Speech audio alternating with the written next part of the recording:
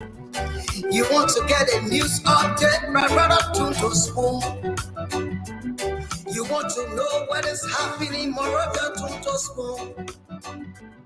Politicians want to make their decision, just Tunto Spoon. You want to know what happening in the ministry, Tunto Spoon. Yeah, Tunto Spoon. Yeah, Tunto Spoon. You from Funjama, Maryland, Tunto Spoon. Yeah, Tunto Spoon. If you eat kebab, congratulate my brother Tunto Spoon.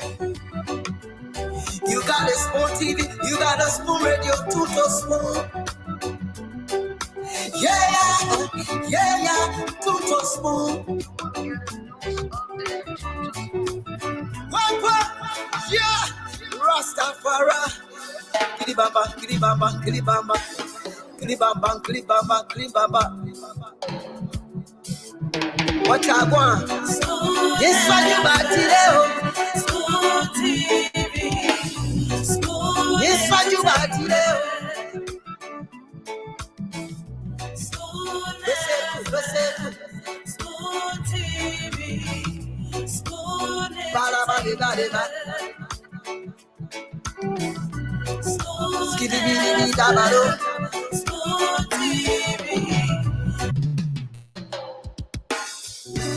Yes, sir. A special one from the CEO, Stanton with the spoon. And your boy, Friday the South Band. Charges on the beat. To the spoon to get your information. To the spoon to be part of our discussion. Spoon television. Spoon radio station. Spoon gonna tell you what is happening in Liberia. Spoon gonna tell you what is happening in Moravia. Spoon gonna tell you what is happening in Africa. Just Tunto Spoon, you will know. The children crying for starvation, just Tunto Spoon. You want to get a news update, my brother Tunto Spoon. You want to know what is happening, Moravia Tunto Spoon. Politicians want to make their decision, just Tunto Spoon. You want to know what happening in the ministry, Tunto Spoon. Yeah, Tunto Spoon. Yeah, Tunto Spoon. You from Funjama, Maryland, Tunto Spoon. Yeah, Tunto Spoon.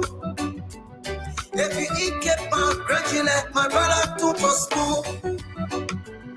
You got a Spoon TV, you got a Spoon Radio, Tunto Spoon. Yeah, Tunto Spoon. What? Yeah, Rastafari. Kilibamba, kilibamba, kilibamba. Kilibamba, kilibamba, kilibamba. What I want? Yes, what you about today? Spoon TV. Yes, what you about today? Spoon TV. Spoon TV.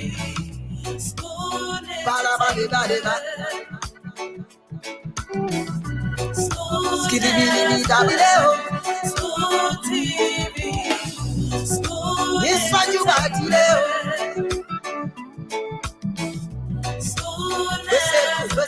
And again, we're here. Today is another day. It is another day for Liberia's biggest talk show. This is the Spoon Talk on Spoon 107.5 FM, Super 95.5 FM, as well as Fabric 101.1, and a host of other stations relaying us across Liberia. Spoon TV. Punch 106.7 FM. Trust FM 88.7 there in Bomi County. Premium FM 98.1 in Bong County. And Terre Radio 104.7 FM in Grand Cru County. Radio BKS all the way there in Butuo, Nimba County. Voice of Nimba, Kanta City, Nimba County is also relaying Spoon Talk.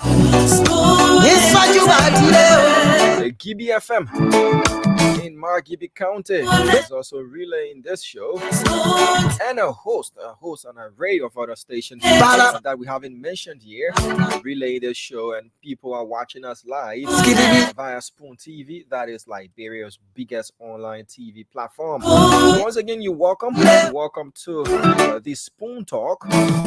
My name is Diamond Slanger, and I'm producing tonight. All right, so Joe M. Brooks, who is the he says, I'm watching you guys live from Margibi County, Wiala. My name is Joe Brooks, director of Radio Beshu, if I got the name right. It's also relaying us, Radio Beshu. It's relaying us, that is 88.9 FM there in Margibi County. So once again, you're welcome. You are definitely welcome. A lot of things happening in the country, tomorrow Liberians go to the polls again for the second time in under a month to try to elect. This time around, they must elect a president and a vice president, come what may. Tomorrow at 8 a.m. across the country, the polls are expected or supposed to be opened at 8 a.m. tomorrow, and Liberians will be queuing up all around the country to cast their vote. So definitely we'll be going to the phone lines for you to tell us what's on your mind. But before we do that, let's greet some of the folks. Let's say hi to some of the folks watching Spoon TV. We've already greeted you guys across Liberia. Good evening to my people all across Liberia, from Lofa all the way down to Maryland, in between Nimba, Bong, Grand Jida, Sino, River G, Bomi, Bapolu, the rest of the counties, including Margibi, that make up Liberia, Maryland, as I said. All right, so let me say hi to Wiset Dixon, who's watching us from Brovio City, Montserrado County. Hope you're doing good. Wiset Dixon. Bishop Momo Francis is also following us here from Liberia. Philip Nelson is also watching us. Ryan Change Kamara is watching us from Grand Rapids, Michigan, there in the US. Lasana Bakongo Sise is watching us from Brovio, District number 17, Montserrado County. Fomba MCC is also following us from Sinka Matadi, to be precise. It's good evening to you, Fomba. Wilson Son Mario is also watching. Foko Lilano Sia Annette. That name is something. Foko Lilano. Sounds like one Brazilian that plays football. Foko Lilano Sia Annette. Emmet Hammond is also following. Mustafa Sano is watching us as well. That's Jimmy Hughes is watching us as well. Emmanuel T. Dombo Jr. is watching us from Saturday Market. So the other market bar again opening on Monday to Friday, only Saturday. All right, so Foko Lilanos, Annette is watching us from Corner Creek, Guinea. Ruben Peters is watching from D Black. Will King Duncan is also watching us, as well as Sally Passaway. And Gladys C. Brown is watching us. Sam Sando Silly is watching us from Bypass, Capital Bypass. Ruth Kai is also following us tonight. Isaac X Jackson is also watching, says Spoon all day. Samuel Zeh is watching us via YouTube. Elijah W. Doe is watching us from Greenville City, Sino County. Victoria Lamin is following Spoon Talk tonight. Yakuba Jacob Kamara is watching, as well as Andrew Makondu. Abe Tate is watching us from Kakata City, Margibi County. Mariama F. Soriba is watching us from Philadelphia, there in the USA. Peter Tombe is following us from the Police Academy Road, as well as Ambassador Francis F. Packer is watching us from Rehab, there in Painesville. Nessie B. Kamara. Lofty Petiqua is watching us, as well as Lucini A. Dukle, who's watching us from GSA community there. So the list is very, very long. We just flip down, scroll down, and speak to some more folks, and then we go to what's on your mind. All right. So Ambassador Jonathan P. Lawrence is watching us from GSA Road. Joseph F. Bolly is watching us from Lofa County. Marie Pade is also following us. Kumba Justina Gate is watching us from New Jersey, there in the US. Angie D. Gueye is also watching us, and Sheikh Abdul Sirleaf is watching us as well. So, folks, we got to leave it there for now, and let's go to the phone lines for folks to tell us what's exactly on their minds. Remember, campaigning is over, so you do not have to, whether directly or indirectly, give out any campaign message whatsoever. Just tell us what's on your minds. Are you prepared? Are you ready? Are you all hyped up to go to the polls tomorrow to cast your ballot? Let's take this person on the line. Hello. Hello, Tom. Yes, sir. Let's hear you out. Yeah, I'm Jonathan Gilanga, calling from District 10. You say your name? I'm Jonathan Gilanga, calling from District 10. Go ahead, Mr. Langa. Yeah, what's on my mind tonight is that I want to encourage all Liberians to go in time tomorrow to the poll and vote for whoever they choose to vote for, and vote for that candidate and remain peaceful. All right, Mr. Langa. Thank you. Hello. Hello. Let's hear you out. Yeah, my name is Amos D. Songbe, and I call you from a Sobini resident. Go ahead, Amos. Yes. That we have been waiting for, and I encourage all Liberians to go tomorrow to the pool and cast their vote for their choice. So now, I say thank God, and tomorrow will be the final. Thank you. Thank you. Thank you as well. Let's take this person here. Hello. Hello. Yes, sir. You're live. Let's hear you out. What's on your mind? Thank you all so much. I'm Ishmael calling from on Oro. Go ahead. Okay, I just want to admonish all Liberians on the sound of voice in the land to make tomorrow day as an application to go and vote for a candidate of their choice.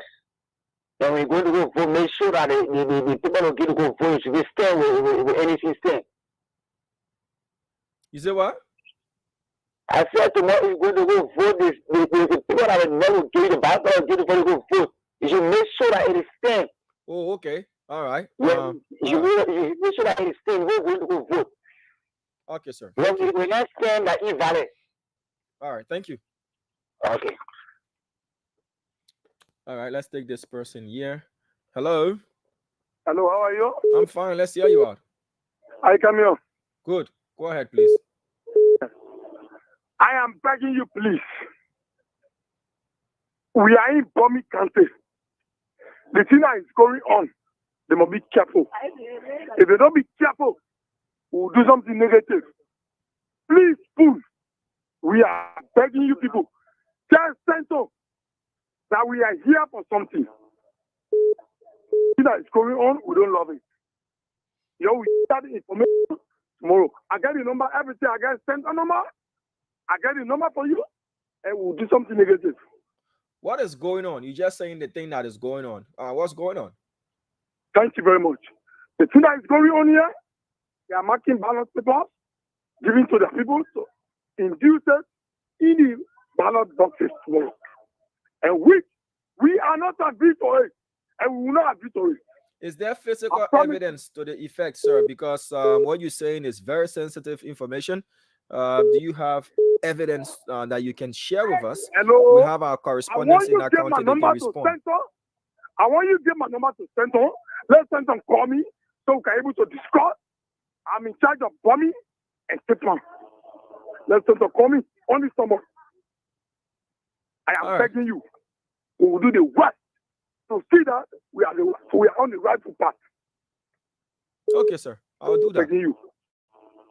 All right. So we appreciate the heads up, but we also do need the evidence to corroborate what you're saying. So we'll make that call just to authenticate what you're saying. So give us a minute or two. Let's get that number to be transferred for us to call you as well. All right, that's done. Let's get this person here. Hello. Hello. Yes, sir. Let's hear you. What's on your mind? Yeah, thank you. This is Emmanuel Guisian to join you this evening from District 17 Bandia. What on my mind this evening is all about encouraging the Liberian people to go about it tomorrow to vote. Because how we've been observing, then the government is incompetent, so we are done the talking.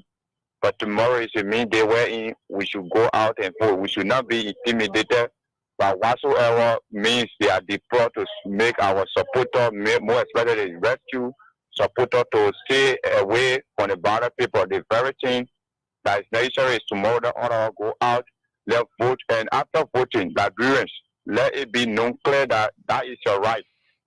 Be around the ballot paper when the counting about to start. Be around there. You are not going there to disrupt. Go in the peaceful manner and observe the process.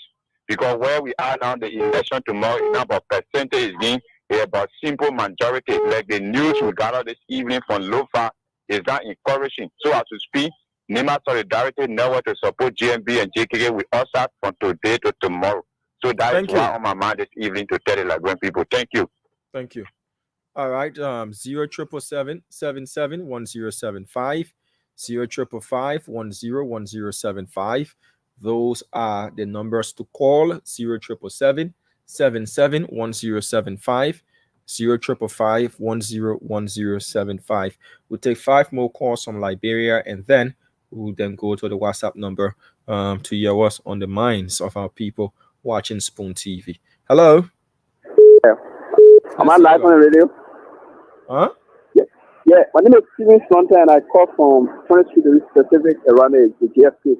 Go ahead. My concern has to do with the information I got is reliable that the CDC is going to be paying our staff, which is the Unity Party, and staff for $250 to this information was given to me yesterday, but I keep trying yesterday to get on the line. I was not easy yesterday. So you say from your reliable information where I get this information from. Okay, protect your source. Protect your source.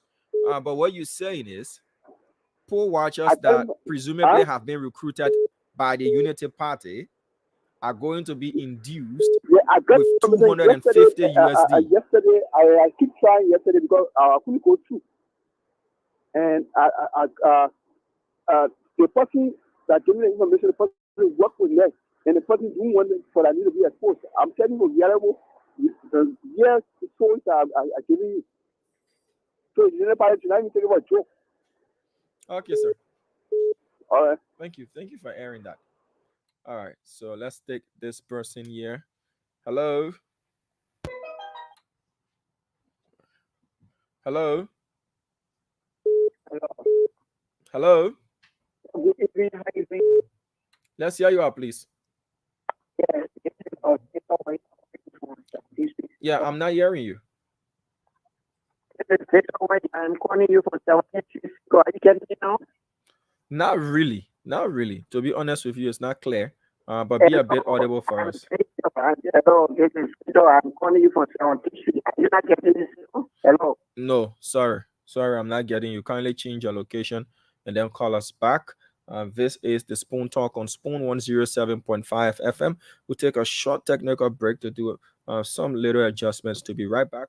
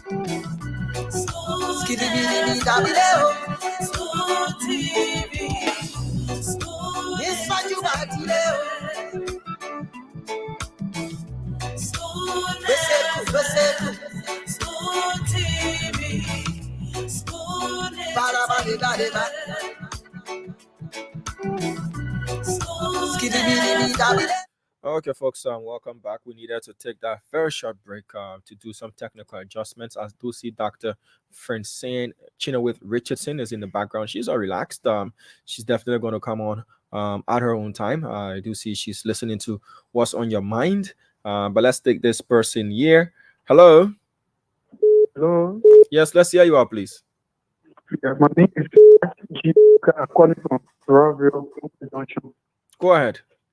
Yeah, my brother, we trying to make our way through tomorrow, and we're calling out people to work.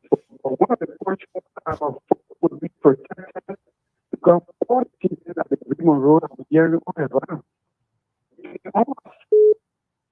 No, this line is terrible. We need to do some adjustments.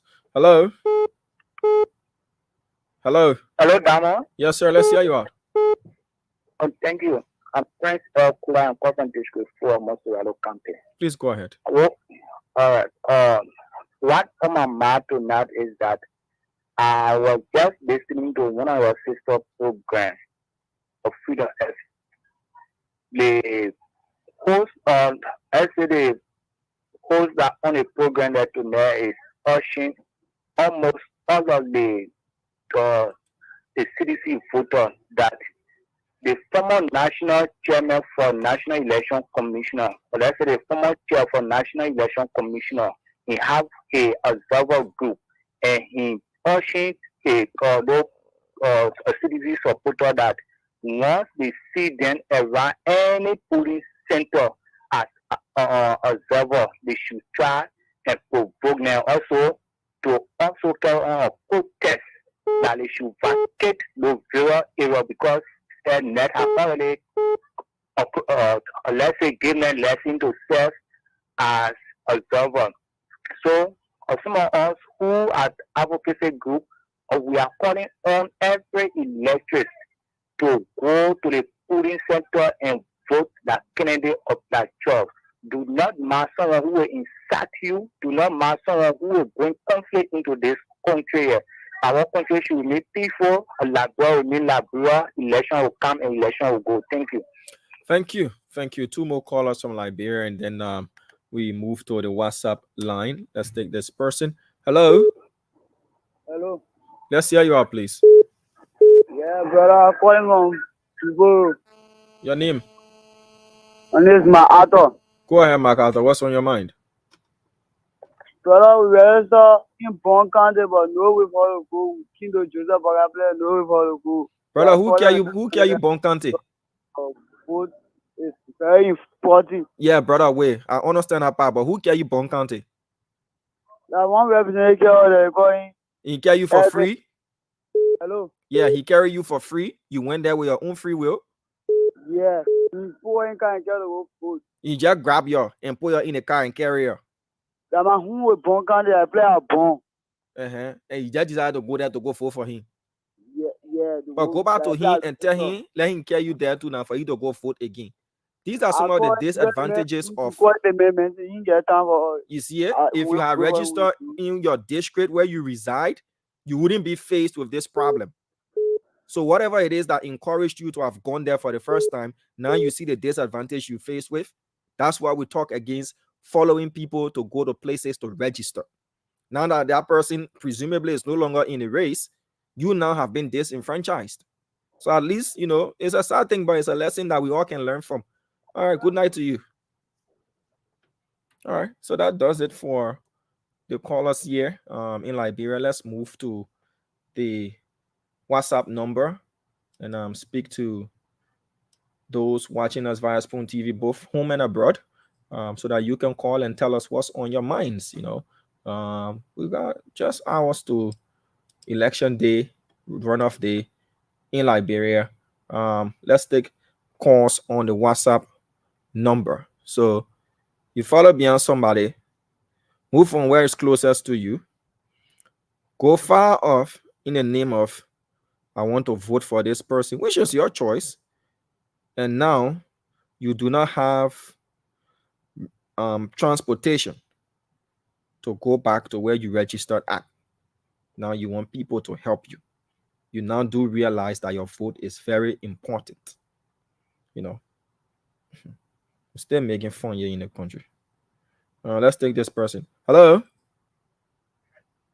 Good evening, Diamond. Good evening. Let's hear you out, please. Your name and what's on your mind. Can you hear me? Yeah, loud and clear. Go ahead. Yeah, Diamond, my name is John J. Now I'm calling from Worcester, Massachusetts, US of A. Yeah. Diamond, what's on my mind is all about you, Diamond. And what I'm saying is that, Diamond, on October 10th, you did a best journalistic presentation that we all in the diaspora really enjoy. Thank you. I'm worried a little bit about you. I pray to God that at least you will take care of yourself, Diamond, and I hope that you can do something better comes tomorrow like you did on the 10th.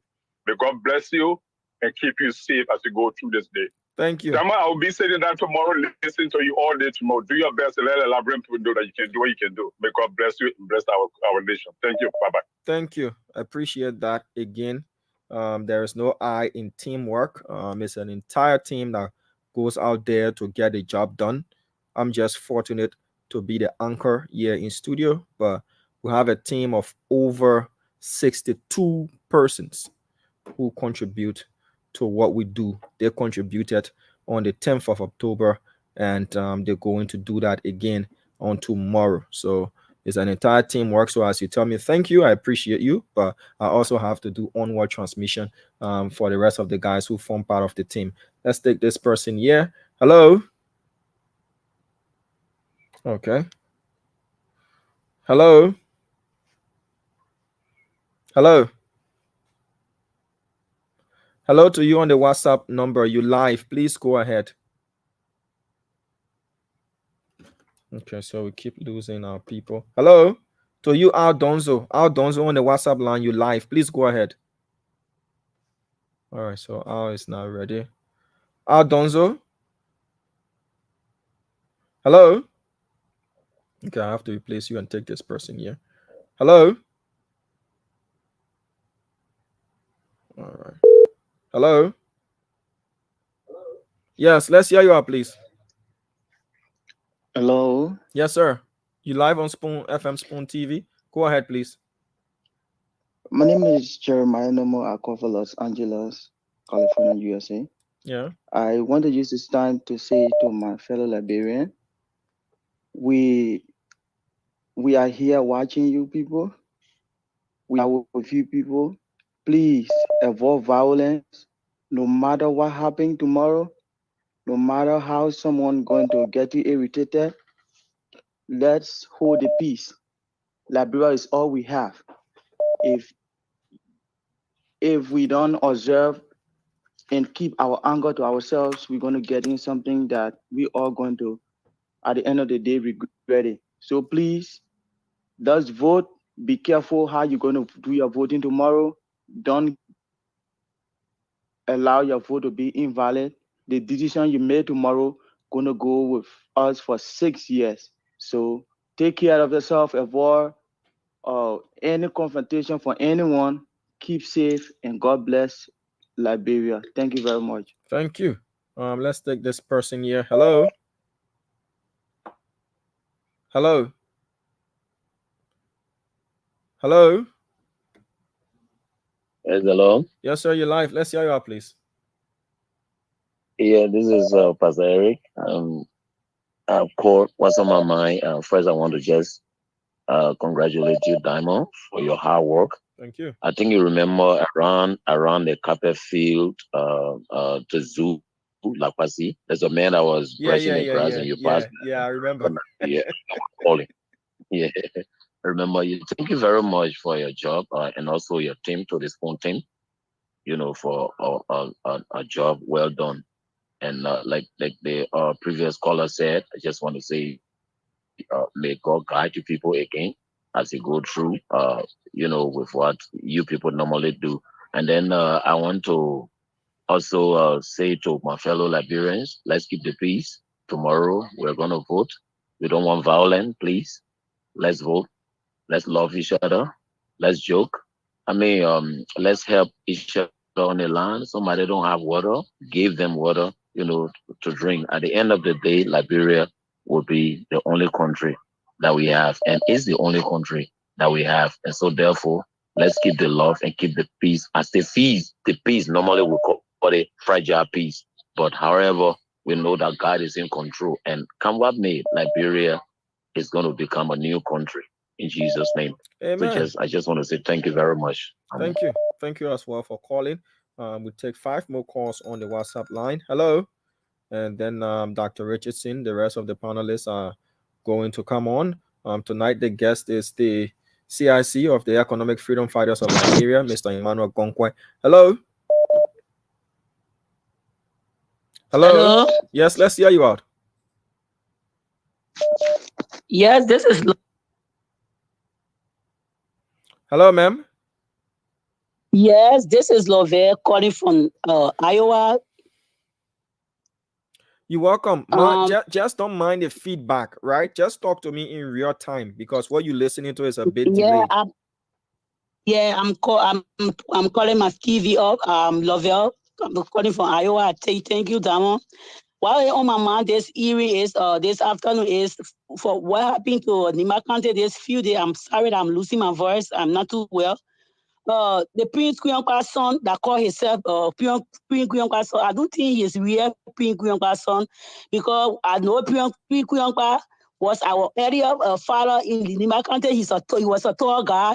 And when the George came to power, he said, please give me few seconds. So we came to power, he told the Grand Jury that he came to revenge for those. And we know very well that when the first time Prince Johnson helping that why he made him to come to Nima County. But he bring Kuyonkwa's son that shoot, that carry people, we are paying some money, he carry people in Nima County to shoot. I don't think he know about how his father died. His father died in Liberia, some other year, the pain is staying in our hearts. His father was naked, and they put him on the car, they tie him on the car, they drag him, and he will never find his body. We never saw where he was buried. So that pain is staying in our mind sitting down here. Just we have to forgive and forget. But he went in my country, they are paying him to fight against his federal bureau. But anybody that died, what he did the last time, anybody that died, that person blood is on the head. So thank you so much, Damon. That's what I wanted to say. Thank you. 3 more calls and we'll call it a day for the first segment of What's on Your Mind. Let's take this person here. Hello. Hello. Hello. Hello. Yes, let's hear you. Hello. You live. Go ahead. Okay, I'm Frederick. Yeah, I'm Frederick N. Batu, calling from Pinsville.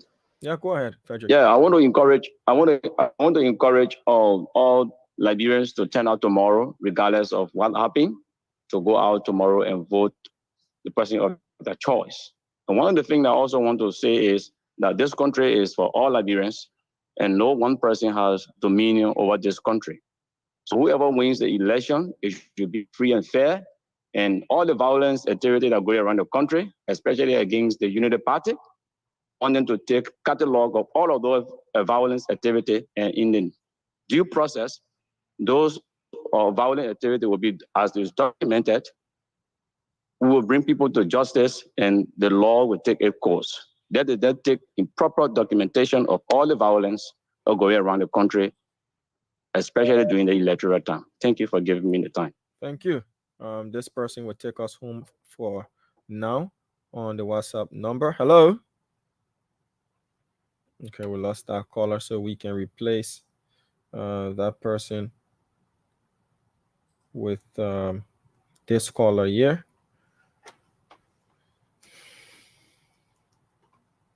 Hello. Good evening, my dear brother. Good evening. Let's hear you out. I'm calling from Cowell Coffee Farm. Go ahead. And my name is MF Kabara.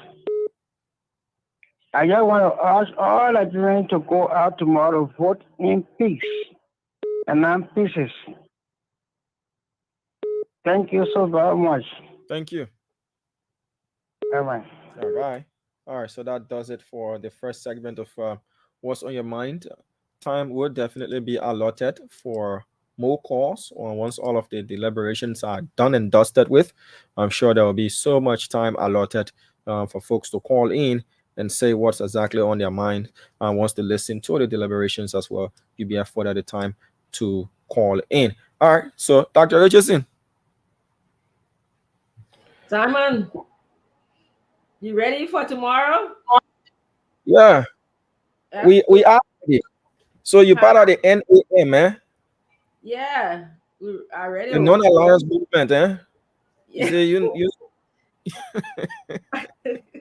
I for whatever you want me to for. Oh, you sure? I'm not in for that position. I'm Papa. I whatever. I'm neutral. But you just said you falling wherever want you to fall. So yeah, that the beauty of being neutral. You can just swing, wherever you want. You criticize wherever you want to criticize, and then you support. And you see Switzerland?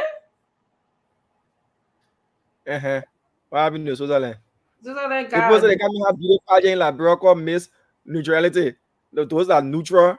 They can't have the pageant, and you and you will be the chief patron. No, I got brain for that. Let them get some men. Yeah, every day beauty pageant for you. Like the first thing going to Switzerland, Yeah. Boom breaker. When it comes to story, it began. I don't know what I want for. I was out on the show. You're not doing that originally because you say you're neutral, so you're not. Oh, I was out on the show. I tell you what you're talking about. Yeah? We can't hear your sentence. Stand up, unmute yourself. Hey man, stay mute. You hear what say? I heard what he said. Oh, okay. We went to school for martial art for 12 years. Yeah, who? And I was given a name. My name was Bone Breaker, Tankwadu. So yeah. So when you see me with my black belt, that's what we're talking about. Duaru, you don't know about this thing, but I went to martial art school too. You know my name? What's your name? Volcanto. Yeah? You love me? What's your name? Volcanto. You laugh. No, the way you are playing, that one play with your hair. Look at him, course today you jump into martial art. I got people, I have folks that can testify, my very strong fighting skill when it comes to martial art. I have exhibited talent beyond measure. And that's why they gave me the name Bone Breaker. So I'm sorry to say, wherever you may be, Duadu, don't tempt me. No, but our name tomorrow will be Widowmakers, because they probably, most of the seditions are going to go back to becoming single because they're going to kick them out tomorrow. All the girls going to run away. So we are Widowmakers. But where you get clear on that stuff from? Yeah, I guess a bachelor maker. No, most of them they mind, but the other line to know. All this is thing getting when they get going to run away tomorrow. Man, it's going to finish. I can't wait. Okay. Just low of our necks. But man, say you relax me, recognize my people. They came first. No, go ahead. Recognize your food. Yeah, and I'll recognize Sarah because I don't care what you say. Sarah, look at Uncle Pete. Let me recognize Uncle Pete. For a long time, I have to recognize Uncle Pete.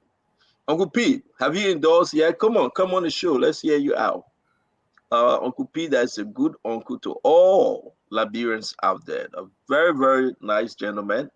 If he wronged you, he's never too big to say, I apologize, but he will come back again and wrong you again. So we recognize apologize again. And he will apologize again. Thank you. So Uncle Pete, we want to say welcome to the Spoon Show. Let me tell my uncle that out. So Uncle Peter, go ahead. Hey, my sister Helen Flomo. How you doing, my man Dennis? Kuya, welcome to the show. Sharon Mohammed, welcome to the show. Rich Charles Cully, Edward Clark, welcome to the show. I see Nebla, Goldchild, D.L. Emmanuel, Cecilia Bendu, Harvin, Yam Debo, welcome to the show. Muzu, Wogolo, Stuart, welcome. Catherine Cassette, welcome to the show. Bengali King Dolly, welcome. Charles Eto Favor B. Saki, welcome to the show. Richard Cully, Alo Juboki Olushola. Samuel, welcome to the show. Roberta Gumby, welcome to the show. We got Masa Sharif. We got Andrew Kareem. Why you can do one? You can do plenty. Felicia Joman, welcome to the show. Byron Taylor, Korto Kiga, welcome to the show. Rehex Nyanti, welcome. Tan, welcome to the show. Humphrey Kwanu, welcome to the show. Alexander Bobi, welcome. Aiko. Gertrude De Zaza Favor, welcome to the show. Gus Korma. What's up, brother Morris Kasima? How you doing, Morris? Musu 12, Catherine Kase, Abraham Bunda, Cassidy David, Evangelist Senyu K. Kuite, welcome to the show. Foya Ambassador, welcome to the show. I'm going to go Kasim Gorman, Jabatel, welcome. James Walikola, welcome. Juma Sully, Apostle Morris Brownlow. Everybody, man, let's talk Liberia. It's going to be a great day today, although they can say we're not electioneering today. But by the same token, we got to remind you what is at stake, because this moment will decide what we become going forward. It's not a good matter. You got to pay attention. After all the talking, all the bickering, a decision has to be made. And you have to make that decision independently of your own soul, within your own core, not because somebody gave you $20 or because you dislike somebody, but the person that is best prepared to govern your country and move the country to a better location coming forward. That's the decision that's left for you and your children. Stenson, it's up to you, brother. Mr. Dwadu and the people, we want to say thank you. Dr. Francine Chinwe Neutrality Richardson, we want to say thank you. Okay? You are right, Mr. Dwadu. After everything, all the ups and downs, the Liberian people are going to speak tomorrow. You have to decide. You have to vote. We are encouraging everyone, please go out and vote. You have Jose Yiman Boyka, Ambassador, Unity Party Standard Bearer. You have George Mane Weah, President, CDC Standard Bearer. You have yourself to blame after tomorrow. Anything that's going to happen after tomorrow, if you keep George Mane Weah, what would be the problem? You will have to suck it up and live up to it. If you elect Jose Yiman Boyka and the change that he's going to bring, you have to live up to it, period. We have talked, we have preached a good sermon. Some have preached very, very bad sermon. We want to say to each and every Liberian listen to us tonight. Understand, I get transportation to go to Bapolu to vote. You will have to go there. Oh, I voted last time. I went to district number 10 now looking for transportation to go. Find transportation and go there. I get food to eat. I'm going to vote. That's your business. It raining. I don't want to go under the rain to vote. You have to stay under the rain. The line too long. I can't stand too long. Well, you will have to wait for 6 years if you put the wrong person in power. So you better go stay online for 6 hours to vote. I'm running late. I got to go sell. I got to pick up my daughter. I got to do this one. My friend, tonight, right now, you have to decide what you're going to do. Because your president will be there for 6 years. And everything that will happen after inauguration, you will have yourself to blame. Go and vote. It's a message we have for you today. We have other stories. We're going to be taking phone calls. But we are telling you, for 6 years,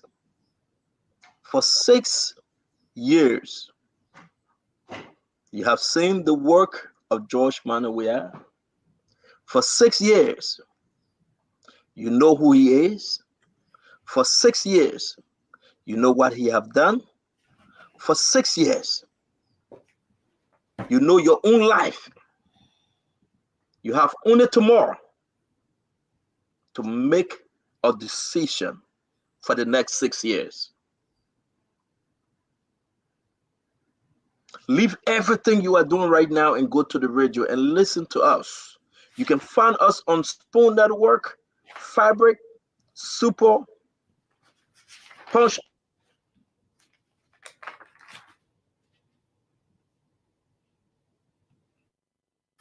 I think Stanton is frozen, Dr. Francine. It looks like it. We're not hearing from Stanton, but I'm just going to pick up where he left off. The issue of voting and campaigning is over. It's entirely over. At the end of the day, this decision, you have to weigh this decision. Stanton, you're back. We'll give it to Thank you. I went off. I don't know what happened. Again, but I just want to say, and you are right, Dwalu, it is important to tell our people for 6 years, you know who George Montefiore is. He would never change. You know Jose Yemambuaka. So if you tell me that I ain't decided yet, then I know that you ain't ready. You are in Liberia. Electricity is on the ballot. Clean drinking water is on the ballot. Your children going to school and better education is on the ballot. Good health care. Good roads. And when you go to the hospital and all the other stuff. So you must go vote tomorrow. You must go vote tomorrow. We're just going to tell you plain blank. Go get your radio. Listen. Listen very, very well. We cannot say more than we have said it. You must go and vote tomorrow. If not, you will have to wait 6 more years to bring in the person you want to change the country or the person you think is better. So I would say to you, thank you for joining Spoon. Thank you for riding and dying with us through these difficult times. We're so happy that we can be partners.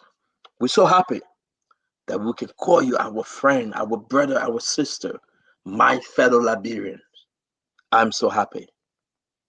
I'm so happy that I have reached this far, that tomorrow on the 14th of November, you will have to stand online like you have never done before in your life. Vote. If you want to walk, walk. If you can run, run. If you can crawl, crawl. Whether rain or sun, you must go vote. Stand on the line. Remain peaceful. Be peaceful. But you must vote. Your vote will be protected. Don't try nothing. There will be nothing. We're going to have a wonderful show today. We got a lot of folks coming on. Again, we at Spoon, we will hold nothing back from you. I got a message for you, a special message for you. And I said this to you. If you vote the wrong person, they will shut down Spoon Network. And I will say that again because a lot of information coming to us. I must say this. You must vote. To keep Spoon Network, you must vote. Because a lot of sedition reaching out to me and say, if they vote Josh Montefiore, we will close that station. We will shut the station down. So it's up to you. Maybe if you keep Josh Montefiore, they will shut the station down. It's up to you. You decide. But we're going to have a wonderful show. Mr. Dwalu and the peoples, thank you, Dr. Richardson. Dr. Francine. I finished my 2 minutes. You can do your quick 2 minutes. I'm going to say this. The democracy, the evolution of our democracy will depend on how you behave tomorrow. These decisions will rest solely and squarely in your hands, in your lap. You will determine what direction you want this country to go. Whether this direction is going to be chaos, it's going to be lawlessness, it's going to be poor sanitation, poor economic conditions, it's going to be a condition where people live in total fear, or you're going to choose a position where we are going to probably progress with institutions guarding the process in Liberia, where we can have a police force that is neutral, where we can have a judicial system that caters to the people, where we can understand what a role connection is the issue, whether employment and respectability, dignity of citizenship becomes the issue in Liberia. The choice is yours tomorrow. But like Stanton said, and I'll remind you, you have to vote. These votes cannot be something you relegate. If you went to a faraway location, you have to make your way there tonight so you can vote tomorrow, because it's a civil responsibility you cannot neglect. Your children are depending on you because they cannot vote. You will vote in their stead. But because you have that responsibility, you have to take it very seriously. Look, I cannot stress this enough. We have spoken. You have felt this more than I have, more than anybody else on this panel, because you've lived that condition in Liberia. If the condition over the last 6 years is satisfactory to you, if those conditions are satisfactory to you, I want you to understand, vote whoever you think has brought you a good condition in Liberia. If that condition or if those conditions in Liberia harm you, you must vote against those conditions because you want something else that's going to possibly improve your life. We've seen what one party can do. The opportunities should be given for another person to see what they can do. You have to vote with the intention to improve Liberia and make it stronger. You have to vote with the intention to protect your neighbors, vote with the intention to strengthen our constitution, vote for dignity, vote for your children. Look, we can't stress this. You have to stay in those lines, 20, 30 minutes. It's not going to be a long line tomorrow because we're only voting for one person, short line. Go in peacefully, vote across the country. You have to vote. I cannot stress this. If you do not vote, whatever consequence comes, you're going to bear those for 6 years, possibly 12 years. Once again, to the audience, man, welcome to the show. And Dr. Francine, I'll give it over to you.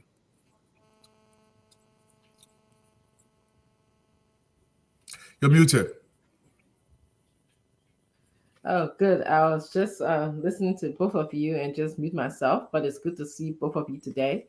I was just thinking something that I tell my students in class, and I will also tell the voters tomorrow, that a part of voting means you are being authority over your life. You are making a decision that will allow you to be able to decide moving forward how you want your life to be. Do I want good schools? Do I want a good health system? That's your contribution to the larger decision of those complex issues in our country. When you go out tomorrow, you are actually determining destiny of the future.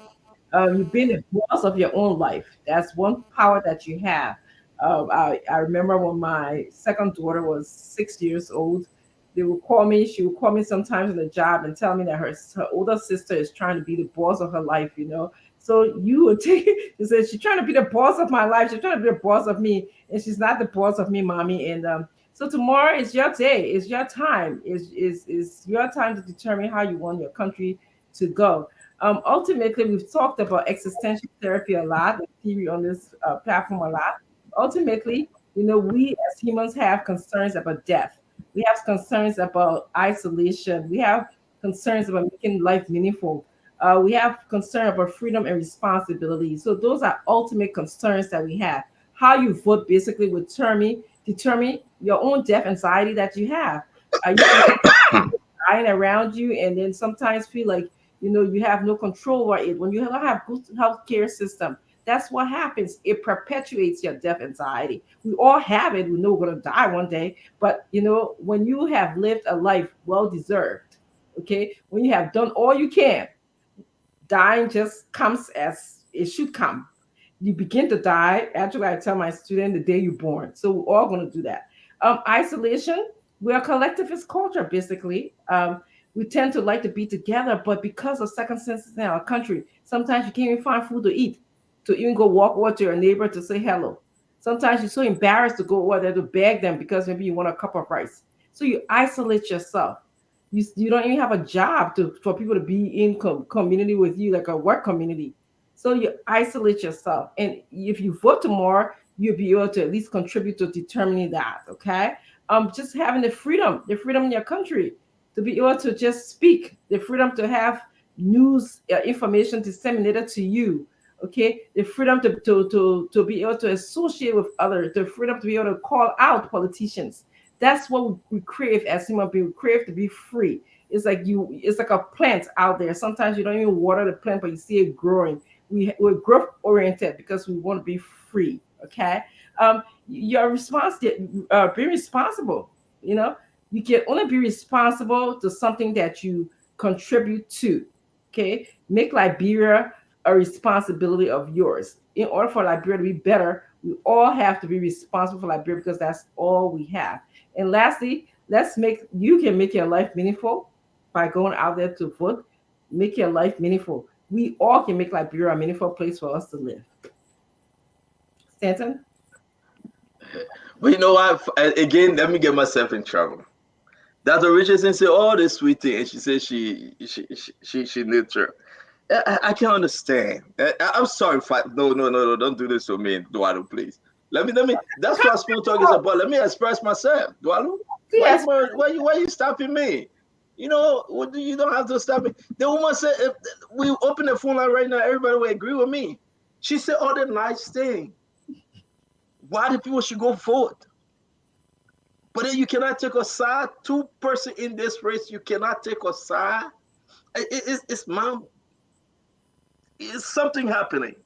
Right. I can't put my finger there. Nothing happening. My fellow Liberian, Dr. Richardson want to say something, but it's like somebody holding her back.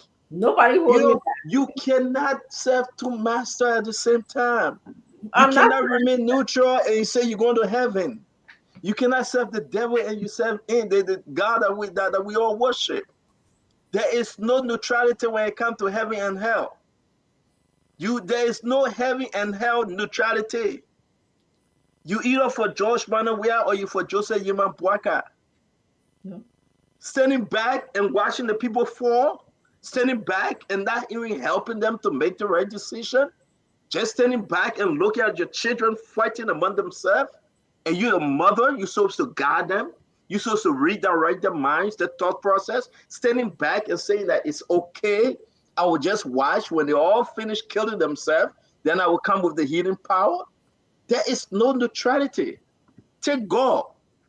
Jesus said, as for me and my house, we will serve the Lord.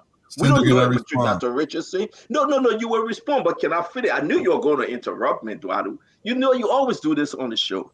You always interrupt me. This is election season, right? Right now, tomorrow is election day. We all should come on the show to put up our hand and say, I am endorsing this person. And that's what I will do tonight. Yeah. I'm going to do that tonight. I'm going to do that because I owe it to my Liberian people. I will not stand on the side. Very good. And say I am not endorsing. So I will not remain. My voice will speak for me. Very good. What I have said, things I have done, will speak for me. I will stay here today and take a side. And that will be a lasting, everlasting. It will go down in history that whether we rise or we fall, at least I took a position. I am taking a position as Stanton, Alexander, Thierry, Opa, Witherspoon. I'm not taking a position as the network. I'm not the CEO of the network. I'm speaking in my own capacity. The reason why we must accept a change. The reason why if I said I will vote for George Manawea, why Liberians should vote for George Manawea?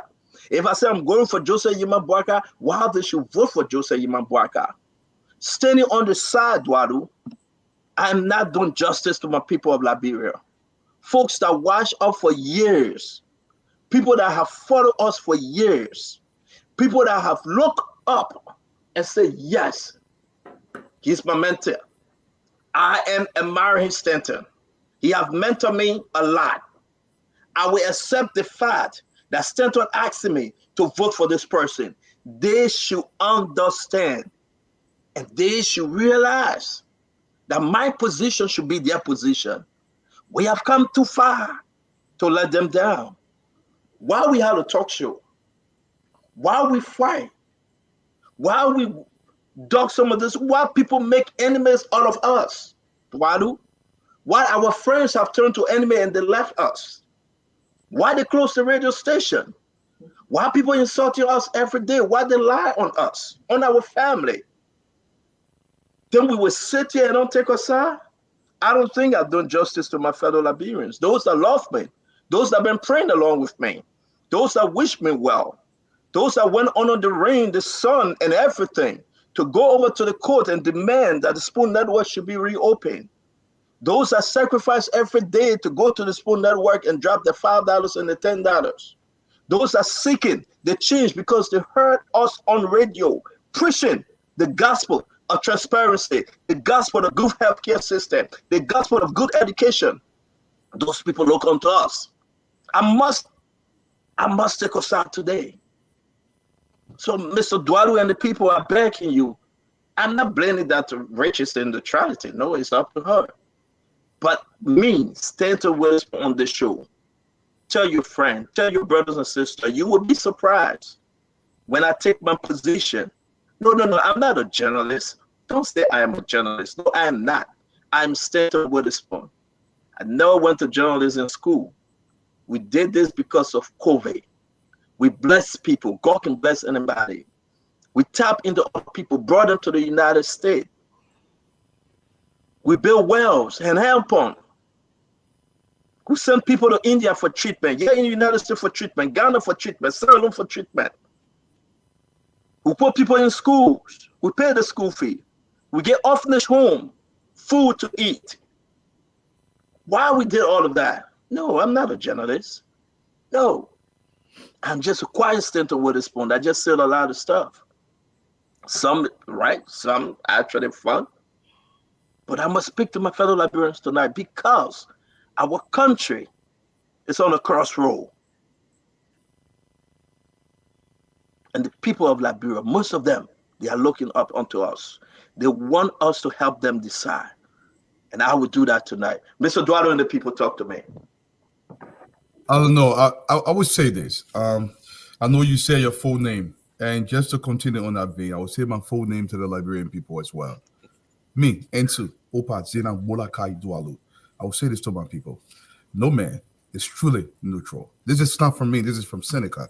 He said, nobody is truly neutral. It is to the extent to which he or she is willing to speak out publicly. If you listen to my sister for the duration of the last 6 months, she's told you her position. Her position is in the opposition, whether she's willing to come out publicly. But this is a mother who states her position, does not tell you how to vote, but she guides you in the right position. Listen to her very keenly and just listen to what she just said. She told you for Liberia to get better, you must vote. For Liberia to get proper governance in our society, you have to vote. For you to state your future the way you want, you must vote and decide that future. She's not going to hold your hand, but she wants you to see between the lines. She's a psychologist. She's using her mind game. But those of us that are dumber than she is, we will say this to you. She wants you to vote in a direction that delivers your society, whichever that direction is. She wants you to vote in a direction that guides you towards a society that is not a national, an international pariah, as we've seen today in Liberia. She wants you to vote for proper sanitation, something that is so dear to my heart. She wants you to vote for proper governance. And this is a decision you have to make. You have to determine who can give that to you. And you know my position. My position is in the opposition. That's equally Dr. Francine's position. But I will say this to you. The forward march of this society. Look, sometimes I sit down and I cry about Liberia. People say, oh, Opa, when you be Liberia, on your mind for. I love America, but my umbilical cord is buried on the old road. This is home for me.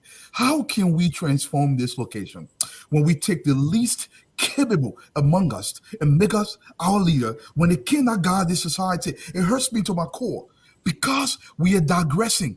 We are not moving forward. Look at our people. This is what you want, and you vote that. But if you want something that is representative of the 21st century, you know what to do. It's just a human boycott. This is no option about it. Doc, I know you got a rebuttal, and I want to hear it. Yes. So for me, let my actions, not my words, speak louder in Liberia. Okay. My neutrality means someone who is involved for almost 22 years in building a school in Liberia. Last night I was up, my whole family and I were up until maybe 12 o'clock, deciding how to remodel the classrooms, how to develop curriculum, making sure my children, some of them have never been to Liberia, or they were born right in the United States, will carry on the mental that I started as being a member of an organization that I've been involved in Liberia for 22 years in providing subsidies to teachers and education to students. So if that's what my neutrality is, okay? My neutrality is caring for the people of Liberia. My neutrality is raising funds to build a school, which we're going to be doing the next couple of years in the Bon Mines area that will educate children. Okay, my neutrality is going sure that I go into Liberia to make sure I can provide civic education to people. Now, if that's not good enough, then tough for those people who think that it's not good enough. But as far as I know, it means a lot to me. Who is on the Lord side? I want to know. I am on the Lord side. Tell me, friend, who is on the Lord side? I want to know. I am on the Lord side. Remy Gray. You know, I'm not sure whether Stanton finally declares his intention to be on which side, but Maybe on I other know people's house. He has. Huh? He has. I have not. I said I will. All right. But I'm waiting for Stanton, everybody to come on. Then I will. Stanton was now who asked me to join the military in my early teenage years when I was growing up, to be on the side of the state. I will always remain on the side of the state, even when it comes to giving my body and blood. That's how much I would go in defense of the state. When a group of individuals gang up against the state and start hauling our resources to foreign countries for their own self, aggrandizement, we must be able to take side to kick them out. These individuals, whether or not you support or oppose them, you have to be able to see that the state is perishing under these leeches, under these pariahs, and unless you stand up, the state will crumble, and then I'll be stateless. I don't want to be stateless. Pretty soon, Liberia will perish to the hands of these parasites. I would like to call them. When a man takes the meager resources of your country and go and reach another state, that is unpatriotic, in my opinion. I would say my primary objective is to see those forces out of our way. If that means I'm supporting the other side, well, that's it. That's why I say I don't oppose that side, because they are not the one right now in the crosspath of of the destiny of my country. It is these other individuals called the CDC, Mr. Weir, and what have you, are the ones that are actually going to compromise um, the nation that some of us love so dearly.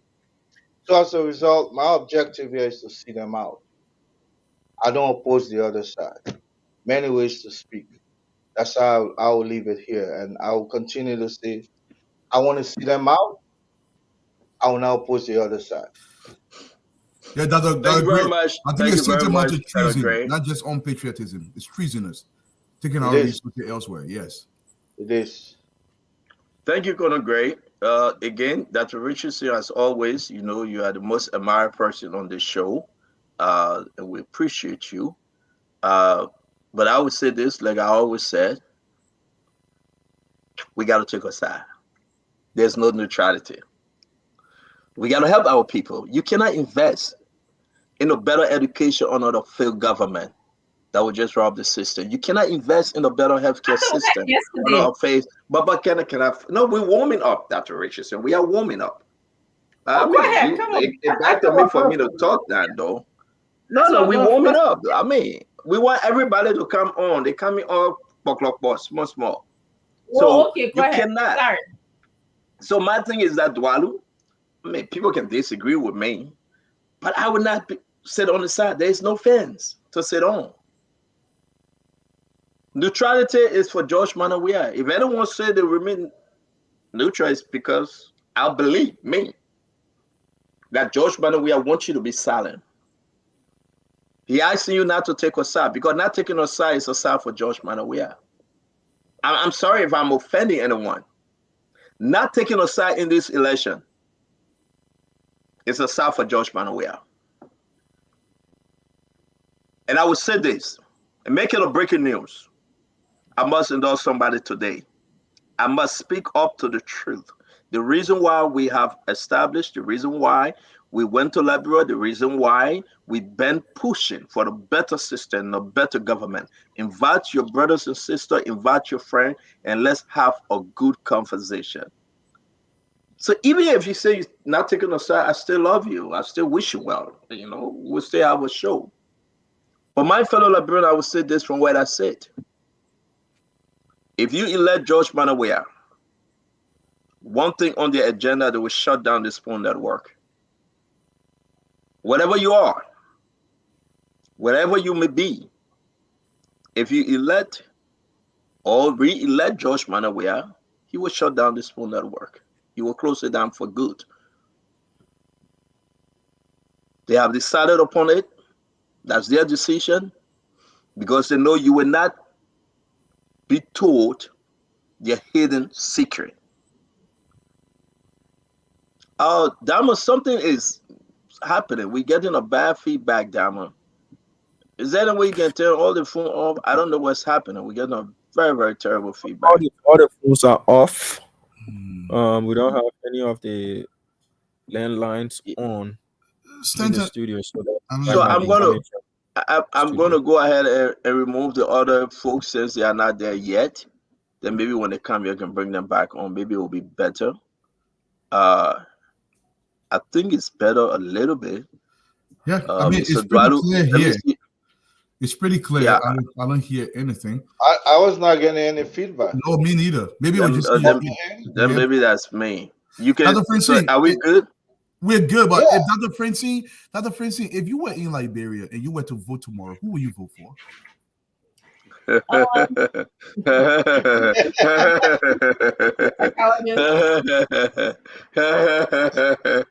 me fill my bob and laugh. Let me fill my bob and laugh. I tell everybody to do a Batman live with this show. Just hypothetical situation. We love our sister to death, man. You know, don't pressurize her, please. I'm not pressure. I'm so relaxed. You know, yesterday, Simpson thought I was gonna be angry. You know, everybody talking about it. So I'm like, no, I'm just very relaxed. It's a sense of liberation when you give a good fight. You know, it's almost like you don't have any death anxiety or any existential threat. You know, that you feel because I give a good fight. When I did everything I could. I went to Liberia, 4 times. I lobby for 4 times, Dwalu, 4 times. 4 Went to times. Liberia. Went to Liberia 4 times. Got a voter's ID. Serve as a poll worker. So, I'm liberated. I'm liberated to say whatever I want to say. And of course, for the past 22 years, I've been involved in Liberia. As I said, yesterday, my children are getting so mad at me because I'm pushing them that someday when I'm no longer here, they can carry the legacy of being involved in Liberia, and so they finally agreed to do that. But neutrality, I want to say, is not being silent on things. I think people mix the two things up. Like when you're neutral means that you're going to be quiet. Who are you going to vote for if you're in Liberia? Education. I'm not in Liberia, so that's that hypothetical. Where's your voting card? It's right in my pocketbook, right? One of the most expensive things. Can we see it? Can we see it? Your voter registration card, can we see? I'll show you it. I have no qualm. And that voter registration card, so left hand is for Josh, we are right hand for Joseph Boakai. Can you pull up the card for us to see? I'm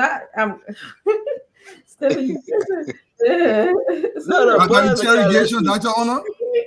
No, she's not. I'm just asking for us to see the voter registration card. It's historical. She got to keep it. Can we just see the back of it, Dr. Richardson? I'm not seeing the picture, Dr. Richardson. Can I see the picture? But why are you holding it with 2 hands? Oh, she wants me to see it clearly. No, let's hold it with 1 hand. It will be better. I want to see on top the picture. I'll take it for that. My card. Let me take it ready. Did I know he's trying to if I hold it left hand? I hold it right here. Yeah. We want to say, folks, listen, we're going to have a wonderful show. We got a surprise guest for you coming on. I'm waiting for Fagon. Fagon going to bring the guest. We're going to be talking about the way forward of this election. Yes, indeed. I'm going to be taking my position. You know where I am already. There's no big deal. You know me. You know, we make the sacrifice. Conditions and preconditions were laid. George Manneh, we have failed our nation. George Manneh, we have remained one of the stubborn, one of the most corrupt, the most wicked president we have ever seen in our lifetime. I will say to you, rise up, get up, go and vote. It is important that you vote for Joseph Yema Boakai. I have taken this decision because Liberia deserves better. We all start with them.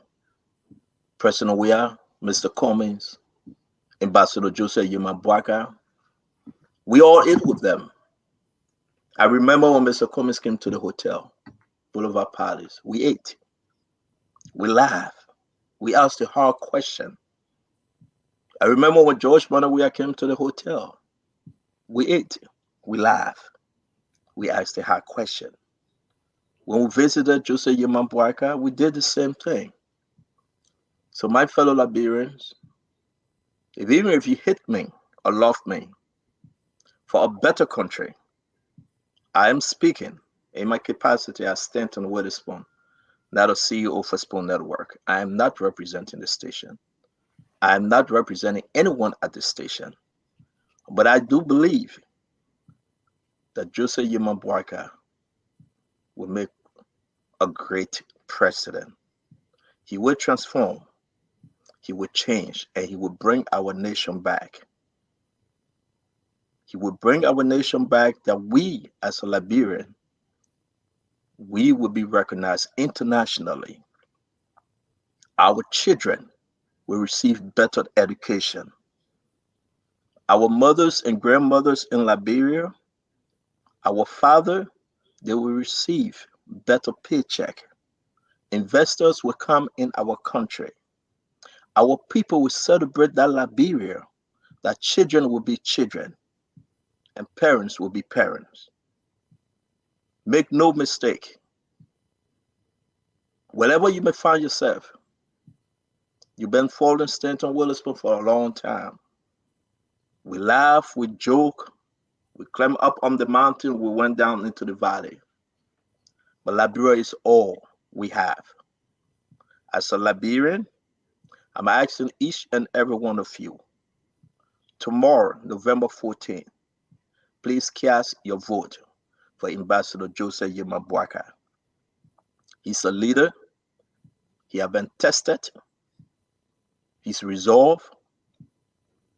He's humble. International community respect his leadership. Because of Joseph Yema Boakai, Madam Ellen Johnson Sirleaf had a successful 12 years. With some mistake, and he owned up to that responsibility and said, we squandered some opportunities. We have never, ever, in our lifetime, never, Liberia have never received a president that will not address the nation, like in the case of George Manneh. Will not take responsibility, like in the case of George Manneh. 4 auditors died. The president refused to speak and address the nation. When he put out the audio tape, he said they were doing boyfriend and girlfriend. President's sons died. We heard nothing from President George Manneh. COVID, money disappeared. We heard nothing from President George Manneh. The increase in high rise and rice prices, gasoline, we heard nothing from President George Manneh. Members of his cabinet, members of his government called Mandingo people dogs, our fellow Mandingos, our fellow Liberians. We heard nothing from President George Manneh. The president had covered speech from the Liberian people. We cannot keep George Manneh or second past his term. He has failed our nation. I sat with him. I know him. I know folks in his government. They are not worthy to be re-elected. Our country deserves better. If you know me, if you trust me, you follow me, you've been on the show forever and ever, I am asking you, as you go to the polling station tomorrow, please, for the sake of our country called Liberia, vote for Ambassador Joseph Yeman Boakai. If I were in Liberia today with a voter registration card, I will cast my vote for Ambassador Joseph Yeman Boakai. Make no mistake. Make no mistake. If you vote for George Manawia, you are voting for Samuel Ditwe. Or vote for George Manawia is to keep Samuel Ditwe and continue with the failed harmonization that your husband, your young men and women will be going home with $50 a month and call it a paycheck. Your young girls will be abused. They will dishonor them, like in the case of our sister that appeared on the show yesterday. The allegation that Foreign Minister D. Maxwell Kamaya inappropriately harassed her, molested her, whatever the term may be, and she told George Manawia. United States told George Manawia, and as of today, George Manawia kept him. He cared less about the molestation. He cared less about the sexual harassment of our young women. What more you expect of George Manawia, my fellow Liberian? What more? What more you think he's going to change? No, he will not change. You think he's going to be an angel for the next 6 years? No. Look at your life. Look at your children. As you get ready to go to bed, you're begging on the street every night. Give me something to eat. Can I have $10? I cannot pay my son's school fees, so my son cannot go to school. My daughter cannot go to school. You take people chimbo, you bathe the children. You cook the food. Your husband serves as watchman while they sleep. Is that the Liberia you're willing to have for the next 6 years? Are you content that you must beg before you eat? Your children go to school, no teacher, no science lab. They just go and come back, no fitting chair to sit in. But our President George Manawia, we are boasting about paying wire school fee. Please give me your ear and do this for Liberia. Don't do this for me. Don't do this for Joseph Yeman Boakai, but do this for a better Liberia. Look around Joseph Yeman Boakai. We will hold them accountable. If you vote for George Manawia, he will shut down the radio station. He will close down the Spoon Network. They have said it. They did it before. And they are willing to do it again. Your one vote. If you are sick, take paracetamol if you can afford it.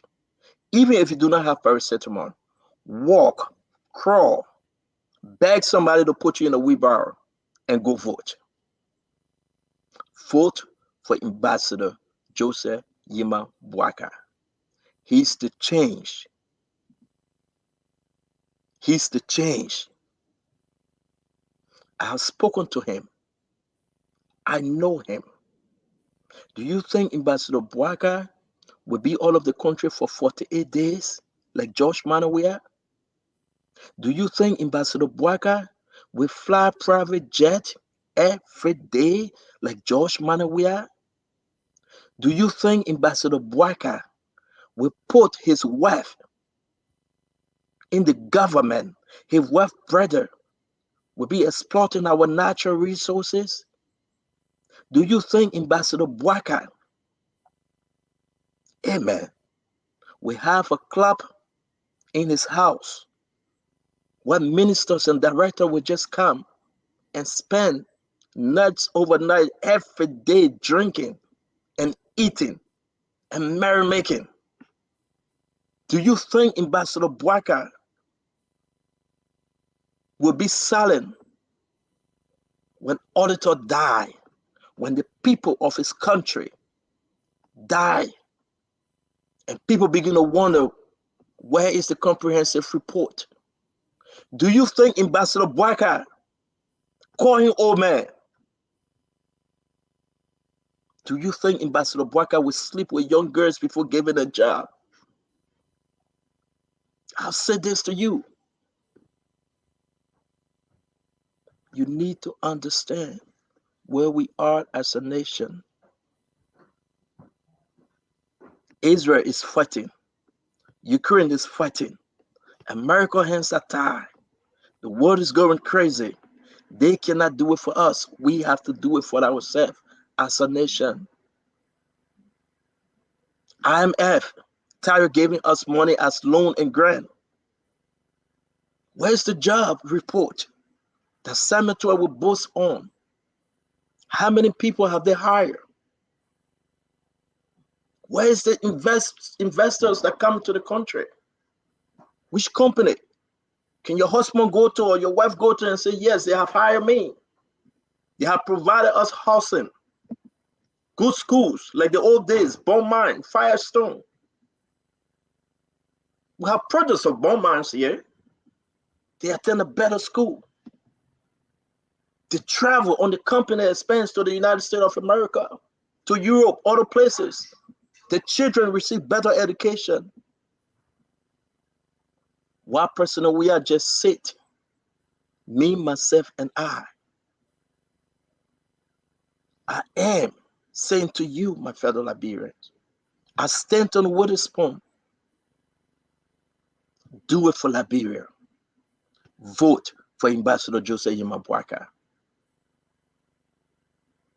I have a direct contact with Ambassador Boakai. Nobody can stop me. I can pick up the phone, I call him. I get tired when he's talking. I say, Uncle Joe, I gotta go to bed. He's strong. He got power. He got strength. Slow to speak, but very, very fast in hearing. There's no weakness in him. His decision is for country. His decision is for country, for your children, for your grandparents. Enough is enough.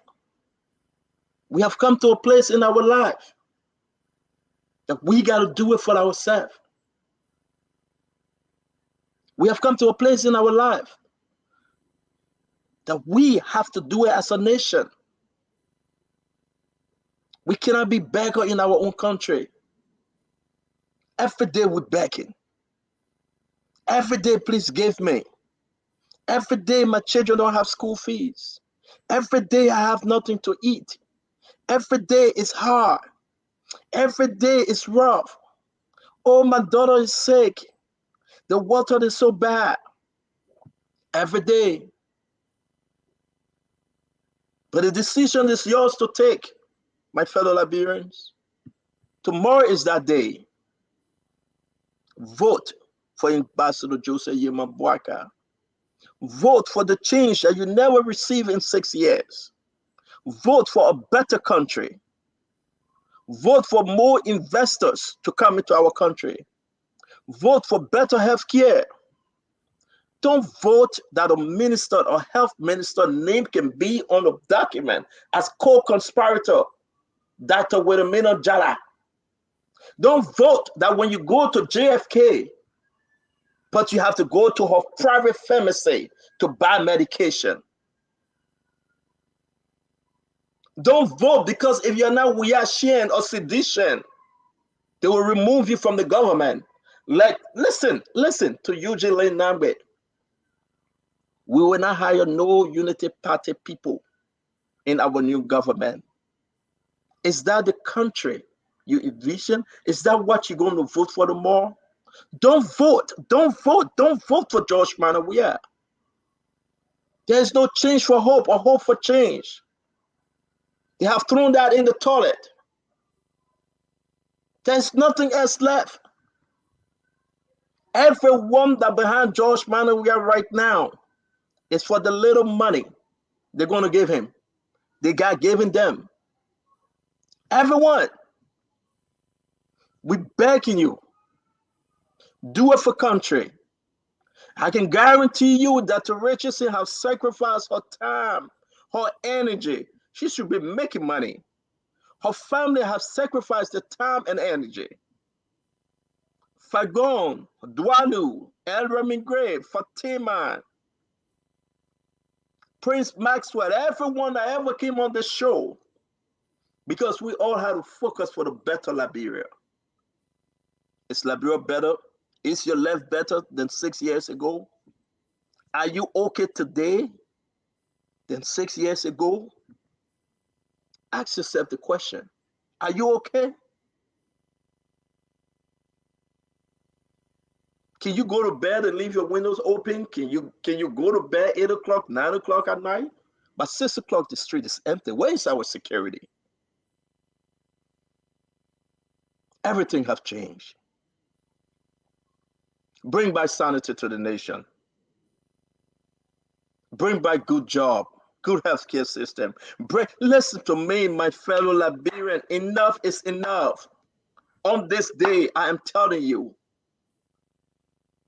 wake up Wednesday morning and you will say, free allies, free allies. Thank God Almighty, Liberia is free allies. Wake up Wednesday morning. With the last 30 seconds I have, I will say this. You will sing the song and say, darling Jesus, oh my darling Jesus, you are wonderful, Lord. You will celebrate for the new day.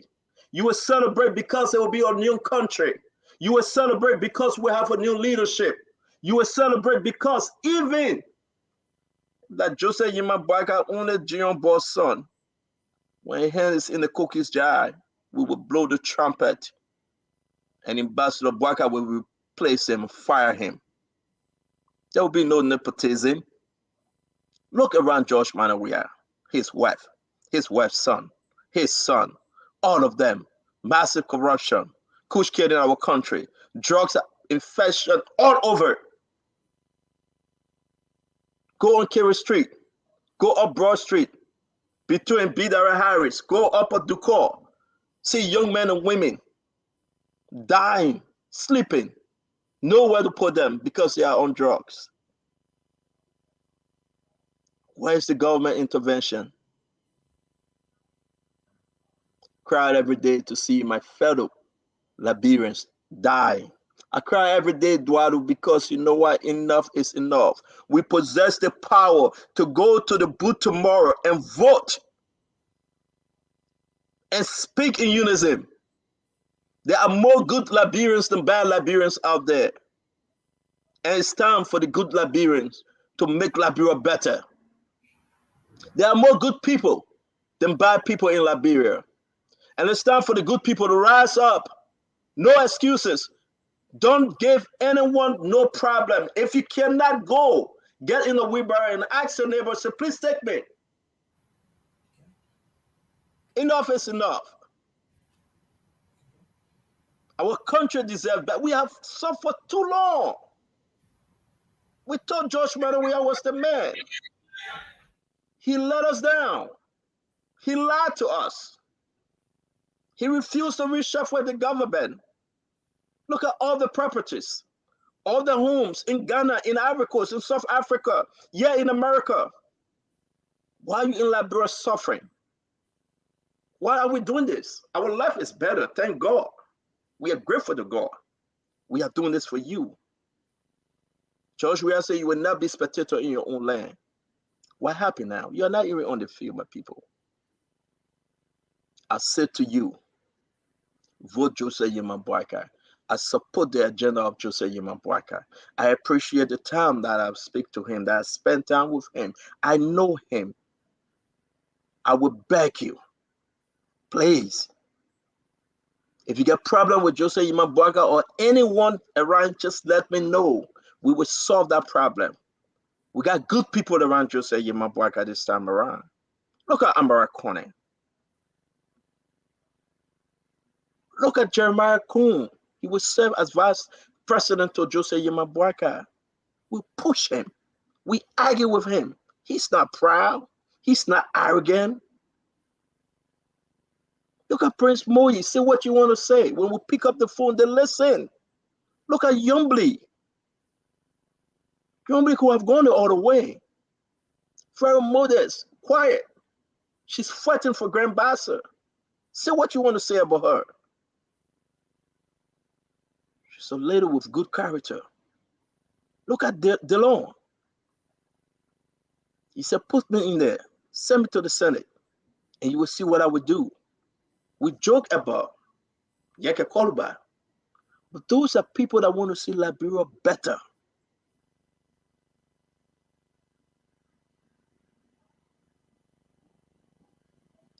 Liberians deserve better, folks.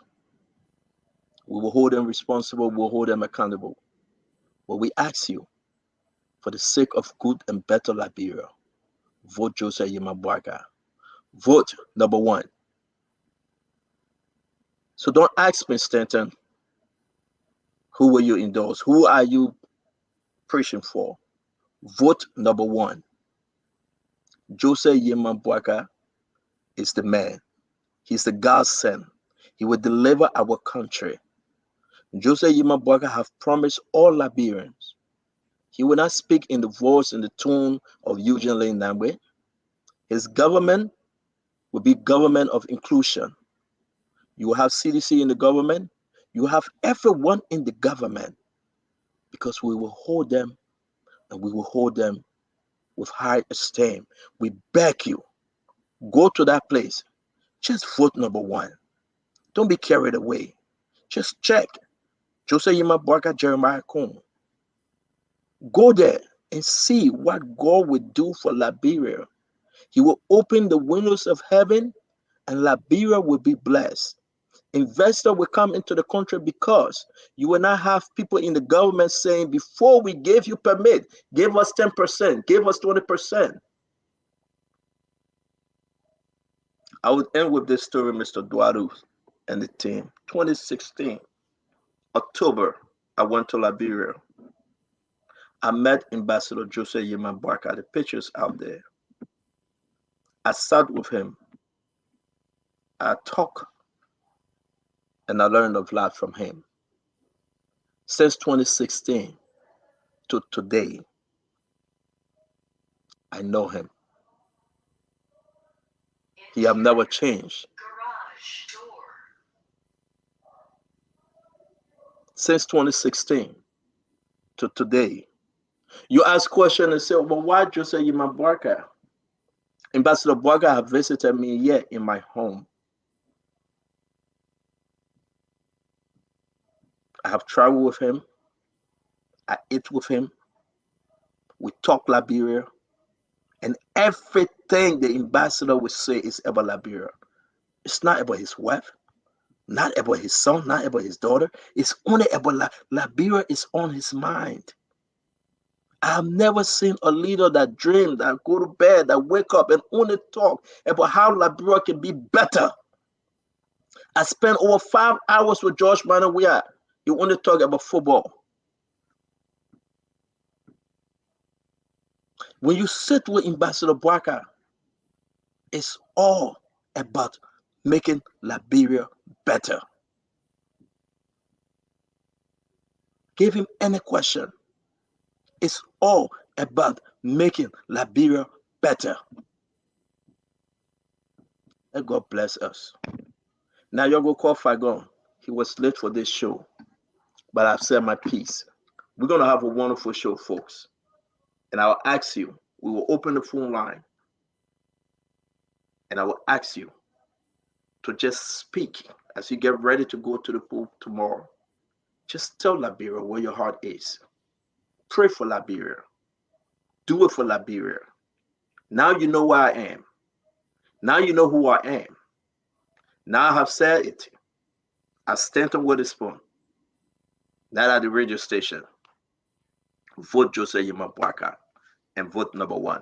Mr. Duadu, you can come in, but we got to go to the phone line. We got to hear from the people. Sis Fatima just came in. I mean, we can hear from her. Sis Fatima, real quick, we'll go to the phone line, please. Okay. Hi, CEO. Hi to the rest of the panelists. Hi to all the Liberian people out there. I would just have breaking news. Actually, there is a huge commotion on the old road right now where I reside. They just saw some people went and dropped some ballot boxes pre-marked, and so Driver just sent some of our staff to go from Spoon to go and check it out. So that's what's going on. They your speech almost made me cry, CEO, because I know you and you've always told me that you were going to be neutral and you're going to be for the Liberian people. But today I'm just moved by what you said. In these elections right now, when you come and see our country, you cannot really just sit aside and say, you know what, these are failed politicians, the state is failed, and so I'm going to stand aside and see. If you see the dire need of our people and you see what they're going through, you have to commit to ensure that our country is rescued. We're all in it with our whole heart. The Liberian people are willing. I'm telling you, CEO, I took the first round. I saw people are coming to the standard bearers home all day today. We were there. People were there asking, I need transportation to go vote. I want to go and vote. Me. It's like people are taking it. This is the people's revolution. This is the people's rescue mission, and we are super proud to be a part of it. I'm glad that I'm here. I'm glad that I'm going to see history in the making. But all I'm asking everyone, please, my people, you'll come out to vote. If you vote, you will never regret anything. Come out in your numbers. Stand on your word. Rescue Liberia together. And if we do this, we have a new day and we'll have a new Liberia. Our country is at a standstill where nothing is moving. In fact, today was a Monday, and they said there was no good work. I don't understand what that means, but nobody went to work. So my people, I beg you, go out, go vote your conscience, vote for your country, vote for Mama Liberia. I thank you. Thank you, Fatima. Indeed, something is happening in district number 10. The guys will soon be there. We want to say, yes, we'll bring that up once the team get there. We will go live from that end. In the meantime, we understand this is an independent talk show program. We will speak. We will encourage people to go vote. No violence. Again, this thing getting serious. Something took place today in Lofa. And we don't know how serious or how truthful that was. But again, we are moving in the direction as we get closer to tomorrow morning. When folks will get outside to vote, we have to make the case, be smart, be wise, because we want a peaceful election. Peaceful election. All right? We had a peaceful election October 10. Yep. November 14, we asked for a peaceful election. I will say this to every one of you. Please remain peaceful. So let's just take some calls. People will tell us. We are not asking you to tell us who you're voting for. It's up to you if you want to say it. But people will tell us exactly where they are right now, which county you're calling from, which district, your momentum. We want to tell you, say, get up and go. Do not stay home. Nobody should stay home. The enemy would try. They would drop body boxes here and there. Trust me, everybody looking forward. Somebody will see something, they will say something. When you hear something, when you see something, say something. Pick up your cell phone, call the radio station, call the Liberia National Police, call somebody, call your community, tell somebody, yo, the people get ballot boxes here, blow the alarm. Don't sleep tonight. That tonight they're doing all the little dibby that. One night, just one night. Don't sleep tonight. Yeah. Okay?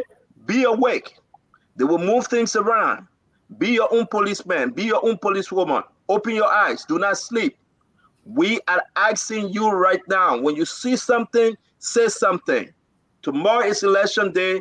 Diamond, please, if you can open the phone line, let's take calls. Let's just take calls. Let's take Party calls. should wear the rules. Nobody should wear campaign party Yeah, paraphernalia. we will say all of that because some people coming up to give us the different rules and regulation on the election. We just want to open the phone line, call like you never called before. Let Liberians hear. You can tell us who you're voting for. It doesn't matter. And But Stanton, call. this is worth saying. Vote. Your votes will be protected. All the scare tactics should not discourage you. UP has the infrastructure. Every single polling station is being protected. Your vote will count. Your job is to vote. Vote, vote. I just want to keep stressing that. Your votes will be protected. All right, Dama, I think the six spoon is there. Are you bringing them on? Is Dama in there, Fatima? Yes, Simon. I'm here. I was back and forth texting with another member of the team because we have 3 persons there. Oh, beautiful. So if you want, I can bring them up.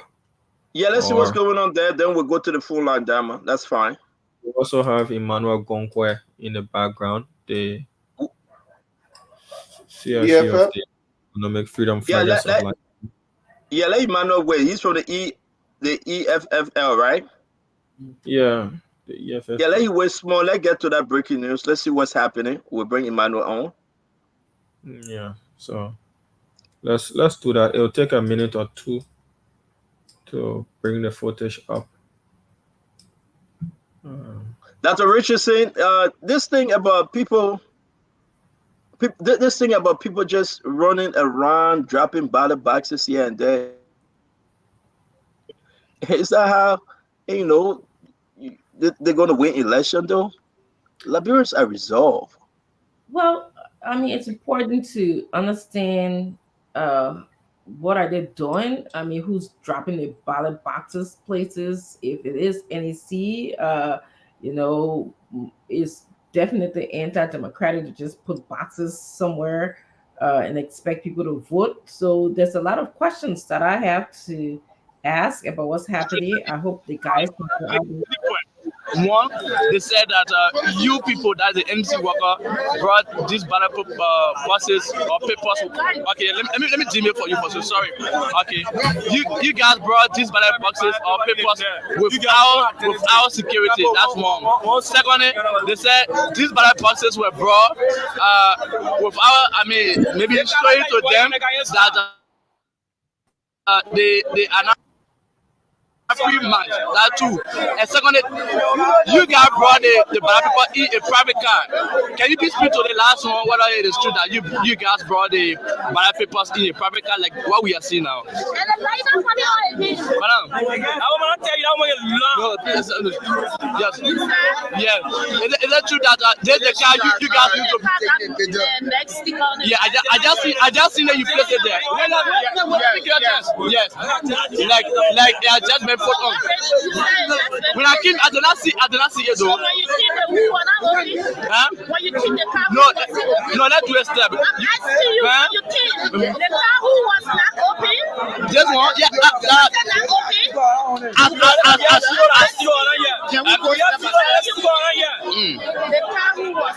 I saw people that mechanic face it.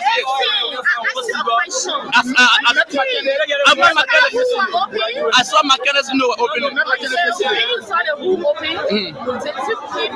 Of course, I video you thought maybe after the video we can replay you will see for yourself. We can replay for yourself. That's what we're not there. But that's one. So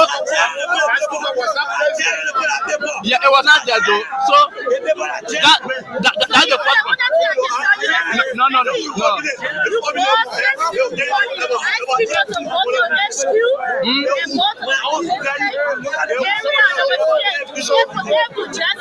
No. No, what I'm saying, sister, what I'm saying, after a video, we could play the video, you will see for yourself whether this sticker was there. The first people are here, myself here, give me we are actually now. No, you are the direct representative of the commission, and that's what I'm asking you for. All right. So that's why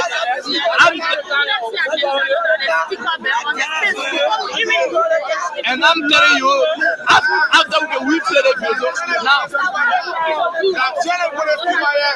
I'm saying, I agree that you just played it there. Maybe you are working, right? But another issue is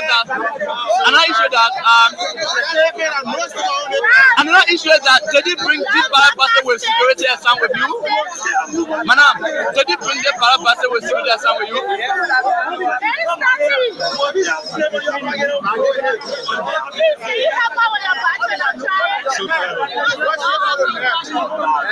So folks, we try to talk to this lady concerning about comments, comments made by residents here that ballot papers of buses were brought here in a private vehicle, as you can see, all right, without any representation for any previously when we came, we did not see a 360 of this car. No, that's not my concern. My concern about the vehicle, right? Like I said, we could replay the video and you will see exactly how it was. There was no sticker on it. Suddenly, the sticker being placed there. So, madam, can you answer another question? You brought this paper with my security. Is that fact?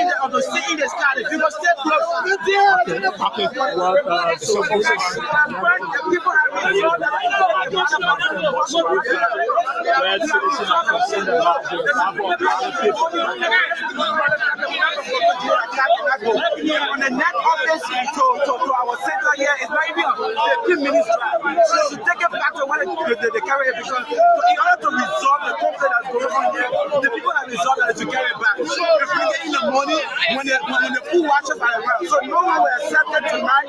We have resolved that to carry it back. Since the people have resolved, please let appeal to them only carry it back. So we are only seeing one vehicle parked here. So that how many cars are came along with this vehicle that had the buses? And they are carrying it already in the center. So how long the situation have been on ground here for the last 45 minutes and also an hour and nothing has been done about it. It's like in around, they are asking the security. And you can look at the car around here. All the people that are right now, everyone will look at the second. If the police can actually manage the situation, they can resolve to carry the ballot boxes back and bring it in the morning. Thank you. Suppose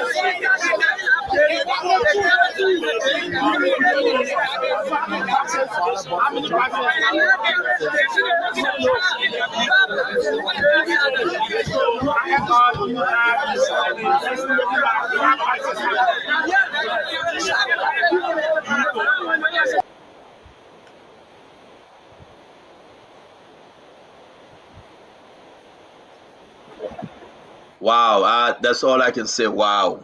To tell you the truth, Dwadu, I don't know.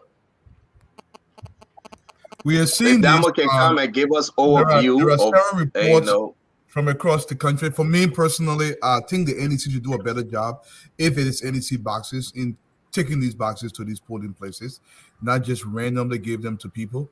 But I want people, because we got to remind our people, the entire intent is to make it appear as though there's something going on so people cannot vote. Go ahead and vote. Like I said, the UP organization, this message is clear. They have the infrastructure to protect every single vote. Any kind of DD by the brain, it will be blocked. What you vote with, what will be counted. Your job is to vote. You have to vote.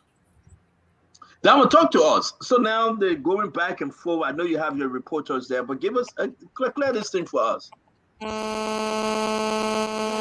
Yes, so this is happening at the 1 minute. Let me get the proper name of the voting precinct. This is happening at the Rebecca J. Wilson precinct in district number 10, Montserrado County. That's on the old road. So we got the information that a vehicle was taking ballot boxes at that precinct, and community dwellers questioned whether or not that was NEC authorized vehicle, because according to them, they did not see any sticker. Even if NEC is using unmarked vehicles,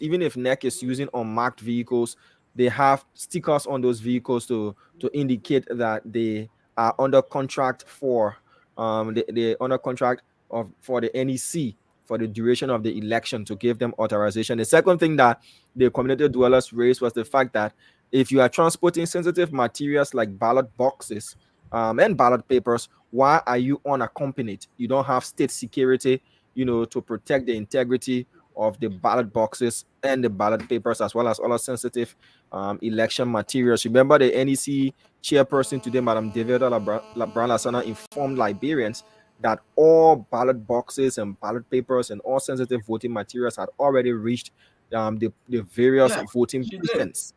So to see that materials are still being transferred even after the NEC chairperson has said they've all reached their destinations, their final destinations, again, that raised a serious issue with the community dwellers. So they are saying that indeed, if this is indeed a proper NEC vehicle, they should return to wherever they came from, and then in the morning when observers are around, then they should bring back those materials so that they can appease, at least everybody can be satisfied that this indeed is passing through the proper channels. That's why you see the community dwellers are resisting. Law enforcement officers responded to the scene, but the crowd was overwhelming, and they returned as well. So as of now, the matter is still unresolved.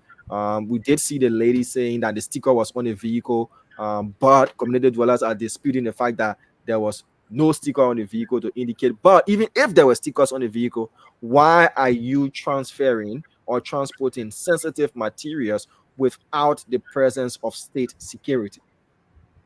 That is the question. So, so we saw a helicopter somewhere in Lofa dropping ballot boxes. People say, well, those are, samples boxes. And now people are traveling with this thing in. So I don't think Liberians should go to bed tonight, though, Damon. I think everybody should be up, awake, and just look at your precinct, your polling places. Just look at it in the morning, because a lot of stuff is happening that is not right. Here we are again. The gentleman argued and said, no, you just put a sticker there. She said, no, we had a sticker on the vehicle, and the back and forth, but there's no security. And you're also right that Director Brian Lasana said they have already distributed all of their voting documents. And here we are again, they stay traveling at night doing it. So who's telling the truth? Who's lying? Dr. Richardson, let's finish with you, then maybe we can go back to that story as that I'm going to monitor. We do have Emmanuel Gonkwe in the background. Sorry let Dr. bring him on while Dr. Richardson speak, please. So the citizens are raising a very good question. Why is the vehicle not accompanied by security, considering the sensitivity of the ballot? But again, Director Brown and the government told us that they didn't have enough money. So if you put those two things together, maybe that's why they have insecure vehicles going around. But it's a sad situation. That's all I can say. It's very sad that our country is going through this moment at this time. It's sad to see. I don't like that. And Stanton, one intelligence some of us received was that whatever votes people cast on the day of election, which is tomorrow, they already have this voted ballot boxes that will be replaced, with those ones that people were actually voting. So when this kinds of situation going on, it's like they already positioning those pre-voted ballot boxes in position. This can flare public temperament, because the thing is, by now all of those areas supposed to be under guard, clear of any and all campaign voting material unless they were delivered earlier. So now the only structure that's supposed to be manned will be where those things are enclosed. You're not bringing something in under the cover of darkness in unmarked vehicle, and when the citizenship people raise their concern, then you go and put a sticker there. You could see that the guy is still holding onto the sticker. Let me interrupt you a bit. Pardon my interruption. Sorry about that. We have the communications director of the National Elections Commission on the line, Mr. Henry Flomo. He wants to provide some clarity, as we do. We always like to balance our stories as possible. So we have Mr. Flomo on the line. Good evening to you, Mr. Flomo. Good evening, Stronger. Thank you for joining us. What we're seeing happening on the old road there at the voting precinct, where citizens are resisting their car that is said to be on a contract with the NEC. Can you speak to that situation as well? Whether you're aware that deployment of NEC materials, especially ballot boxes and papers, are happening tonight as we speak? Yes, indeed. And that is normal. Maserati is normally the last. So when you heard the chair say today we deploy, so actually talking about how to reach Southeastern, but normally Maserati every eve of election we deploy. What's happening is not strange. So we got a lot of rented vehicles. Some may not have the sticker, fine, but the guys are identified. The ESS are on those cars. It's just simple asking for the identification. And then, because if we don't deploy tonight, when do we deploy? We have to prepare by shaft it according to the Constitution. We should open it. Before we open, we got a lot of preparation to do. So we normally deploy at night, especially for Maserati. So nothing fake is going on. Besides, isn't that dangerous? In the morning, as you said that some of the vehicles are marked and some are unmarked. If the NEC is transporting sensitive materials, shouldn't there also be the presence of state security, especially when it comes to ballot boxes and ballot papers? Well, I'm not sure if the police got such a manpower. You're talking about, I mean, hundreds of centers, a lot of vehicles. I'm not sure the police able to, escort each and every car, but they have to be at the centers. And then, but the point I'm making is, if you see a vehicle that's not marked, can you ask the ES for his identity or what he's doing, where he's going? Besides, in the morning, for instance, any of the polling centers, these materials will have to be in tight. The party agents and observers will have to see that they are fresh, they are open, they are accounted for, serial numbers are taken. So I mean, we have to just be a little bit, kind, ask the necessary question. There's nothing wrong with raising concern, but ask a necessary question. But normally, if we don't deploy tonight, it means we'll open probably 12 midday tomorrow, and the Constitution only give you between 8 to 6 p.m. So if we delay, it affects, the voters too. So we deploy, and that's how difficult the job is for our temporary workers. Nobody sleep at those centers. They sleep there. Some So, go 5 Mr. Flomo, Mr. Flomo, can you hear me? We just appeal to the citizens. Look, Yeah, go ahead. Go ahead. yeah.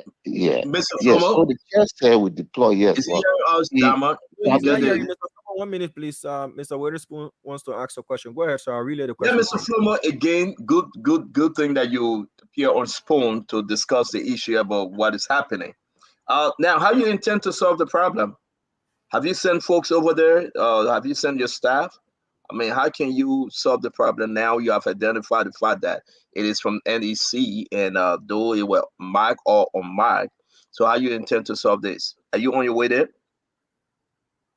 No, but what I'm saying, the citizens just need to be patient and ask the staff there, the POs or the ESS, they can identify themselves. So let's be patient. But what I'm saying is that before the polls are open tomorrow, these things will have to be checked one by one. Even the ballot, they got series numbers. You have to take them. You got to make sure nothing is broken into. Let me give you the time because you have a lot of Liberians listening to you, Mr. Flomo. Let's give you the time for you to explain. So you're also telling us that they are now transporting ballot boxes to other places, right? Yeah, all of the materials, yes, we deploy overnight because we have to open sharp 8 o'clock in the morning. And before you open in the morning, you have a lot of things you have to do, set up the place. So we deploy at night so that early morning you will be able to be on time because the Constitution said 8 a.m. to 6 p.m. So Maserati is normally done at this time. Other counties far to reach, yes, they are going. They are already there. But even local or deployment. For instance, if you drop Lofa in Vonjama, you have to do local deployment. You have to take it to the various centers. So that's what Maserati is doing. Let me ask you the question. And let me ask you the question now because I want to give you a chance because to really help us understand. You have a lot of Liberians listening to you. And again, thank you for coming on Spoon. Here we are today, the citizen of District Number 10, the people surrounding the car. I'm asking you, are you sending somebody there to speak to them and say, yes, this is from NEC, allow us through? Are you going there with the Liberian National Police? Are you putting security in place now? That people, they are anxious though. What are you going to do now? We'll do that. But before even somebody, I'm sure by now somebody should be there. But even before somebody gets there, I'm just saying that, I mean, nothing wrong with being vigilant, but sometimes just ask the questions. When you see the kind of situation, take your time, ask our temporary staff or our ESS, look, what are these things? They have their own identity. They can identify themselves and they can better explain. But if you don't give them the time to explain, it'll be difficult to understand. Because election is difficult to understand sometimes. Listen, let's give it up to you. Everybody will ask the question, yeah, but I think that what you're saying, you must transport the boxes here and there. People may have their own different opinion, but I think that once you identify that it is from the NEC and you guys trying to do this before 8 a.m. tomorrow morning, Liberians should respect that. Let me take you away a little bit, sir, a little bit. Lofa, the EFFL, said that the helicopter arrived in Lofa, and again, ballot boxes were in the helicopter. Can you talk to us about that incident? Then we'll bring the rest of the team, please.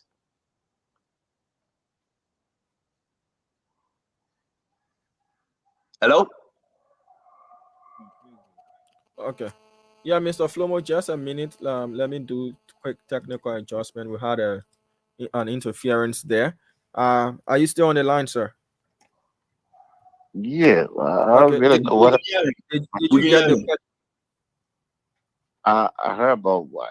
Helicopter or what? Can you repeat the question, please?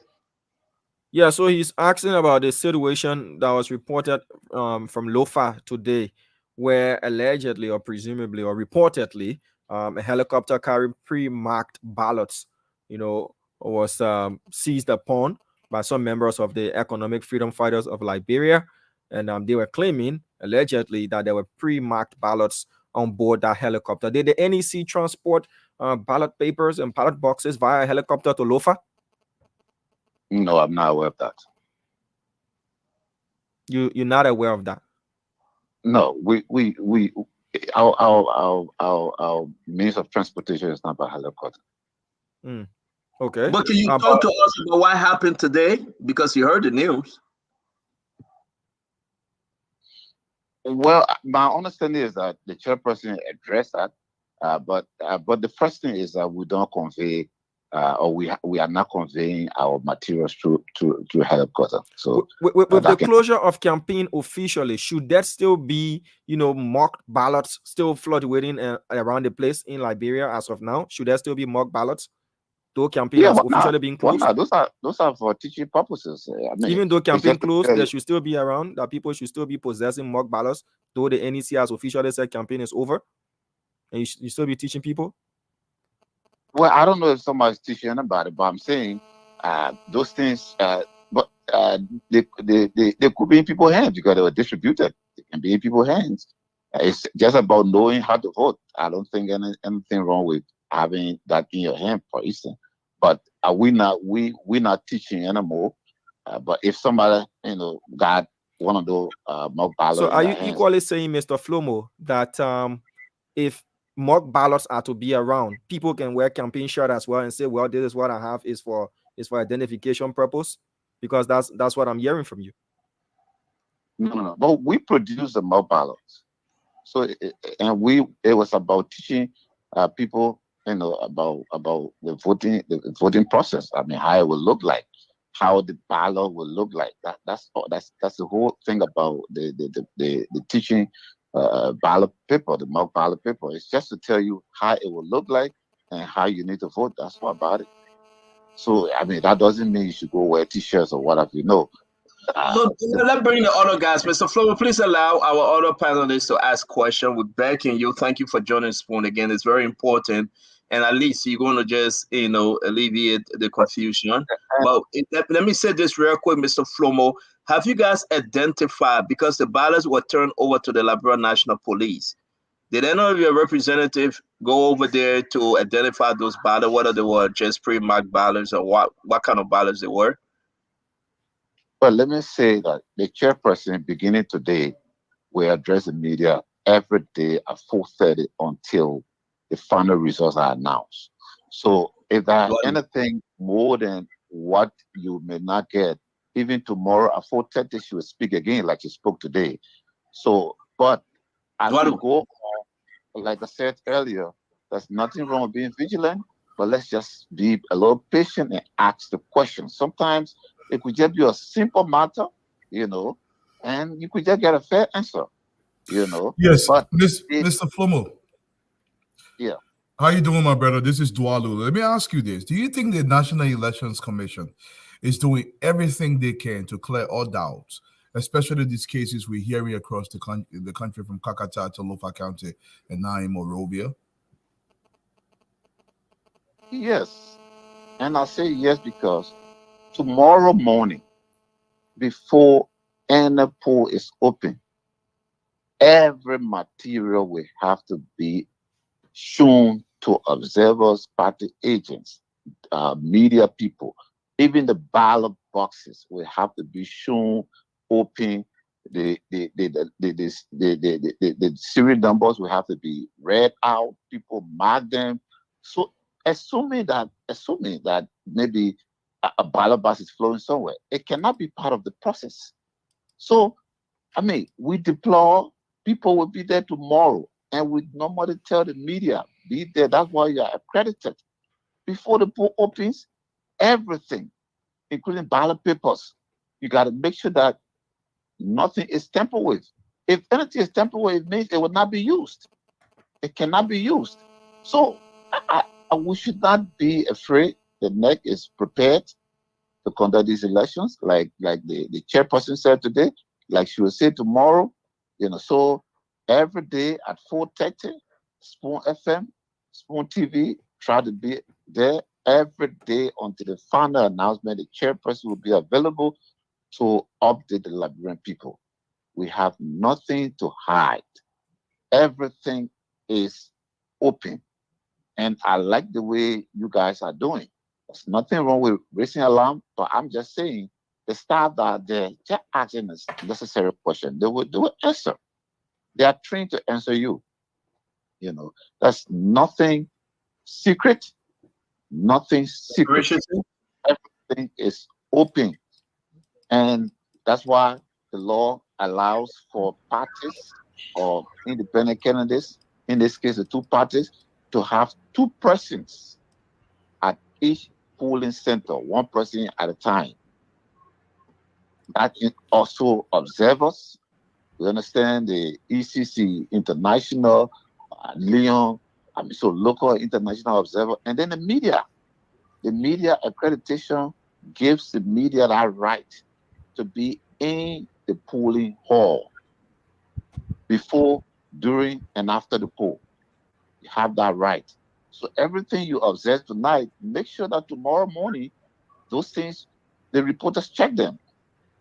Make sure that everything is intact before the poll is open. NECA had nothing to hide.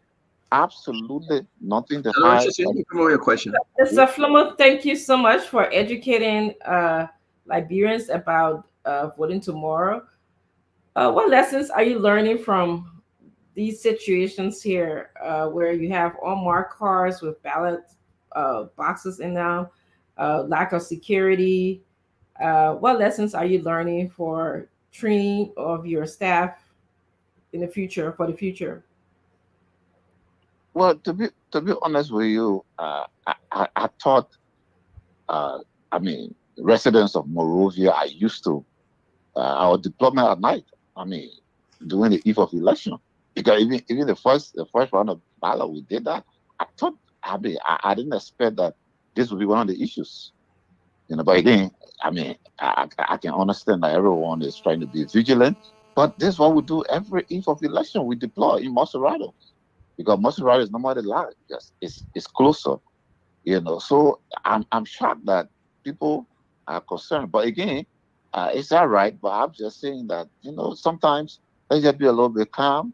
Today the press conference was held. Some of these things were addressed, but you don't expect that everyone will listen.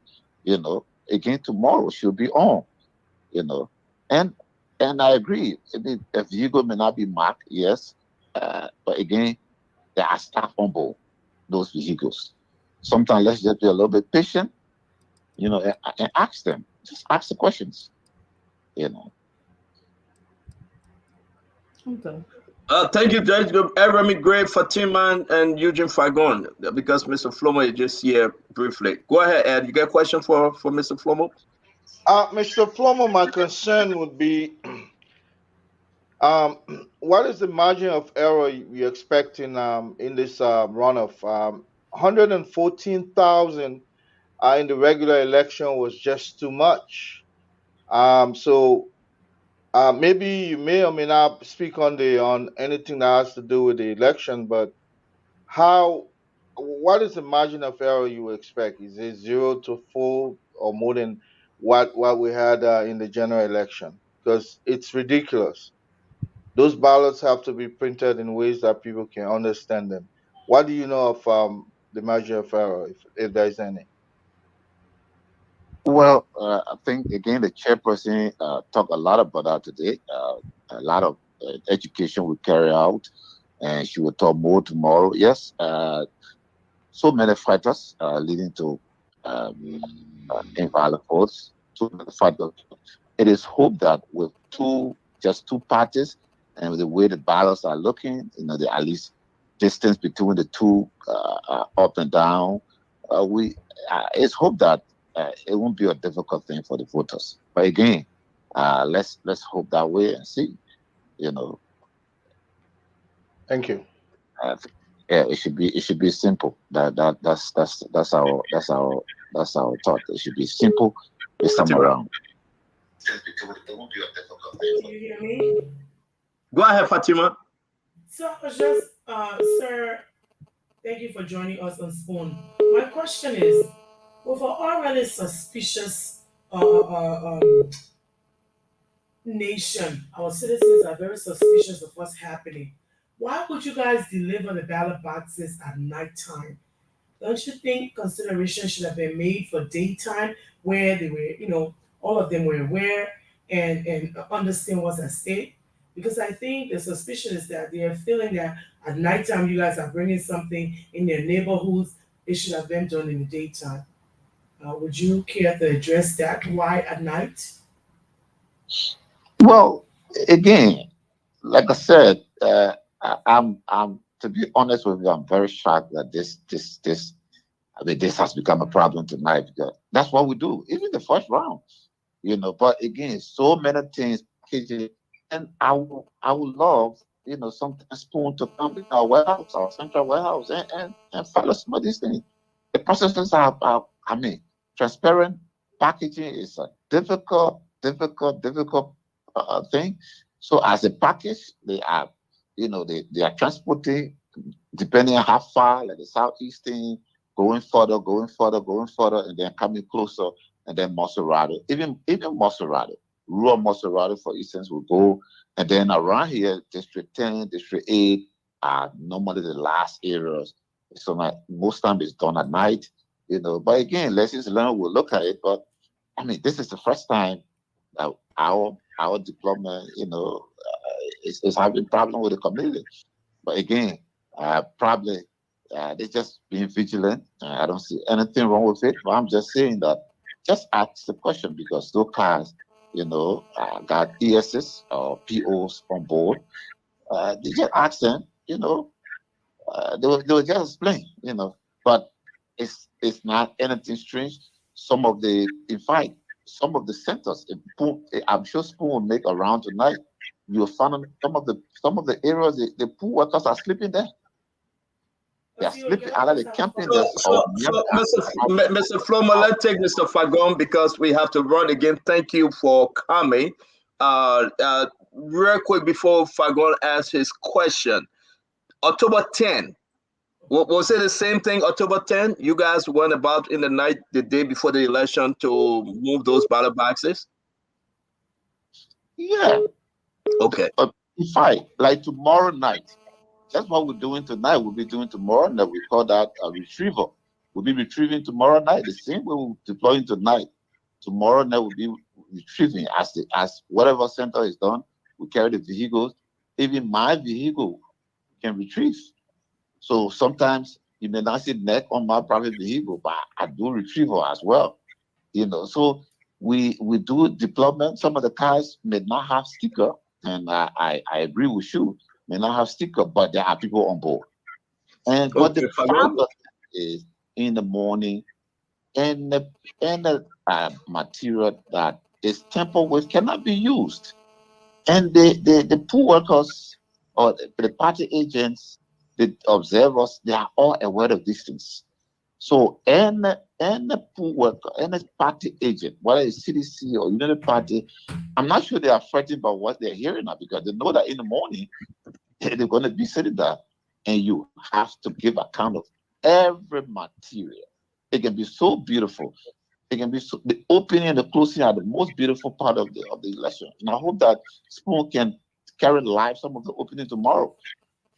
Thank you very much. Again, let's go to Fagon. Honorable Fagon, your question. Well, thank you, Stanton. And I just asked for your indulgence so that before I put my question to him, I make some very salient points to him. He said that Monserrate is often the last. And of course, Monserrate and Margibi has almost half of our total votes in the country. So Liberians are very, very careful about Monserrate and Margibi. He went on to say again that it is not easy, everything is checked. But the last time we checked, when the boxes were retrieved, numbers were added in the absence of the candidates, and they were caught. The last time we checked also, presiding officers were arrested, and NEC confessed to that. So for us to sit down and be lectured tonight that Maserati is often the last, when in fact, the NEC boss said she had already deployed. We find it quite strange. Now, here is what trickles me before I ask him my question. Stanton, the Constitution, my reference, Article 83B, is very, very specific. The same Constitution he talked about said that all, and I'm quoting, all elections of public officers shall be determined by an absolute majority of the votes cast, period. If no candidate obtains an absolute majority in the first ballot, a second ballot shall be conducted on the second Tuesday following, period. Stanton, I'd like to bring to your attention before I ask my question to this gentleman, that the first Tuesday was October 10. Not the first Tuesday, I'm sorry. Tuesday was October 10. We had our elections. 2 Tuesdays after that, meaning the first Tuesday was October 17. The second Tuesday was October 24th. We should have had our elections. We never. There's a reason for me stating these facts. The third Tuesday was October 31st. The fourth Tuesday was November 7th. Now today is the 5th Tuesday. With all of that time, till today, the time now in Morovia is 3 minutes to probably 10 o'clock at night. There are 488 polling places. 3 minutes to 11. Yes. This communication officers is telling us, after we were told that people have already been deployed, District 9, Stanton, District 9 is his neighbor from NEC. It's where he's residing as NEC office. District 10 is right across the road from him. And he's going to be deploying in District 10, which is across the street at 10 o'clock at night with no stickers whatsoever. And he is telling us, I just sent to you the driver of Floor Sion. In the video that Spoon is shooting, it is the driver of Floor Sion standing right there, the operation man. So I capture his photo and send it to you. What the question I have for this brother, was he sleeping when they caught the POs that added numbers when he talked about retrieval? Was he asleep when they found out that there were irregularities with all of these centers? Was he asleep? That tonight, District 10, which is across the street from him, NEC office, that he was deployed at 10 o'clock in the night? And at the end of the day, with all of the dates I need, why could they not deploy in broad daylight for the people to see when this place is right across the street from him? I need an explanation from him because District 10 is across the street from him. I need him to tell me why 10 o'clock at night with Floor Sion driver right in the video standing to the car door. Let him explain that to me. This is not Sino. This is not Magibi. This is not Pinsville, Congo Town. This is across the street. He can even throw the ballot boxes and carry it there. Why is he deploying at night? Okay. Hello? Yeah, you're still live, Mr. Flomo. Go ahead. Yeah, and I can understand. Like I said, everyone tries to be very vigilant. These are very important elections, so I can understand. The NEC can understand. You know, we are talking about sensitive and non-sensitive materials. So you want us to deploy hours and hours, but you have to also consider security for these materials. So sometimes it is good that you just deploy at a time where you have at least enough time to be able to protect those materials. So deploying in those areas, some of the areas, I don't know, Mr. Fagan, if you know that some of the facilities, all of the facilities are not our facilities. They are, some are private facilities, some are schools, some are churches, private areas and what have you. So you have to think about security. So just go put up ballot papers, for instance, are very, very sensitive, somewhere for hours or days. You need to consider that too. But the thing is, it doesn't matter who's travel. What matters is that before the pool opens, tomorrow morning, everything has to be taken record of. All of the. But that was my question to you, sir. It happened before. We checked it before. And then after the election, people were writing 7 in front of 22, 3 in front of 70. That was my point. Again, Mr. Fagon, I don't know if you can recall during the first ballot announcement, the chairperson always said that she cannot read numbers or results that are not tallied. I agree with you. I mean, we are working with human beings. I'm not going to sit there and say everyone is perfect. But the point is, when you leave the polling center as observer or party agent or media person, go to the tally center, the possibility that those record of the counts could be corrected at the tally center are likely. That's why you have to be there. So it's possible. It's possible someone might want to be mischievous, but again, that's why the tally center, everyone there to make sure the records are corrected. Whatever happens, are all corrected before they are sent to central office.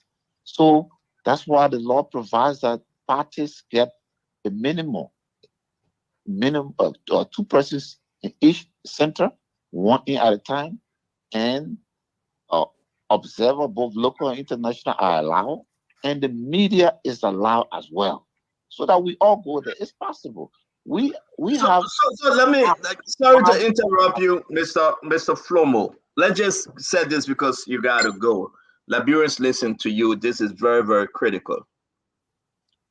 In the Northern District, off of Rivalry Highway, there's a pickup that taking boxes of ballots right now as I'm speaking to you.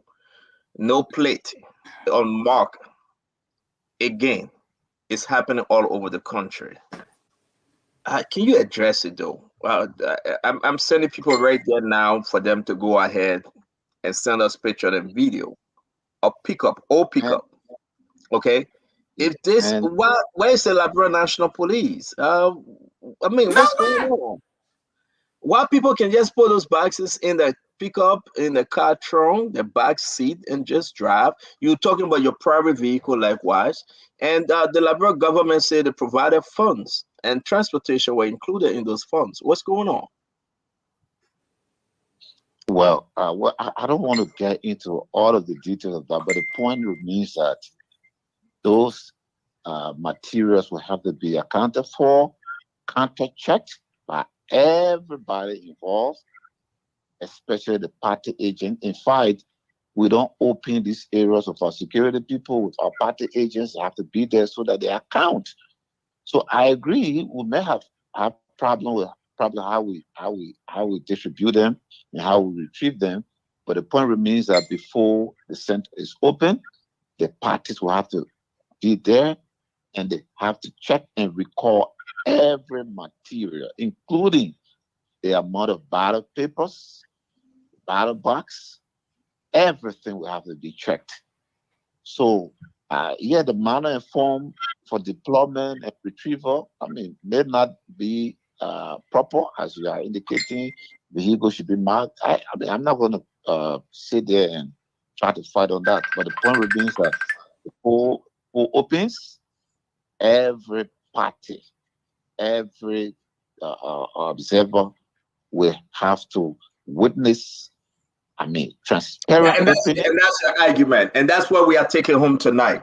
You will have Unity Party and CDC right there, independent observer. The press will be right there before they open those boxes, and they will make sure that it's all clear. That's your argument. We're taking home tonight, right? Yes, yes, and that's the Okay. key. No matter what, if you feel that something happens, something feature, you register it right there. That's before even it opens, and that's why I said the beauty of the process is the opening and the closing.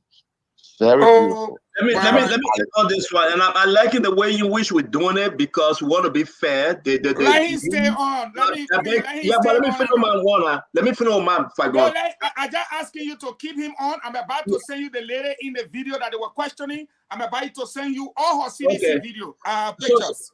So let me say this to you, Mr. Flomo. Let's help our people that listen to us understand. You want them to go out and vote. You are saying these things will be protected.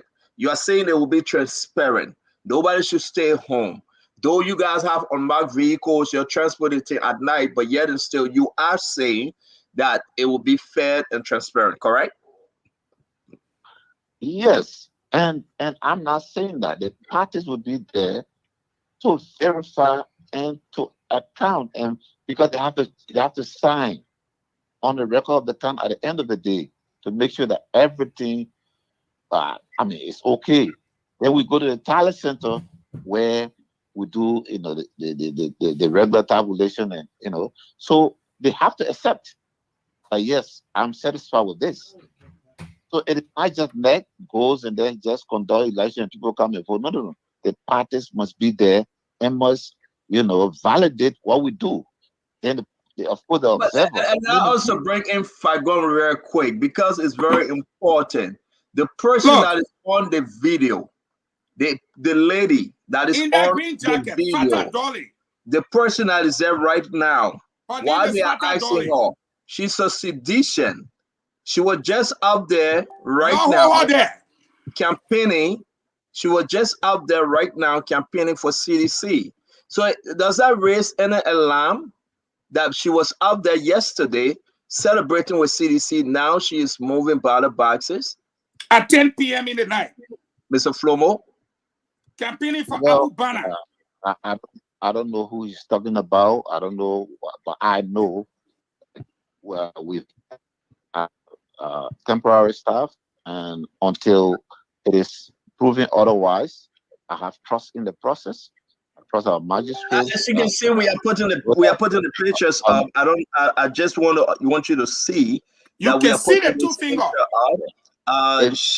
They are partisan of CDC. They are celebrating. But talk to us, Mr. Flomo, because I think you are doing our justice to be here and to help Liberians understand. So talk to us, sir. Yeah, that's what I'm saying. I cannot verify what he's saying. I don't know. We have more than 200,000 temporary staff. I can't know even a percent of them. But until it is proven otherwise, I trust that there was a good vetting of our staff. In fact, some were dropped because of some of the things I'm going to explain the first round, for instance. Some did not turn out. Some were involved in funny behavior that were dropped. So we would not hesitate to drop anybody who, does not meet up with the standard. But until otherwise, I believe that the vetting is good, and I believe that we recruited the best. But again, we are working with human beings. We are working with your brothers, your sisters, your nieces, your nephews from the very communities. So NEC does not, in a practical term, conduct the elections, for instance. It is a very Liberians, very people in the community, schools. They are the one hired to conduct the election. We expect that they will live up to the oath they took.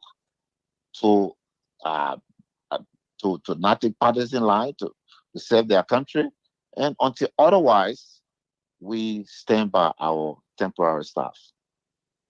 But I believe that though we have identified her, let me say this to you, they are, I think, attempting to open those ballot boxes where the situation is right now. We want to say thank you very much, Mr. Flomo. It took everything in you to appear on Spoon. We should be going back, Damo. We should be going back to the scene. They are opening or attempting to open the ballot boxes. Mr. Flomo, thank you. If we have any further question, we will call you. Thank you very much, sir. 1 minute, Stanton, can I have 30 seconds? Go ahead. You know, these are the things. They're about to open that Fagon. I'm watching it. The police are there. They let go back there. I'm begging you. Damo, can you take us back to the scene?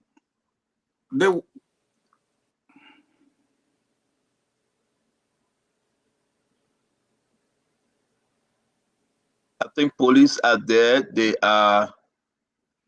Oh wow. Damo, take us there real quick, please.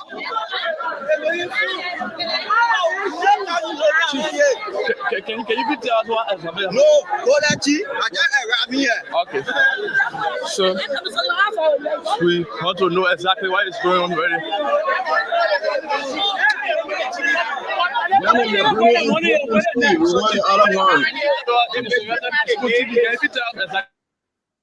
Damo, take this one out. Go to the next person. The next person is right there, please. There is one, Rebecca J. Wilson, that's the one on the highway. The next person is right there. Spoon TV is right there. It's about 28 minutes now. If you can find that, that's the actual one. They are opening those ballot boxes. You got a Sierra Leone man taking ballot boxes to Rebecca J. Wilson's school. Can you imagine that? At this hour of the night? What these people really want? Oh my God. You can find it? No, I'm looking it up quickly. We faced with some technical issue here. Wow. We're working. How can a So person if you can just campaigning, doing the two fingers? Let me hear you. You say if I can do what? Play the audio from your phone, please. I'm trying to get the video. Let me send it to you. I will just send it to yourself for you will see. Yeah. Go ahead. While you're speaking, go ahead. The lady name is Fata Dolly. I myself saw the woman on the screen. This is a woman, Remy Gray, that was just campaigning with a two finger. With the two finger. Yeah, all her pictures there. Okay? Joshua was number 18. Just a few days ago, this woman was campaigning. And she was campaigning with the Abu Bana group. Amen. And she is escorting ballot at 10 o'clock in the night. What kind of life is this? Another Sierra Leone man is going to Rebecca J. Wilson's school with ballot boxes in a ratty pickup, no plate. He, the Sierra Leone man, the one escorting the ballot boxes. What do they really want? I'm confused. And the person that's why you have problem with some every and I don't put time go inside where. No, I want to see this. Go inside. Yeah, go now. Okay. So we will not just be walking places, but I'm saying that because we are good life. Yeah, sure. We don't want to keep our materials in school.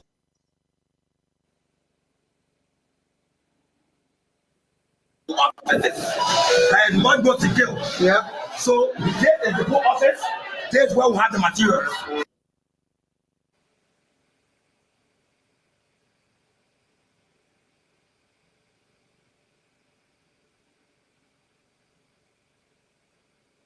So we'll open it here again for you. Okay. Be right to the door to see what we have there. Okay. Excuse me. So now, excuse me, now make a pass.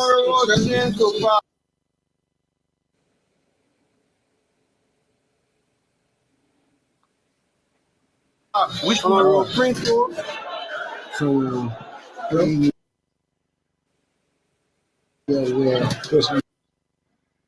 As you can hear, they got Prince Stowe, the newly elected district number 8 representative. He's present. The boxes were taken, and now.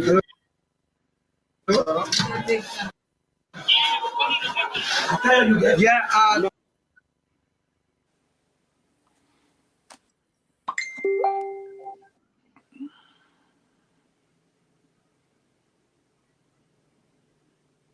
Wow. Well, what kind of internet business there, man? Come on. At where Cholo Play is. So we're waiting on the signal.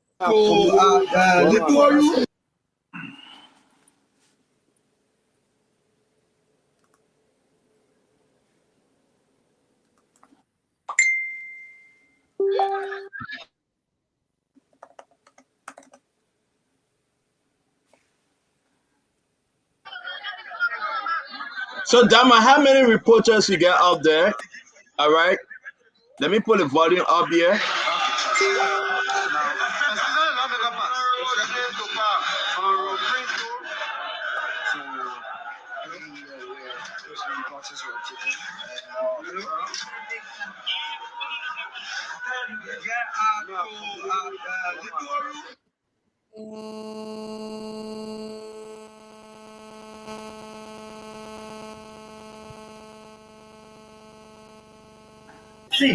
Before we're moving for the first one? Yeah. You Stater, you know who you look at in the video over there? What you see the Stater, Now, you know in the video? the guy in the red shirt. Who is my he? man Bozy brother. Bozy that is the deputy NTA director for operation. Both of them are crazy hardcore criminal, what not criminal, hardcore sedition. Now Bozy brother over there. Bozy, the deputy NTA boss. They play like I went down with the fire, the 45 bosses, gone almost missing. That his brother there. The whole CDC. That's what I'm saying. I can talk tonight.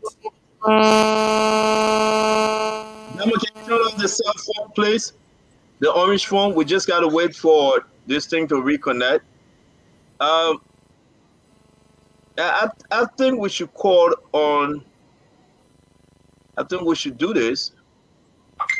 My bossy brother over there. My bossy brother. Let me call Mo Ali. I mean, maybe Unity Party is sleeping.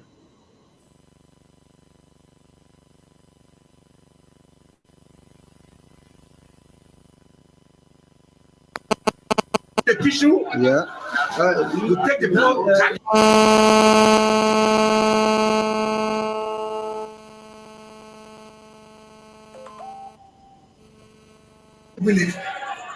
So you agree with the people right now? No, it will go back. No, let me go back. And we agree with everybody. Yes. Look at that man. That particular man is looking at all that bossy brother.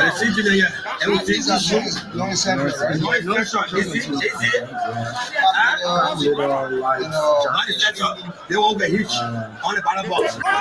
Everything. That's why he's here.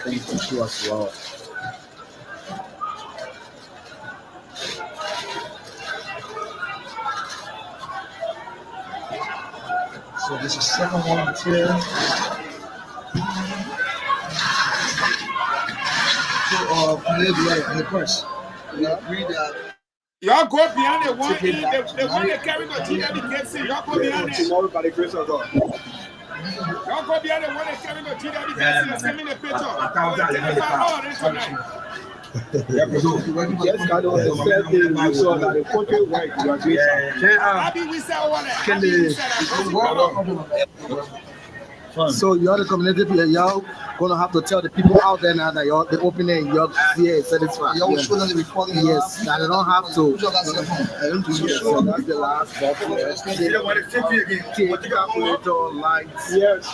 Yeah, you want to see it. No, will open it.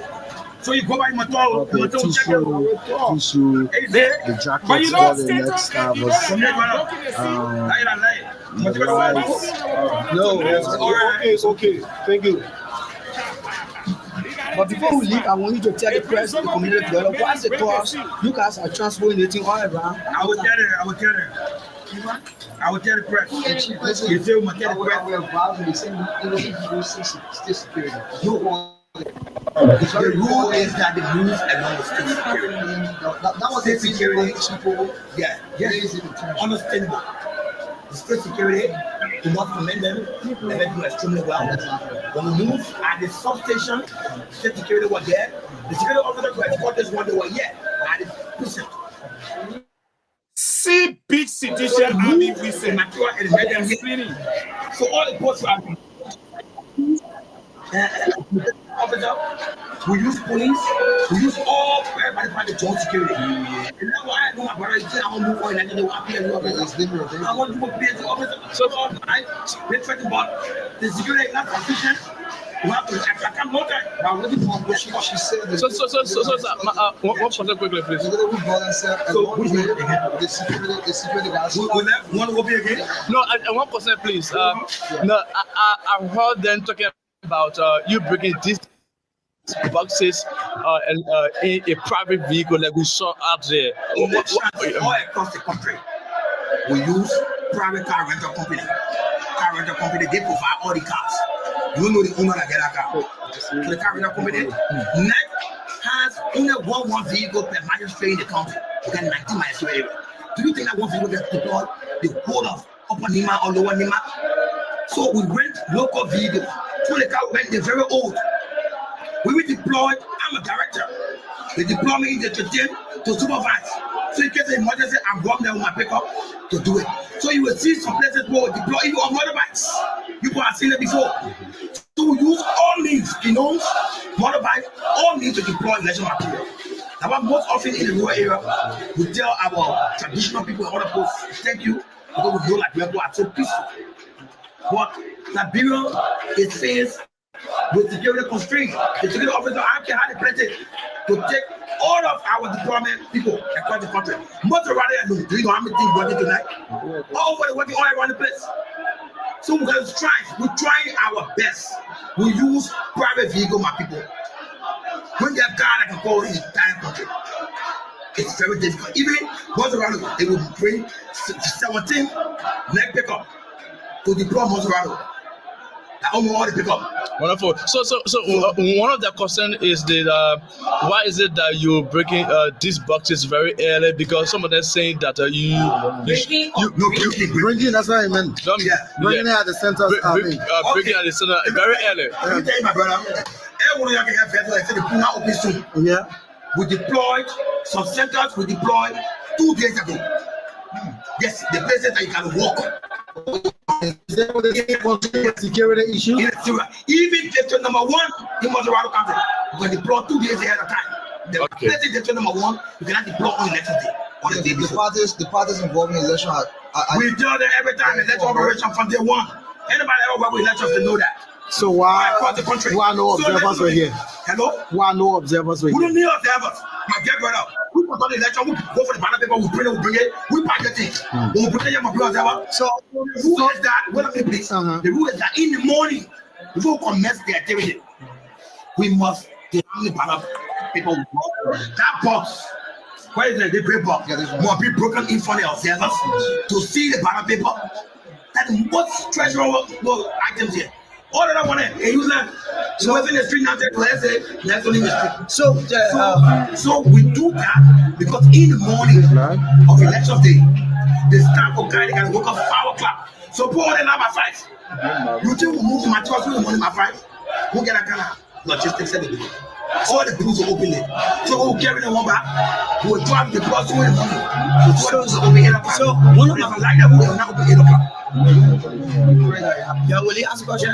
You know, one of my concern here is why if you say that you started deploying the passes for Saint David yesterday, some of the yes now. Why the official for NEC did not announce that those ballot process will be taken for places for this day to this time?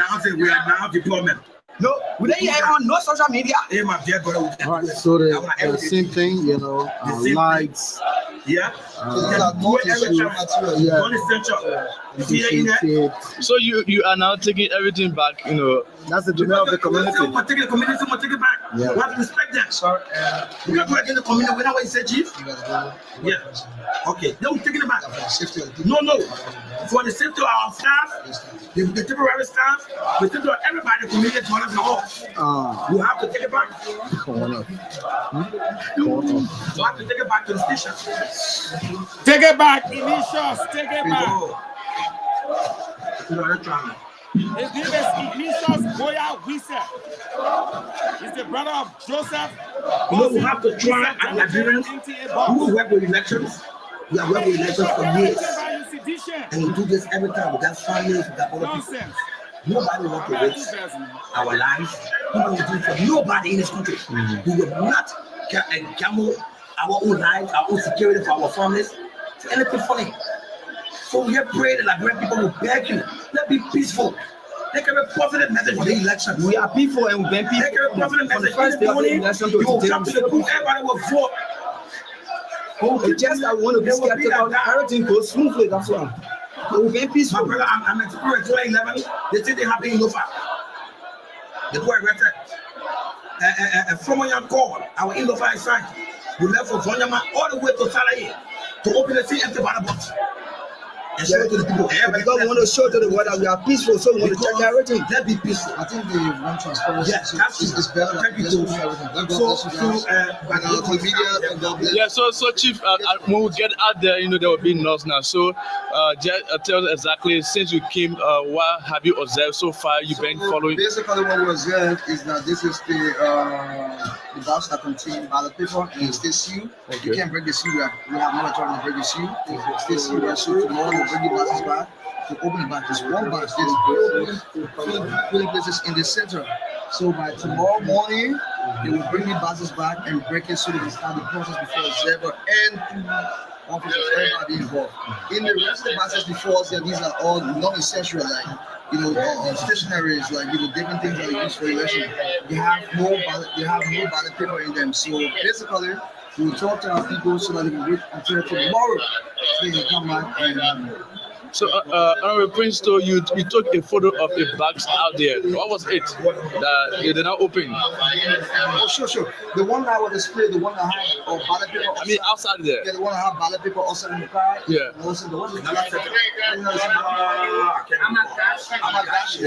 So that's why for this center. So that why they didn't open it, right? Yeah, they opened the floor. They didn't open it. They did not the one that had the ballot paper. So you're moving as a supervisor. You're taking the buses, right? You're taking it back tomorrow. They take it home. They get it and display with people. So 100 press can be here tomorrow morning. Oh yeah, we will be here. They should be at home myself. I'm working this in my tomorrow, so I'll be in this. If you want myself to come in tomorrow, I will come. But I'm not here. So yes, another question is if you're taking the ballot vote back, the one in the car when you take it to the other community, are you going to still continue to work for in the morning? Because that car. So that means you're not carrying a machine everywhere that people have issue with early deployment. In the scapegoat, after the police, and the youth. What we can tell you, we'll deploy tonight. We get the police present and go for that centers. We'll deploy. If we tell you we're not deployed, meaning we don't want to conduct election tomorrow. So if you're trying to say that if you're not deployed, you're not conduct election tomorrow. Meaning we not. What in case of October 10, you guys were deployed in a day, was not in a day. No, deployed like no.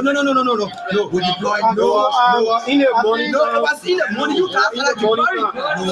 Okay, so campus. Why you say that?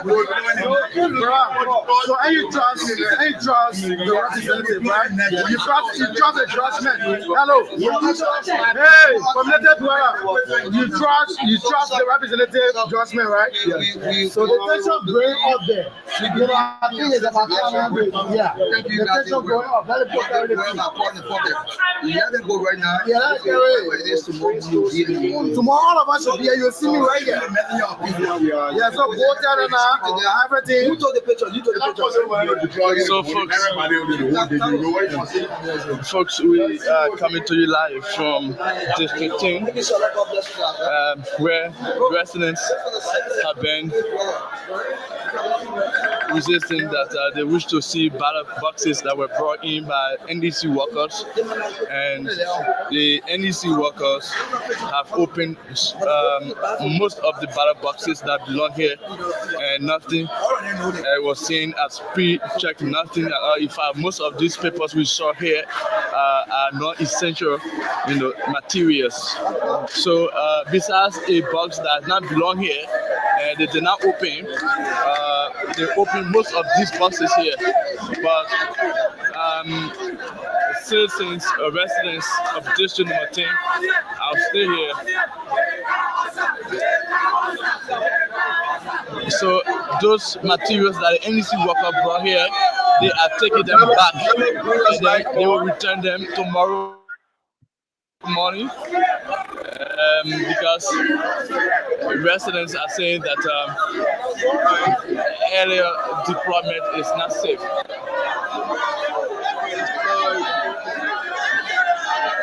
Diga, can you tell Diamond to take this down? If you're hearing us, Fatima, I don't know if Diamond hearing me.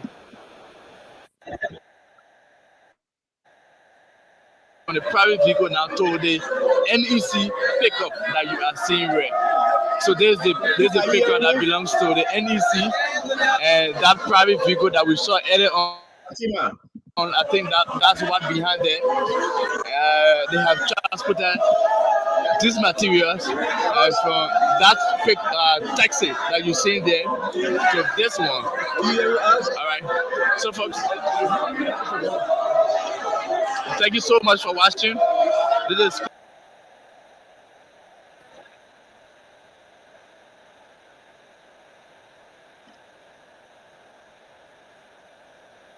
Can you guys hear us, Fatima? Are you hearing us? Can you hear us, Fatima? Wow.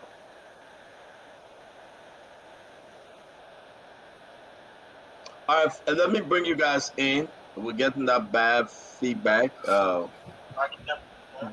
can you please take down the video, please? Yeah, so, yeah, can you please take down, let's just come back in studio and continue the show, please. Yeah, just turn the reporter off, please. All right, so Dwalo, let's start with you, man. A lot of stuff. Look, the NEC, I try to always give them the benefit of the doubt, but it seems the way they are taking these ballot boxes leaves a lot of questions. Now, I don't know. You have to give the people total clarity that everything you're doing is entirely transparent. But it seems you have people that are unrepentant seditions, and I believe it's their right to be so. But by the same token, the Fagon said, you cannot have these same people handling ballot boxes across the country. You cannot do this. It calls for the impartiality. They're not going to be impartial with these issues. We know, for instance, that female, the young guy in the booth tonight, all across the country. Look, the NEC assured the Liberian people that they will be neutral, they will be transparent, but it seems they pack the NEC workers with seditions. This is a problem. This is a problem. There are sufficient credible Liberians in the country that they could have chosen to do most of this work. But when you're picking seditions to do this, it leaves room for a lot of questions. And some of the questions, and like I said, I hope the UP organization is paying attention. They have guaranteed us that they are paying attention. They will do everything they can to protect these votes. But a lot of questions are left there unanswered. That's all I want to say to that for now. Thank you very much. Dr. Richardson, I will come to you at Remy Gray, and we'll go back to Fagon. Yeah, it is very something is happening though. Something is seriously concerning here. Talk to us. It's very concerning. But again, I'm not shocked. I'm not surprised. The woman went and said she needed money. She didn't have money. It takes money to provide security. The first thing. The second thing is that there's certain ethics, surrounding high power job, like being a PO officer, the PO for an election. You need to maintain your political affiliation so that people can trust the process. These people are not doing that. They are affiliated with a political party, and it's causing a lot of people to not trust the system. We have a distrustful society in the first place. So it's very concerning. I think they should have done a better vetting process. They should have educated the people. They should be calming the situation. But now, when you understand I hope you understand my neutrality. When I see these kind of things, it makes me want to step back and reflect a deeper, a deeper way and say, what is going on in our country? What's going on in our society? This is the eve before elections, and we're having all of these problems that should not be reoccurring. This is why I maintain my neutrality. All right, thank you very much, Dr. Richardson. Thank you. Ed, talk to us about this. Stanton, this is insane. This is extremely annoying.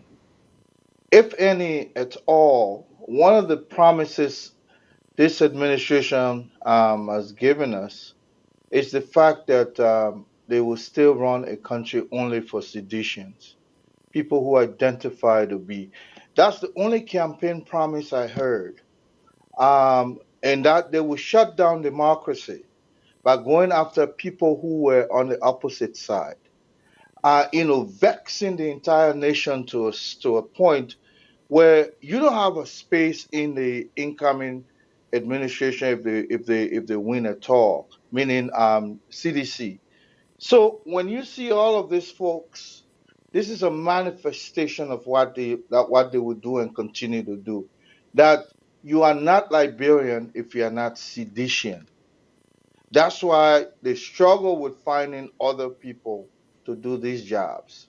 These are jobs that should be done transparently and with people who have not demonstrated, party affiliation. Because we're in a very contentious process. Electioneering is a contentious process. Anything that spells foul play could cast aspersion, or it could cast doubt onto the process itself. Right now, the way I see it is like sedition they are handling ballot papers and ballot materials that will determine a process against them. Now, tell me, it's human. I will not be somewhere where my home will be discounted and don't try to protect my personal interest first. So I tell you what, they've said that they will shut down people who go against them. They will not hire anybody if you're not sedition. And they're demonstrating that by the people who are handling our election. My brother and fellow panelists, this is troubling. And if you ask me, I'll say, by seeing this, I just feel that the process is already rigged. And maybe that's what they want you to believe, that the process is rigged. Even at that, show up. Show up. This thing has to go. I don't call them government. Let me interrupt you. Let me interrupt you. I have the chairman of Unity Party, Reverend Tapper. Reverend Tapper, welcome to Spoon. Just bring us up to speed, your observation, and the kickback to this thing. A lot of commotions out there, Reverend Tapper. Well, thank you very much, CEO. In the past 2 hours, we have been receiving calls from the Oro Belt, District Number 10, at one Rebecca Williams School, where some people claim to be net workers have gone there tonight to deliver some ballot boxes to those areas. And the citizens themselves noticed those kinds of strange movement and immediately rallied the entire community. The community began to question them, what are you doing here with ballot boxes? And of course, also even on Peace Island, I just got a call there. And also on in Duper Road Belt, another center there. So it's kind of strange tonight to see ballot boxes being delivered at this wee hour when Liberians are planning to get out there as early as 4 o'clock a.m. And some unscrupulous fellows are very determined to carry on their diabolic plan to rig this election, but I tell you, the Liberian people are going to protect this democracy. They're not going to let nobody steal their future anymore. Our country is backwards. Our people have been suffering for the past 6 years, and they cannot even take it any longer. They're going to protect their vote. They're going to resist any form of malpractice.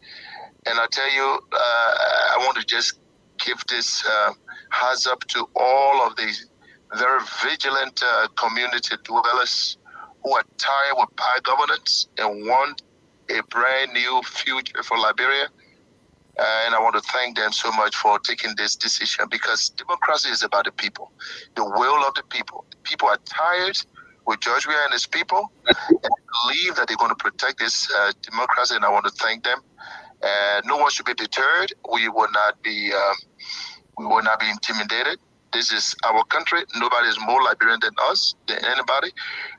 George Weah was given his turn by the Liberian people, and it's time for the Liberian people to tell him, look, your time is over. You have not served well. Go and rest and let find Joseph Makar and the Unity Party to take over. And so we are very excited. The Liberians in the community are doing these national efforts to protect our democracy. All right, so Reverend Tapet, again, probably the team want to ask you some question. Let's go back to Dwalu. You can come in and let's do this run. Reverend Tapet, thank you so much for coming on. I've been telling the Liberian people repeatedly that the UP organization has the infrastructure to protect their vote. Can you speak to that a little bit more, please? Oh, absolutely. Dwalo, I tell you, the first round, the Liberian people were very, very optimistic that we will pull up the first round victory. Well, that's water under the bridge now. We do not want to go back to the first round situation. We have been soul searching as a party. We have been asking the hard questions. We have been taking the blame and walking and listening to the people. The people calling us, asking us to do the right thing as party leaders. And we have assured them that this time around, no one is going to steal their future. And the good thing about it, Dwalo, is that people themselves at the community-based level are the ones who are taking these actions. And I want to say that this election tomorrow, Unity Party supporters around the country will show up. They're going to vote from Sano all the way to Bapulu. They're going to vote from Maryland all the way to Lofa. Liberians are going to come out. We are going to clearly demonstrate that this is a country that believes in democratic principles. And I can tell you, are the bosses. And I love what I'm saying. When Liberians begin to stand up against people who do not serve them well, the leaders will be very careful. And I don't even want this to only be for this election. Our people need to hold public officers accountable.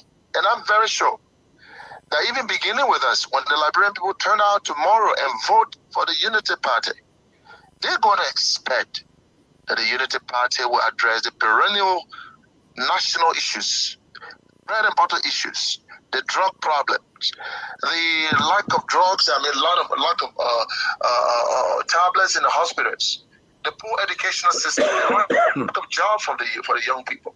We believe that the Liberian people are standing up, and I want to say hands up for every Liberian everywhere who believe that the government must serve its people. And I believe that this election will mark a beginning of a new Liberia. And I want to say hands up to all of our people across the length and breadth of this country who want a country that works for them and their children. Thank you very much. Fagon, you want to come in? Stanton, let me say, because I think the issue here for many Liberians tonight is that you have put on the screen photographs of a die-hard sedition taking ballot boxes on camera, on screen. And Honorable Chairman, yes, you are right. The Liberian people will stand up. You've seen it from the grassroots. But you don't expect them to contact NEC today and say, Yeah, the photograph of the person escorting the ballot boxes. Here is what we saw with Joseph Bozie, brother. Here is what. So I think Liberians want to hear from you in a much more stronger sense. The Reata Brown and the commissioners are not asleep. The photographs of Fatah Dole is with us.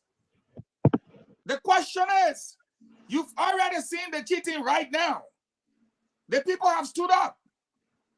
What is your leadership doing right now? What is your leadership doing? No, Falcon. Yes, no, sir. Falcon. We have seen it.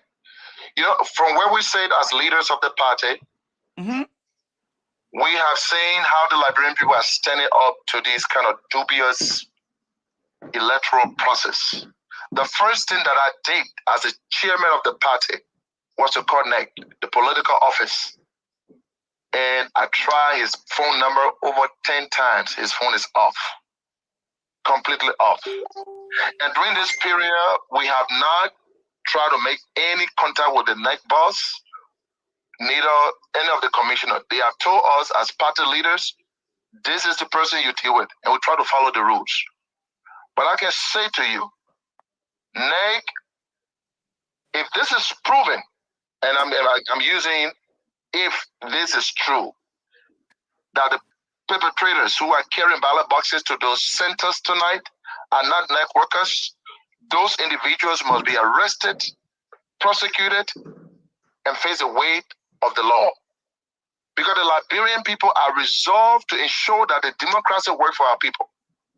And the first thing that I will do tomorrow is to get that political officer, Mr. Ignatius Wise, to either prove or disprove whether these individuals who are delivering ballot boxes at this time of the night are really NEC workers. I cannot say to that right now because we need proof. They need to let us know whether those are their staff or these people are doing it out. I mean, at the command of CDC. I can't say that at this point until that is investigated. But I want to thank the Liberian people who stood up tonight. And if we find out that this is not true, we as party leaders, we will do everything possible to make sure that those individuals are arrested and prosecuted, because this country is not for sale. Our nation will practice democracy, and we will not let our people down. NEC must do the right thing. I cannot say whether those individuals are NEC workers or not until the investigation is carried on. But whatever the result is, we are going to follow up to make sure that this election will be free, fair, and credible. And nobody's going to see the Liberian people's future.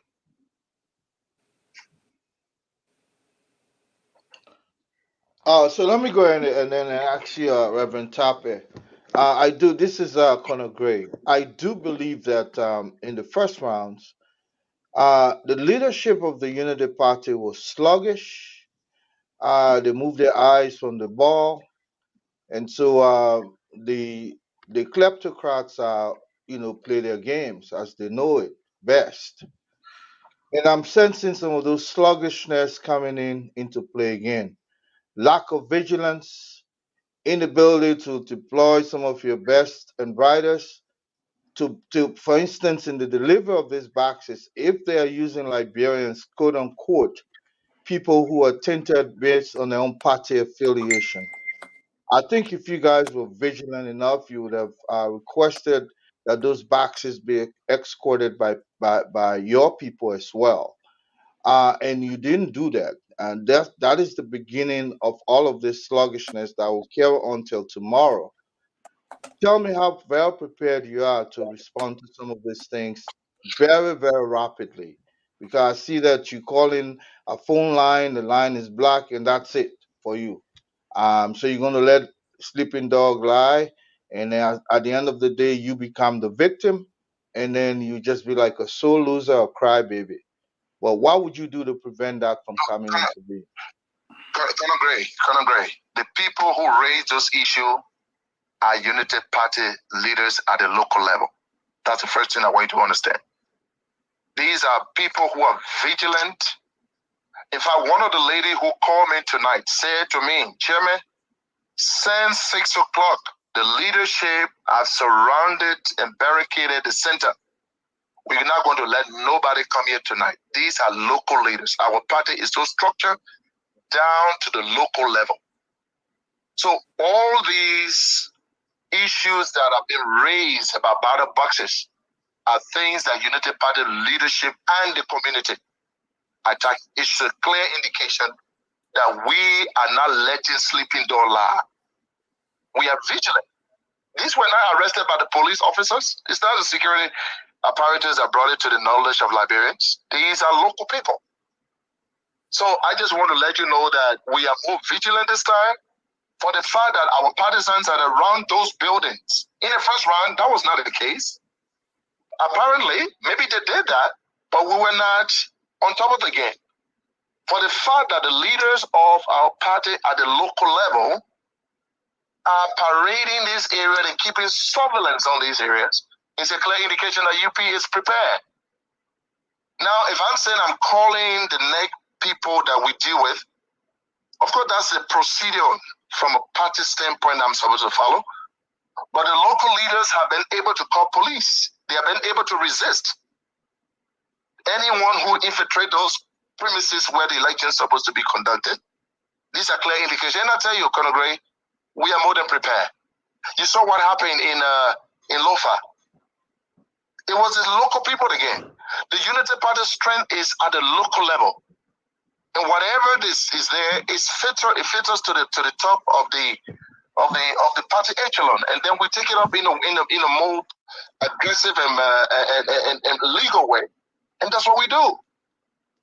And so I want to commend my people for doing that, because that was not the case. Maybe that happened the first round, but for the fact that on the eve of the runoff, that people are alert, vigilant, and keeping surveillance around the building. Give us a credit, Colonel Gray. We're doing well. We don't want to praise ourselves until it's all over, but we are not sleeping. We're not going to let nobody steal this country's future for the next 6 years.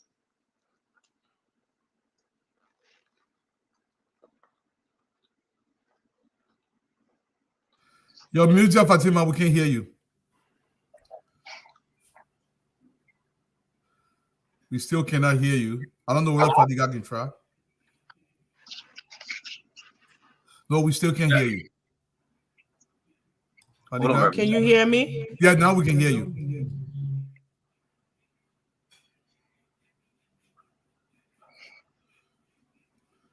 We cannot hear you again.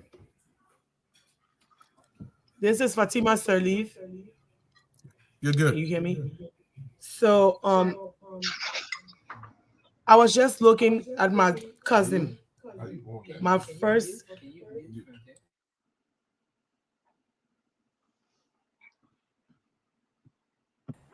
I don't think he can hear me. Can you hear me? Yeah, now we can hear you again. I was just listening to my first cousin, Fata M. Dole. She's my sister. She's, I'm my bingo culture. She's my sister. I saw her in sedition uniform, and she works with NEC.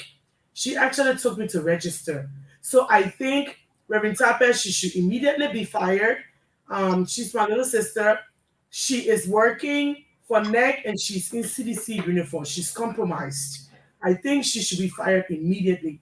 The second thing is that I went on every side today. We were walking, we were going around the city, and I did see how our people are vigilant, how our people are encouraged. But Reverend Tapper, we just heard some information today as well, that if you can't beat them, you scare them. They've tried now to go, that they're thinking about going to polling sites tomorrow and just randomly shooting to scare our people to run away. My thing is, I'm here, I want to join you to just reinforce this to our people. No amount of scare tactic should stop you from casting. Your vote is your right. Your vote can change history. So, the main thing also, please, if you can call the Elections Commission, my cousin Fata Dole, she was just saying, jubilating just on Sunday in CDC uniform. And I think she should immediately be suspended and fired. She cannot serve with the NEC team. So that's the first thing I wanted to bring to this. Fatima, I tell you, I'm going to follow that up. please. The same way we did with the silly guy who was entrusted with the elections in the lower Lofa. I pursued that yesterday and was assured that silly will not be part of the elections in the lower Lofa belt. We're not going to be joking with our country here. This nation has suffered too much. And the Unity Party we have the legal team, we have every brain that we need to ensure that these votes are protected. And I want to say to the Liberian people, we will not relax. The leadership of the Unity Party will not relax. We're going to play our part. As you also play a part at the local level, please expose any rogue stealing of election or plan that this government is trying to put in place. We will stand up for you. Democracy will work. The people are the bosses, and Liberia will move forward because the people are standing up for their country and for their future. And we will not disappoint you. Whoever is in the way of democracy, we're going to deal with that person legally. We are going to make sure such a person will not have a major part to play in this election. And that will be the first thing I'm going to run with the team tomorrow as soon as they break. Thank you. You want to come in, Fadiga? Yeah, is it loud enough? All right. Man, being on the ground is different. I know some of you guys are worried out there, but we are in the midst of it, and you can see clearly that our people are thirsty for change. If you are out there wondering, oh, what our people are resolved, we saw an example today. And one of the things that we've been doing on the thing on Spoon, and we have done it very well, is to call our people out to protect the vote. That we are going to protect the vote, but it's also, this is a collective effort. And these people, sometimes they kind of overdo it to the point that I'm like, wow, our democracy becoming something that should be enviable by our neighbors. We're not there yet, but we are getting there. When you see ordinary people trying to protect the vote, they don't care. They don't even want to know what happened. The fact of the matter here is anything that looks suspicious to them, they are going after it. They are now wasting no time. So that should be encouraging. Tomorrow we'll be out there in the streets parading most of the polling side. But what I saw today, I'm encouraged that our people will turn out. And if you got any ounce of fear in you, do not be afraid. That is the devil tactic to keep them in power. They were going around giving $200 to market women today, going to different places. Look, if they didn't give you money 6 years ago, $200 would not do it. They will go around, they will try. They are trying. But the fact of the matter here is they have abused the love and the trust that the people have for them. So right now, it is what it is. It's unfortunate what we are seeing. I know the campaign's over, but what we want to say is that come out tomorrow. You know who you want to vote for. Vote your conscience. You know, we have said everything we need to say. You have lived through this thing for the last 6 years. So I don't need to tell you again who to vote for. You know what to do. When we pass by, people will know when they show their one finger up, we know what it means. So everywhere in town, you see people showing their one finger. You know, it's that secret sign that it want to be over soon. I mean, a few hours from now will be midnight, and our people are gearing up, preparing to be at the polling stations. Do not just go and vote, but vote and stay there and help us to protect your vote. Because I can tell you, what happened on October 10th is not going to happen this time around. Senton, believe me. Chairman Tapet, thank you very much for joining us, man. Like Fadiga said, it's about protecting the vote, and I know you are not sleeping. We get about a minute to 12 midnight in Liberia, and we are here. Almost 7 o'clock is coming too. We know you guys are not sleeping. I place a call to everyone, and everyone more I think is awake. He's been on the phone, and you coming on as chairman of the party. Yes, but talk to us before you leave. Thank you very much. If you have anything else to say, we are all ears. Once again, I want to again thank you for calling in on your show tonight. Liberian people, you have always known to be a country of resilient people who always insist on doing the right thing. Don't let nobody intimidate you. Let's get out there tomorrow. That's CDC, that's their strategy. to make sure that Liberians don't get out there. We will get out there and vote the future we want. We're going to vote JMB. He's the man that the Liberian people want. And I want to thank you, CEO. I listened to you. I listened to your commentary. I listened to your heart and all of the gallant men and women of the Spoon Network. We believe that you are on the side of Liberia, and Unity Party will go into this election knowing that we have a mandate from the Liberian people to lead them. We will not disappoint them. Let's get out there and make it happen. No matter what, no form of intimidation should stop Liberians from getting out there. They have already failed. They have already failed. Their intimidation tactics have failed. Let's get out there. Tomorrow will be a new day for Liberia. Thank you so much for having me on Bozio, and many best wishes to you and the staff. Thank you very much. Again, that's the voice of the Reverend Luther Tapet, Chairman, Unity Party. Thank you very much, Chairman. Folks, we got something very important coming up, and Fagon, let me close on this. Please don't go to bed. Don't go to bed tonight. As much as it is 12 a.m., don't go to bed. We got something that will be shacked. Something about to shake the nation. Something is about to shake the nation. Reverend Tapet is right. CDC tried to play their 2x4 game. They call that thing NAFO. And how you call it in Liberia, Fagon? NAFO, right? Or is that Kakaleka? It's something. Something. NAFO, hopscotch, whatever you want to call it. Listen, guys. The people are going to vote. The people are going to vote. I declare war. Yes, they will vote, and the people's voices will be heard. Let me say this. It is important for us to understand. It is important for us to understand that what is the EEF or EFFL, Mr. Emmanuel Nelson? Is he still with us? We want to give him his time to speak. Then from there, we'll go to our other story. Is he still with us, Nelson? We just lost him, so I'm going to try to bring Can you him back. call him? Okay, we're ready for him. Fagon, let Dualu manage this thing, Fagon. We got to compare no record. This one is too big for me. I got to come to you because you the witchcraft. You the hell witchcraft. You're not the only witchcraft, but you the hell witchcraft. You wear Dior. Yeah, the man that wear Dior. When they call the man wear Dior, the man say hell witchcraft. Let me say something real quick. Does it bother you guys that the ordinary people are out there in the streets checkmating these people, fishing them out, finding out their deeds?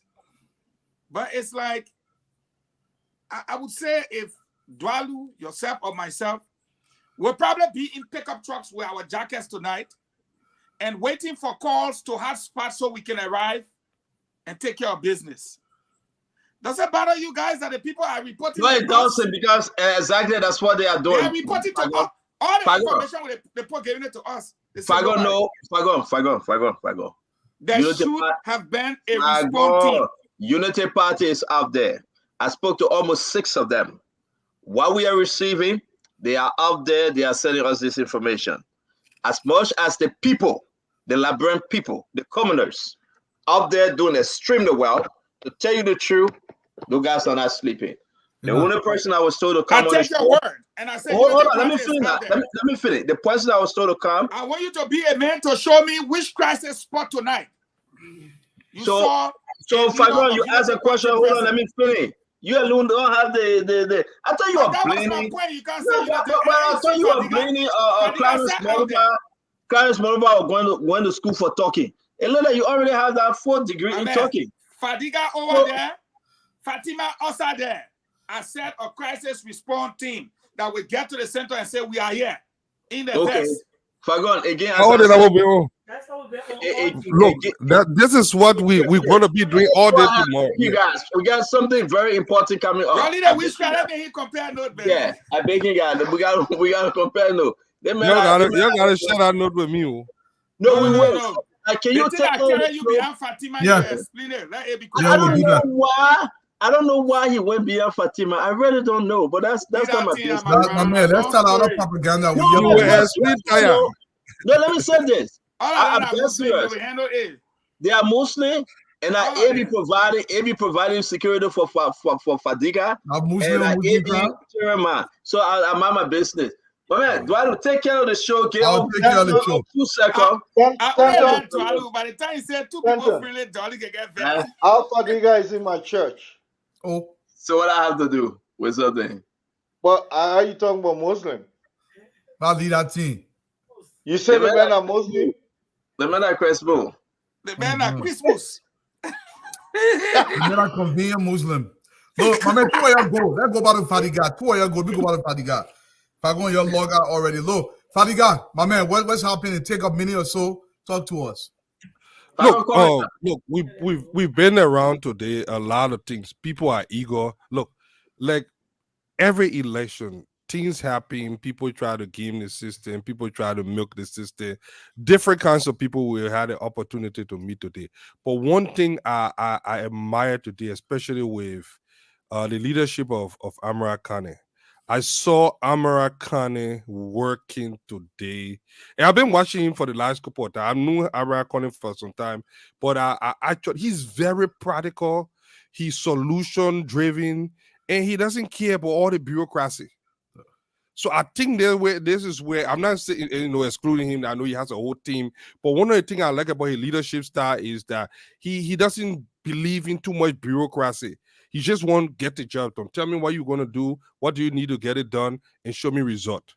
That's the kind of leadership he has. And he's willing to meet people, anybody.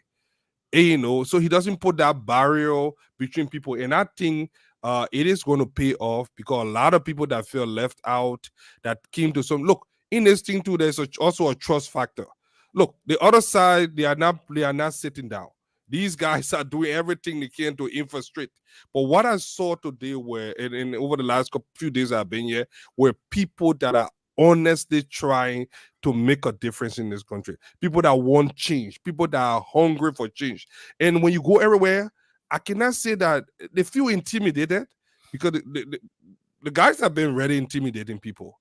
And they want to try to do it tomorrow. But the resilience you see tonight is something that's going to carry on through tomorrow because the people are resisting. There are some people that are not even fighting. They just know that they're going to go to those polling places and they do this. So they got the number one side. I barely saw number two. Even with the coming up and all the different things, we barely see that force, So I think even on the other side, those guys are tired. The people are tired with all the things, even the money they are giving people. People are not excited. Look, our people have changed. Go on those days that you can just go t-shirt money and people will give them t-shirt. The people are, I think one thing we have done with our democracy is that our democracy is not just an empty thing. Votes are not just like empty or meaningless thing to people anymore. Yes, they will purchase voting card here and there, but people are trying to understand the value of their vote. Like, what do I have that is so important that big people coming to me now and giving me money? This thing must be important. And oh yeah, it is important. So you cannot just give it away. If people are coming and giving you $200, people that used to call you Zogo before and they don't want to believe you, and all of a sudden they are coming to you now, you must have something that is very valuable. Know that thing is valuable for these guys to be crawling on the belly and coming and romancing you and acting being super nice. It's not for nothing. They want something that you have. Do not give it to them easily. Yeah. Not for rice, not for $20 or $10. Eat the money. Nobody will know what you're going to do in the polling, in the polling booth. Nobody going to know. I will not say don't eat your money. It's a country money. I won't take it. But if they left you in that poverty for the last 6 years, and this is what you have to do it.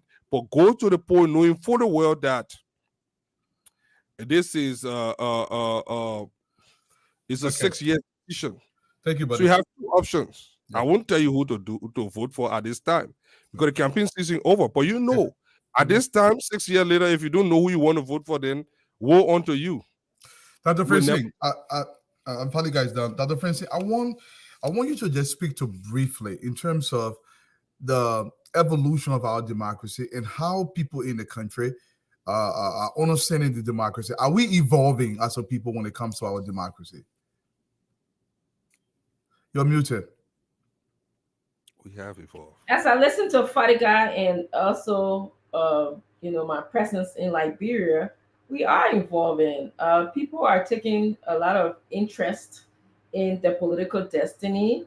There are, like example, we saw that the common citizens, more than the parties, protected their votes. They were asking questions, and that's exactly where we need to go as a country. Now, the piece that is missing is to be more informed, more informed. I'm not saying that they're not informed. I'm saying more informed about who's going to provide the necessities for them in terms of healthcare, education, schooling, and how are they going to provide it. So the more we ask questions, the more we become involved, the more we participate in this aspect of democracy, which is election, is just one aspect. People think elections is the entire package of democracy, but it isn't. It is just one aspect. There's after elections, there's work afterwards. There's lots of things to be done. So yes, I believe our democracy is evolving. People are being more inclusive. People are understanding the process. We need to work on tolerance, maybe a little more. But yes, I think we are evolving. To answer your question, please don't be asking me those jackass strict questions because you don't want me to talk bad about your party. So you got specific question to ask me. Don't be asking me the kind of specific question, please. No, I mean the question. Balu, can I say something to what Dr. Richardson just said? Yeah. Dr. Richardson, I think we are becoming more tolerant though. There are few people here and there but I think we are. I'll take for example. I mean, some of us that are out there, we're kind of more tolerant than the ordinary people that are very sentimental in the thing. I will tell you about my encounter last night with one of my good friends, Samoa Wodokoli.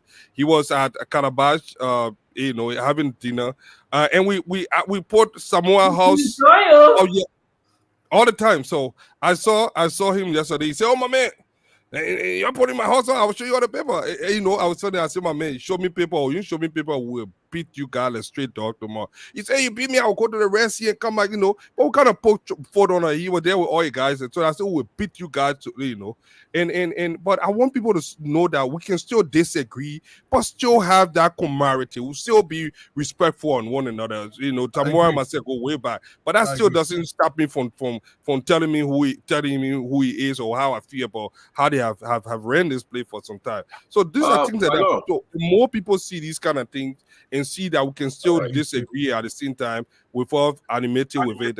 I think more people will come to know that it's just politics. We just fundamentally disagree about how we want things to be run or who we want to run it. But at the end of the day, it's all about love for this country. I wanted to rescue myself because Dr. Francine said I want to ask her that question. But and if I can just add just a little bit, some people take this so personal. When you're secure in yourself and what you can offer, it's not a personal thing for you. And it surprises me that the people who we expect to be able to be secure in themselves, their ideas and thoughts, they think it's a personal thing. No, I will not stop loving Liberia because I don't have a position. I will continue to go to Liberia. I will continue to participate, engage my people.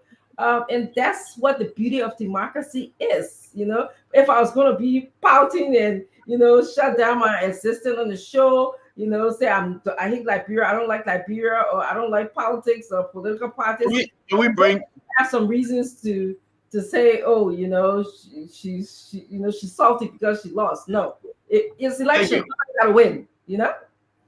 Thank you very much. We just have a story that is going on, and we have to be right because I hope you guys are not sleeping on us. We want to encourage you, invite somebody, and yes, something strange that is happening. Fagon, are you? Okay, where's Fagon? We'll be bringing in Fagon. Fagon, can we bring in Shako? Is that his name? Sheikh Shako? We're not hearing you, Fagon. I hope I'm pronouncing his name right. And I will be bringing in. He's waiting the link. He has sent it to him. Okay, so give us an overview of what we're about to get into, Fagon. I have Ishmael on the line, but talk to us, Fagon. What are we about to listen to? Well, let me say this first and foremost. In 2017, we had the name Usman Bamba, Sheikh Sakor, Ishmael too. You can never discuss the 2017 elections without those three names surfacing. Let me repeat for the benefit of our listeners. If you are out there, we are encouraging you, and you don't like this, say, go call your friends. There is no way you could have discussed, or you will discuss. As I speak to you, I can tell you right now that there are people trembling. Wherever they are in Liberia right now, they are trembling. You could never discuss our elections without Usman Bamba, Ishmael Toe, or Sheikh Sakor. Whether it was gossip, whether it was lies, whether it was fact. I mean, absolutely, you could not just do it without the three names. So tonight, based on what we're seeing, as always, the Spoon Network have decided to contact at least two of the individuals, and so that they can speak to us on what happened during the 2017 elections. What are we looking at now happening before our eyes? And what advice can they give to the Liberian people in so doing? And so for that reason, we have contacted them. I'm trying to send the link. And you said you have Ishmael on the line.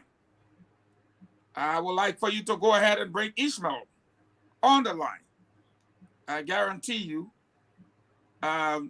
President Weah is watching. That I can tell you. The entire CDC group is watching. And even more so, a lot of other people will be watching tonight. So we're hoping to bring them on, either via phone or they will join us directly. So if you see Stanton going off, coming back on, that's what we're trying to do for our country tonight. If you are with us, call somebody, wake them up out of bed, say, the name we've often heard in our electoral processes, Sheikh Sakor, Usman Bamba, Ishmael Toe, they're coming on right now.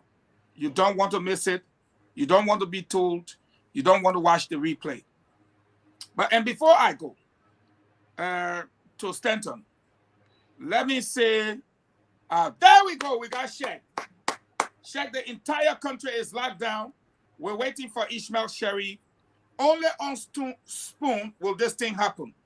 And we want to say to the Nigerian IT guy that was brought in by CDC, Josh Agogo.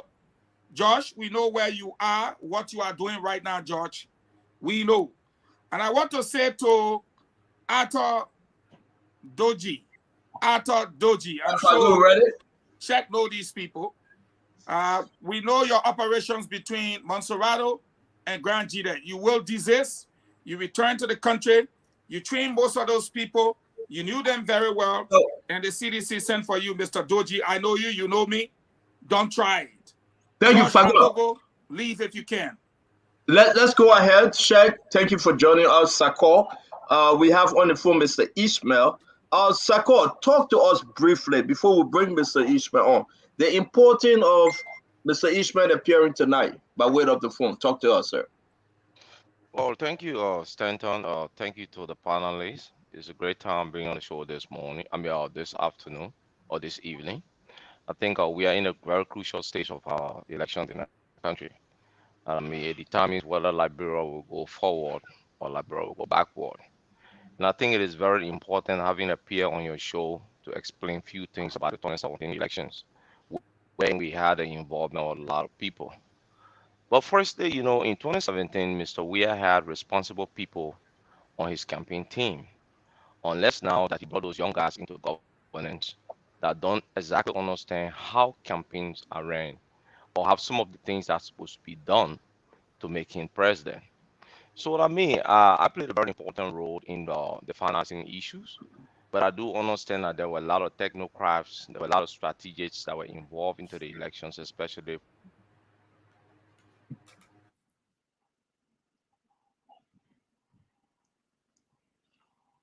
Fagun, where is Sakor? Is he in Niger?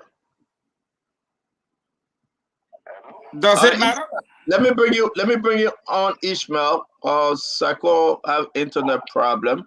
Welcome to the Spoon Sako Talk, got sir. internet problem. Sako is in the States. Good evening, ladies. Good evening. Good evening, gentlemen. Yes, sir. Welcome.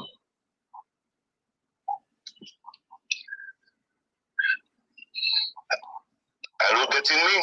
We are hearing you. Welcome to the Spoon Talk.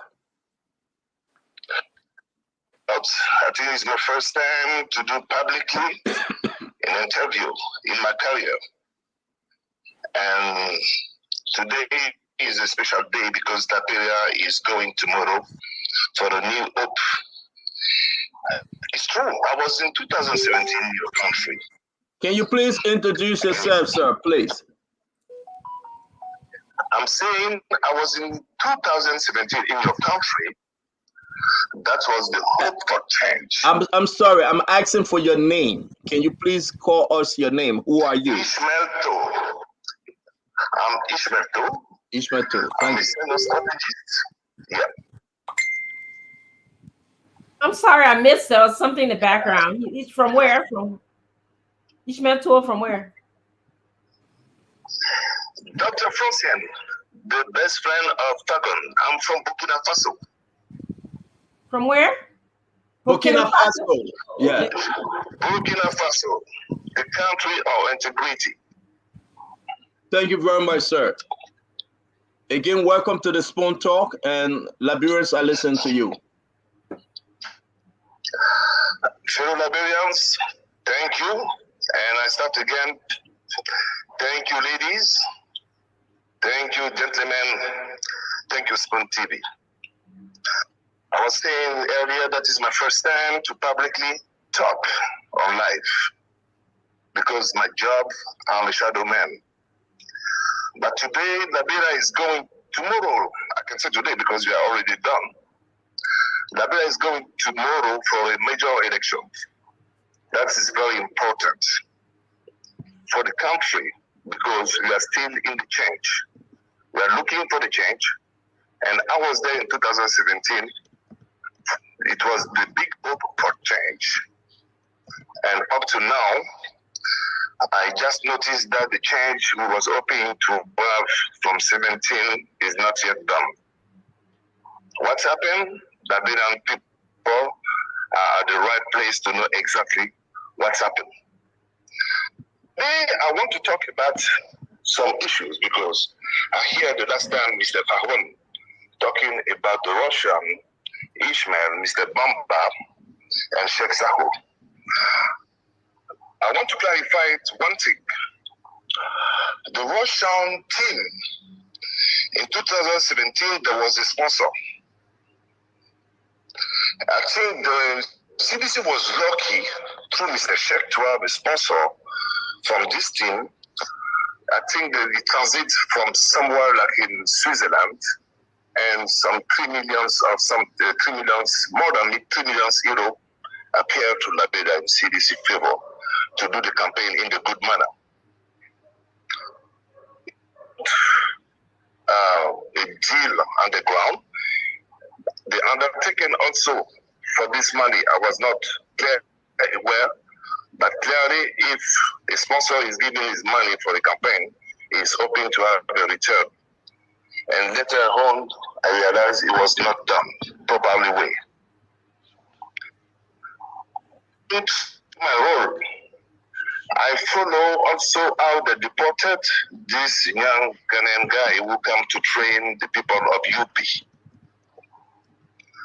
It's unfortunately done because, you know, everywhere in the world, each party used to hire some specialist people or some professional to come and train, to come and give knowledge, to share vision with the team, the local team. I don't think in that 2017, none of us was there with the work permit. And if I'm talking about the work permit in the ECOWAS region, each ECOWAS citizen can stay in any country 90 days without visa. This is a basic things known in ECOWAS region. That means today I will come from Burkina or from where I am, I can come to Liberia. I don't need any visa for 90 days. is when I want to establish myself, I have to go through process. But this gentleman, I think he came for just some few days, less than 1 month or 2 months. So we don't need a work permit. If not, in 2017, none of the experts from my team was granted with a work permit, or we didn't follow any process to have a work permit. But at the moment I'm talking, the people who came at the moment for CDC to do the show, people who brought the trucks, or people who are there at the moment, is this people they got the work permit at the moment? Nobody can answer to that questions. I think, okay, it was a manner for the ruling party to protect themselves because they're a bit scared of the skills of the young man. If not, we cannot talk about the work permit to deport someone. You know, from a citizen from Ghana deported from Liberia because of work permit for 2 weeks or 1 month work is ridiculous for me. I'm sorry to say that. So that is not even, I think everybody know why they have done that. It was not well done. We don't need to talk about that. Today for Liberians, the big advice is to just learn from history. People in Africa, we don't learn from history. We fought with the government of UP in 2017 because we were saying they was not doing much. When the President George Weah was coming, the vision was clear. It was a big hope for change. That means it was coming to transform Liberia. It was coming to give a new life to Liberians. But 6 years later, the conclusion is very known, and it's a pity that a Liberian citizen have to travel through Guinea-Conakry. Mr. Ishmael, I beg you. I know you're going to go through this story. But who are you? How do you know or know about George Manneh Weah? What interest have you in the Liberian politics since you are from Burkina Faso? Just allow us to ask the question some of us have never heard of you. Who are you to Liberia and to the president of Liberia, sir? Earlier I explained to you that I'm a strategist in politics.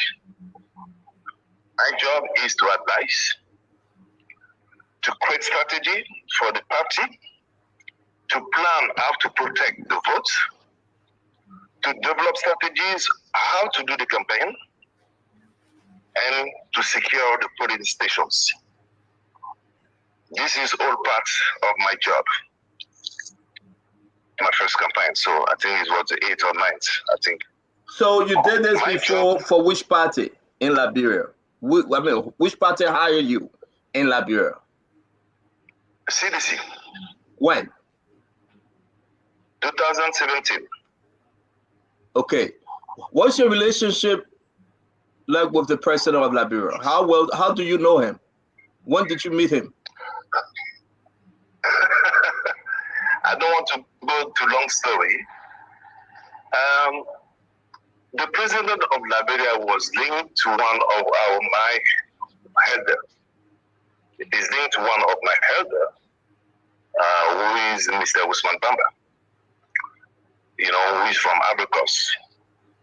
You know, so this is the relationship between two elders, and I was invited through that to come and give a support for the election because this is my job.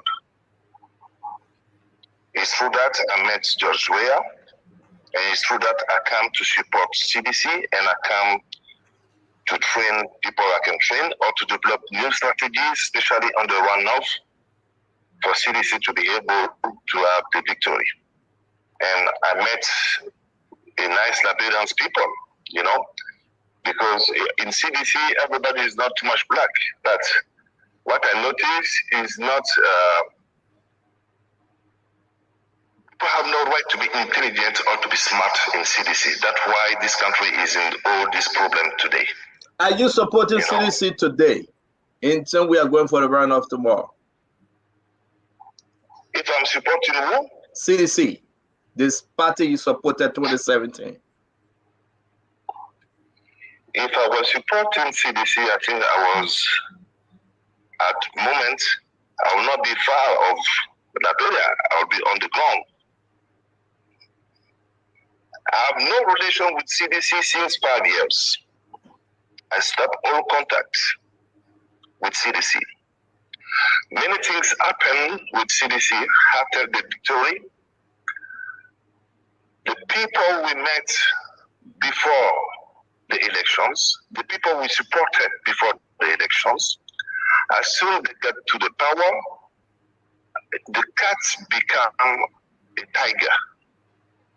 And they change. You know, when somebody used to wear only a small trouser to go out, when they started to wear a suit, cannot remember when he was wearing these small jeans. And people became the promises we have done during the election. They forget especially what they was coming to do for Liberia. And it was very difficult for me to stay in Liberia at that time because when you are in Liberia, you work for a campaign and your candidate win the election and you are bringing in the country some investor to come in to help to change, as you are saying, and you was promoting everywhere. And these people, when they reach to this country, they're investing money here and there, going to the pocket direct to some people, not for the government. And at the end, there is no contract. It's a shame. So when you assist in this kind of business 1, 2, 3, 4 times, it's important to step back, to start to think. It was at that time, let me be frank, I discovered CDC after the power, the real faces of people. I discovered that after they win the election. And I got pity even for the president, George Mani Weah, because you can be very good in football. You can be Lionel Messi. They brought you in the team where there is no Xavi, Iniesta, you will not deliver. That was the case of George Mani Weah. People around George Mani Weah was not sharing his vision. For me, if himself he was not politic, so let's get into this because tomorrow is election. We don't want to hold you too long. It's a good thing that So we're going to ask questions. We're going to go to the team to ask questions. I will ask one last question. That will be my last question because we are talking about election tomorrow, which is of course today in Liberia. Can you? I beg. Let me just give it out. Fagon, you go ahead with your one question because I don't think I've fallen through correctly. Let me listen to you guys, then maybe I will come in with my question. Fagon, ask your question. Ishmael, how you doing today? Not so bad. I'm very good. I'm trying to be good like you. Thank you. Let me go straight to the point. Like you said, you were the strategist. You were heading the CDC war room. Every operation within the war room was tied to Ishmael Toe. Liberians believe that it was Ishmael Toe who delivered the elections to George Weah. And that as a matter of fact, there were some things that were not right. Whether it was dealing with, what's his name, George Fromoya, or dealing with the CDC people, the election commission people, whatever. Liberians do not forget the name Ishmael Toe. Everybody talks about Ishmael Toe, but they never saw him. Most people never lay their eyes on you. It's only the guy who did the black work in the war room. Can you tell us what happened in the war room or what you know with any NEC official or George Weah or the monies the investor gave for the elections operation and how it was handled? Help us.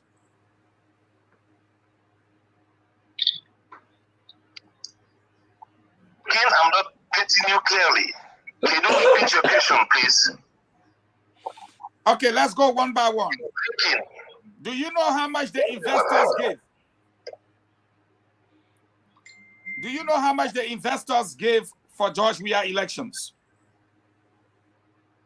Wow, that's a huge questions. I know during this election we got the benefits of many donors coming from across Africa and even Europe. I'll be a liar if I can give the exact amount, but it was millions of dollars. About 3 million, 4 million, 5 million? I think it's beyond all this thing. Okay, it's beyond 5 million. So, what exactly did you do in the war room, or how did you organize that? Liberians sometimes say it was Ishmael who gave George Weah the victory. Were you able to deal with election officers on behalf of George Weah? No, it's not that manner. To be frank, when you set up a war room, let me explain to you. It's the same thing Mr. Amalakone is doing today for UP. What is the war room? The war room is where a situation room, as he's saying today, where you put an organization with the poll watchers and with other people, where you can be able to collect all your information, your talent sheet on times, and to put in place a process where you can get a clear results from the polling stations where the National Election Commission cannot be able to manipulate. This is what we call the war room, the exact war room. I never personally get any connection, any interaction with nobody coming from National Election Commission in that time. My job, it was with the team to secure our victory.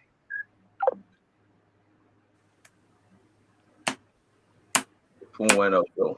Let me call him again. Let me call. Oh, Chef, I mean, we just went off. Sako, can you tell us, some of us that really don't know who's Ishmael too? Can you briefly tell us, because we want to go back to this election thing? There's another issue. Again, Spoon Talk is on the scene. Similar stuff, people moving ballot boxes around.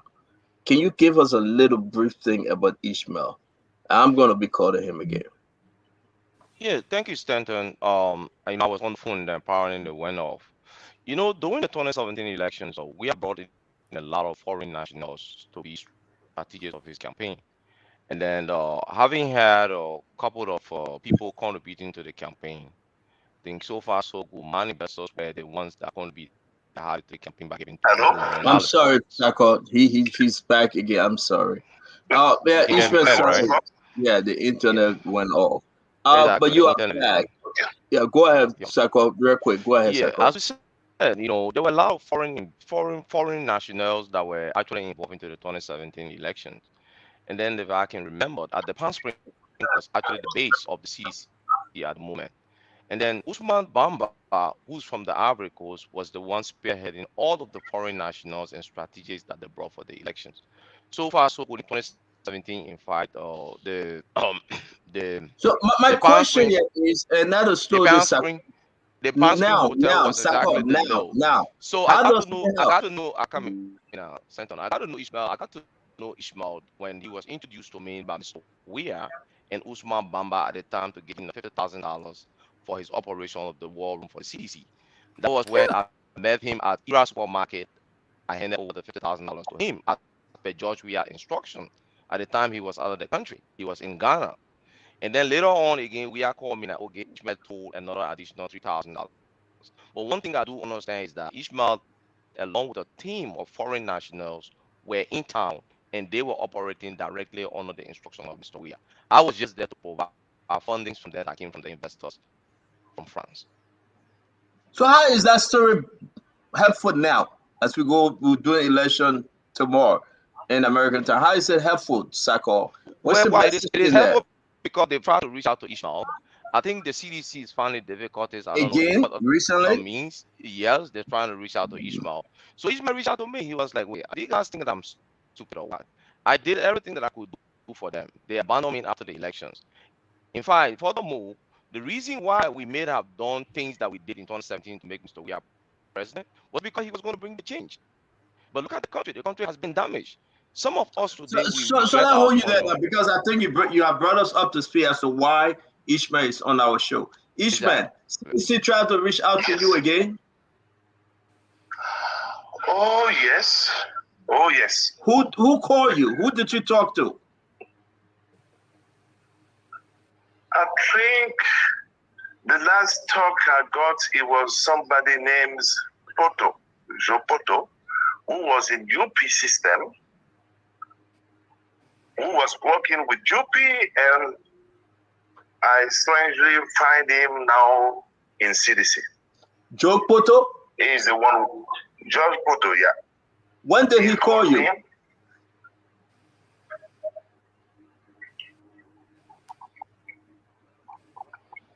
Yes. When did Joe Poto call you, Ishmael? Oh, I think we talked even yesterday. Oh, wow. Yesterday. Yesterday. You care to tell us what you guys talk about? It was many questions to know if I have people on the ground, if there is war room set up in Ghana. I told him that me, I'm not in Ghana, I'm in Burkina Faso. To know if he was trying to do intel to know exactly if I'm acting. If not, he was calling me back later on to explain me something very personal we need to do. Can I hold you right there, Ishmael? I think we saw a picture of Joe Poto and Eugene Lin that way. That Joe Poto went I was back. very surprised. I was very surprised because Mr. Poto, when I know him, it was a support of Senator Joe Bokai. He was the Vice President Bokai supporter when I know this man. And I was very surprised 3 days ago to understand that he transferred himself to CDC. He's voting number 2 now. And he reached it to me to know exactly some questions, some intel, and to know if I have people on the ground. I told him, yes, I have people on the ground. But you have to be scared for the people more dangerous than me, because there is people who invested in CDC, invested a lot of money during the election of George Weah in 2017. They was not satisfied. The thing is was a big scam. Those people also, they want the truth to be out. And these people, they're on the ground. And they will do everything possible. No cheating in this runoff. This is what I can say. I know they hire some people to come and do some jobs. I don't think they'll be able to cheat. So they hire who people? Guys, you want to ask questions, you got to come in though. Who hire who? I hear that they hire Nigerian boys who come on the ground 2-3 days ago. Who hired them? CDC? This is what I hear, that CDC hire some new people to come on the ground. So what was Poto concerned with you? What was his question? What did he tell you? I mean, what were he seeking of you? Because he knows somewhere that in 2017 I was on board and I've done some job. And we was talking for a long time, but we was not talking about CDC. We was talking about UP. That was my relation with him. I was giving advices, what to do in terms of election, how to stop the cheating.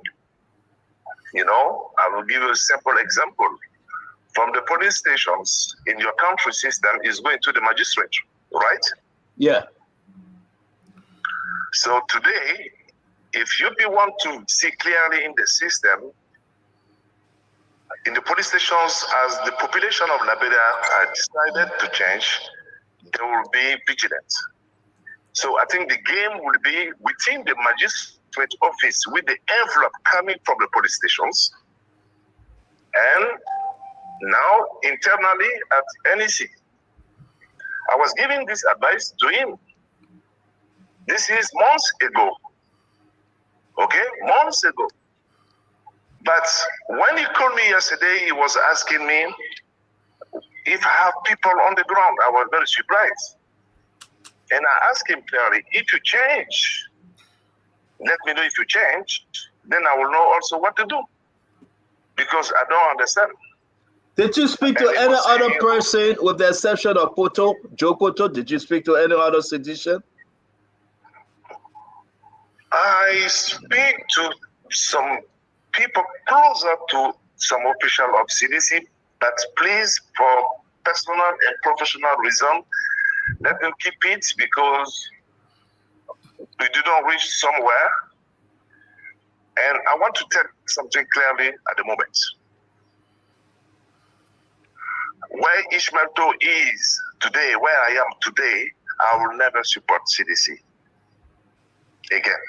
No, before we bring the guys, you say you want to keep other people's names. Did you speak to Jefferson Koji? No. Did you speak to any other senior government official close to the president? With your respect, I prefer to keep it. But you can disclose that you spoke to Poto. It was to Poto, you know why? I hate people who have not a minimum of loyalty in their life. Dwello, you want to come in? I just got a simple question for him. Sorry, if you can hear me, it seems when you were working with CDC, they are willing to do anything, including mortgaging Liberia in order to gain power. Is that a good assessment of what you think of CDC? Can you repeat please your question? It was breaking up my line. I said, it seems from your explanation that CDC is willing to do anything in order to gain power or stay in power, even and including selling Liberia out. Is that your assessment of the CDC organization? You know, any party who stay in power like CDC and who went through all this mismanagement today is clearly is very clear that they will do anything possible to keep the power. Okay. Any means. Let me ask a quick question. You talk about the guys that are on the ground. We are Liberians here, and a lot of Liberians feel threatened that Agogo and others are going to hack our system. They are going to do everything to steal our elections. Is there any way you can help the country called Liberia now? From where you are, wherever part of the world, whether Antigua or Antarctica, it does not matter. Will you be able to help protect the votes from wherever you are? Mr. Fabon. Yes. Liberia is blessed today. Liberia is blessed today because first things I will explain to you guys. The open-minded, the determination of the population of Liberia today, it was not the same in 2017. This is one. Secondly, professionally, from my side, when a ruling party went at the runoff with slightly equally, the same level of points with the opposition, is clearly identifying that the ruling party is going to struggle. I mean, they are slightly out of game. And I can assure you something. I'm not in Liberia, but this time around, this runoff, people will try to cheat, but they will not change the result. I can assure you that. They will not change any results. Power to the people, and I used to say that. They will not change the results because at this moment, the monitoring is beyond Liberia. It's beyond Liberians. It's beyond CDC war room.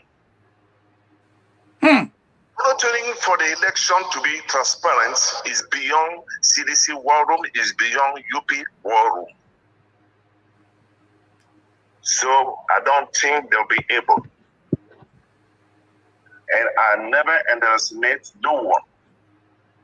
It's possible for the presidential run to win. But what I'm saying, nobody will cheat and steal any results. I can say that. I can give you a guarantee for that. And I can tell you guys, people are watching. People are watching with links highs. And people are doing monitoring. Are you watching too? The National Election Commission. Are you watching too? Are you watching too? It's important for me to watch because my name is all over in Liberia. I need to know exactly what's going on. I have to watch. I have to know because I don't want tomorrow my name to be out again. That's maybe played 2 games. I went with CDC. Never. I'm watching because I want the truth to come out. So let me ask you a question and Fatima can come in. Mr. Ishmael Toe, what do you know about President George Manneh private jet?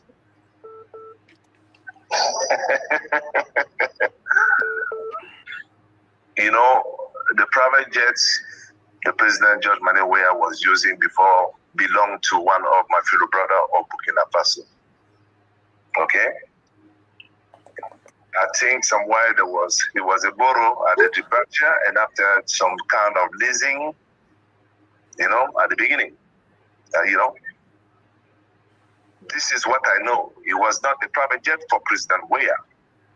It belonged to a Burkina businessman who have a travel company, who have some planes.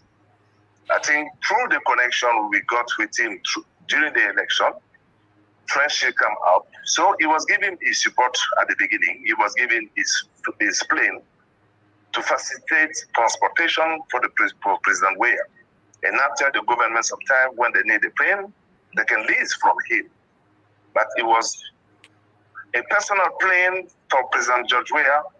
I don't think so. He never got a personal plane. No. The plane he was using, it was from Burkina Faso. Yeah. The current private jet. What you know of the current private jet? Current helicopter. That is it. Oh, that is a news for me. If you have a current private jet, I'm surprised how he got it with the situation of the country. It's a news for me. I'm not aware that he have a current private jet. Thank you. Let me bring in our sister Fatima because she got to leave studio. Fatima, go ahead, finish up. Again, we are not hearing you, Fatima. CEO, you can hear me now? Yes, we can hear you, Fatima. Thank you, CEO. Thank you to the rest of the panelists. Thank you to all the viewers around the world. I'm just one last minute talk to all my Liberian people. We've come this far. We've done all that we can do. And tomorrow, you will make history. Go out. Don't let no one intimidate you. Nobody stop this right. This is your God-given right. This is your right to freedom. This is your right to liberty and to the pursuit of happiness. If you are one of those who've been living in this society, and for the last 6 years, you've had everything done well for you, and you realize that this is what you want, then by all means, continue with Bookerization, continue with Kush Nation, continue with Zoomalization of our youths, continue to instill in the minds of our older adults that they are still youths and they're walking around calling themselves youth. But if you're one of those who've suffered, who've had difficulties, who cannot even do anything for themselves, I'm asking you, please, Liberians, go out tomorrow, vote your conscience, vote for your country, and vote for Joseph Nima. And before I leave our CEO, I just told the whole world that Fata Dole is my first cousin. I'm about to go home and I will see her. Fata Dole is a sedition, is compromised, and should not be allowed to work at NEC. Fata, I understand she's been texting me and telling me it's not what it seems, but I saw her in sedition uniform and I just sent all her pictures to Dr. Luther Tape. Fata should be fired immediately and Fata should not go anywhere near NEC. But you need to tell your cousin. Because if the people see her, tonight, please open your mind. Vote your right conscience. Vote your choice. Joseph Nima Bwaga and Jeremiah Kwanko are on the rescue mission, and we will together rescue our country. I will be in district number 10, and I will watch these votes like my life depends on it. But at the end of the day, I want you to understand something. I get to go home and I get to live in another country. You are the ones who are living here. If you like the situation as it is, then. But today you saw even CEO who have always been there for the Liberian people took a side for once and said he knows Joseph Nima Bwaga. He knows who he is, who he stands for. He's saying to your Liberians, and he's saying to all Liberians, please fight for your country. Don't sit home. Don't let them intimidate you. Don't let them scare you. The scare tactics, don't let it work. Please, my people, come out tomorrow, vote for Liberia, and vote for more Liberia so we can have a better future so our children can have prosperity and be children and not laying around with older men. Thank you, CEO, for the opportunity. Thank you. I hope you be safe home because your cousin will be waiting for you home. Your cousin will be waiting for you. She get pepper and salt. Well, I don't care what she has. She should not be put the popular tap and juke it and put it on her finger. Stop it. Face. All right, thank you, Fatima. Bye-bye.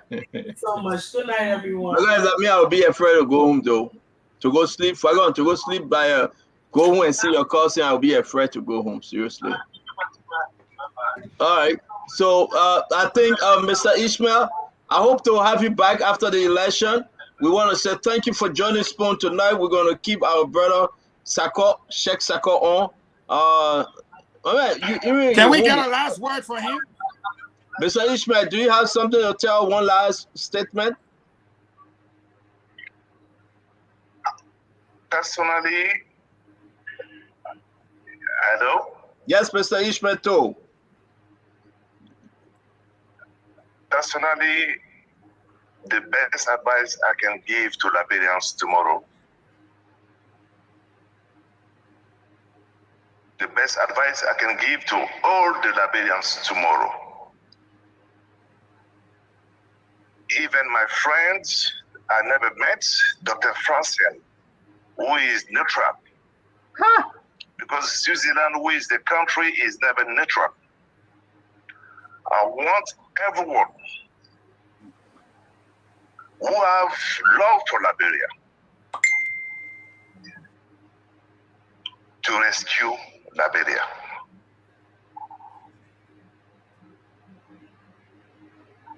Thank you. Thank you. Thank you very much. Tell you personally, Stanton. Yes, sir. Can I say something to my friend, my newly learned friend, my newly? All the panelists. Yes. I respect all the panelists. I used to follow the show. And I want to tell you something. Dr. Francien, please don't worry. Don't take it personal. I'm not. That's what that means I admire what you are doing, like Switzerland. Neutrality as Switzerland. Don't worry. Okay. Yeah, I'm not, but I just find it ironic. Can you finish No, that no, Richardson thing? well, let me just tell you because it's on my mind. I don't want to. Since I don't want to forget, it's on my mind. They may well be listening to the show. Mr. Ishmael, can you finish? I want to say something. Yeah. Please, doctor, don't worry.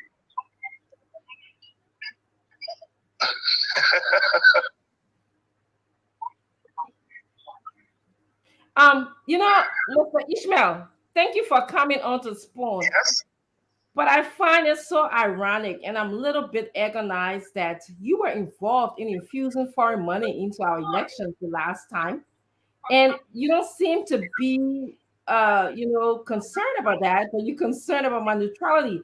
I wonder, if you would do it again, would you do it because you sure were a part of undermining our democracy? Would you take responsibility for that?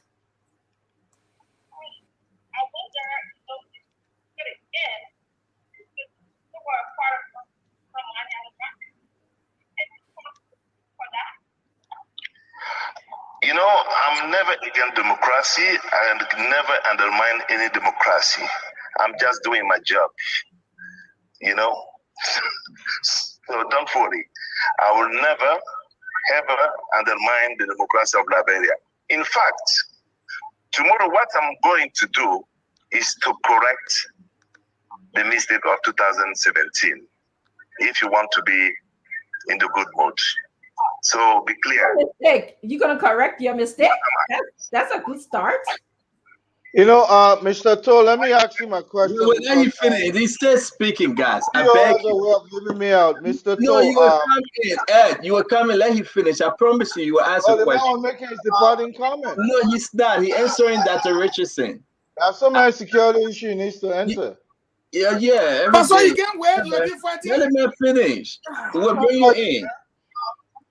Go ahead, Mr. Ishmael. Finish up. How will you correct your mistake? Man. We can't afford to be spectators. How are you going to correct your mistake? Then we'll bring in Mr. Gray.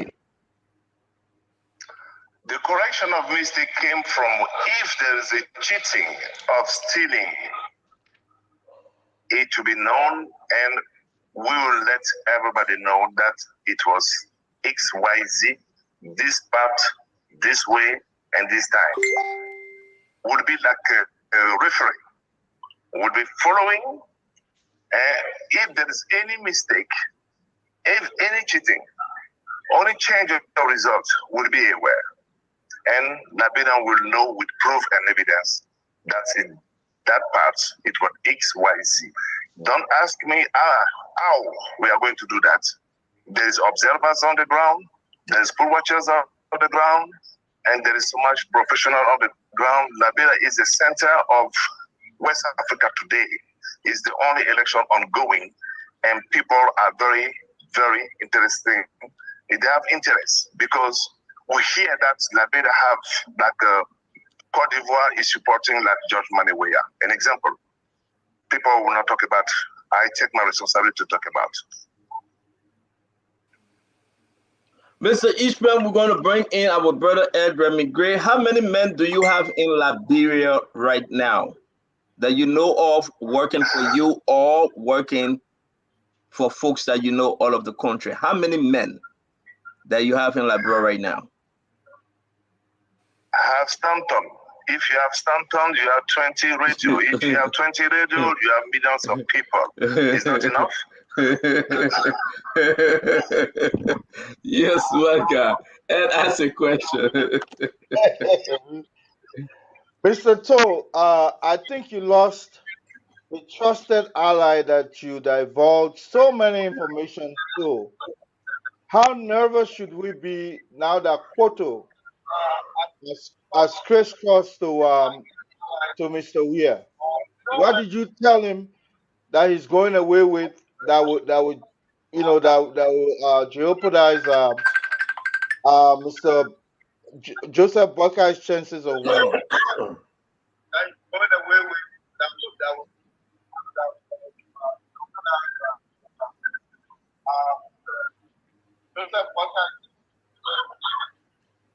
Slow. I don't think I advise it in any manner Joe Poto on his decision to go to CDC. When I met when I was talking to Poto, he was concerned by the victory of the president Boakai.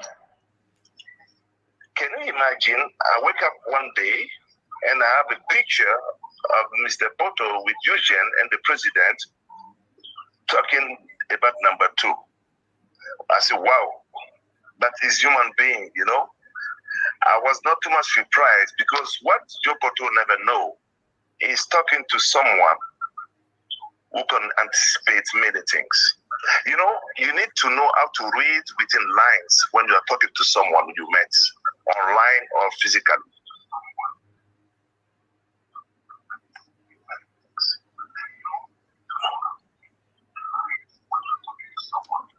Thank you very much, Mr. Ishmael Toe. Good having you. And I believe we'll talk again after the election. Thank you very much, Mr. Toe. I thank you. I thank everybody. I thank Liberia, and I wish all the best to Liberia to rescue their country. And I thank also Dr. Richardson. It seems to be that you like Dr. Richardson, though. Who is there, and Dr. Fabo. It looks like you like Dr. Richardson. I beg you. So often. Because I love the neutrality of Switzerland. Because Switzerland. It's not neutral. I like the infusion of money into our elections as well. Thank you. God bless you too. Thank you. You guys that said, listen, we're so glad to have you, Sheikh Sako. Our brother Joe Poto, man, he went in too deep. I have some recording here, some conversation, but I'm not playing it because I know Joe. It's in the blood, man. Akwepura Poto's son. Well, you know, Stanton, I mean, it is, man, I mean, he made a choice in the 87 meeting. So for me, personally, I do just respect his person, you know, but at the end of the day, the only problem I do have is that if you join the other side, there's no need of you taking information or trying, you know, burn the other people. But I mean, you know, I will tell you for real, Stanton, a lot of people are disappointed in Mr. Weah, not just the 5.3 million people he disappointed. Mr. Weah disappointed people who spend, you know, substantial amount of money in making him president. And they feel guilty. They feel guilty for so many reasons. They feel guilty to seeing Liberia to do what it is. I think they believe they have a responsibility. But the thing is, the reason you see Ishmael was speaking cold, or we will not be detailed in some of the things we will say here now, is because the election is going to be tomorrow. And we still have a lot of things ongoing. But you see, Ishmael told you, and I can assure you that, look, there are bigger war rooms in Liberia or around Liberia more than the war room of any political party. And that war room is there to ensure that nobody crack into anybody else's war room or shut it down. That's what I can say. And I can rest assure you, let our people go out there tomorrow. Let them vote. Their votes will be protected. I know I can speak to the United Party people today. Let them put all of their cybersecurity measures in place, but let them be aware that they are covered and they will be covered until after these elections. And after the election tomorrow, in case there are other issues that we have to come up with, we will then be able to open up Wale to explain some of the things. But for now, we can say a lot. We will keep working on what we're working on in our little corners as well to ensuring that the votes of the Liberian people are protected. Because a lot of people are disappointed and we are living with that guilt.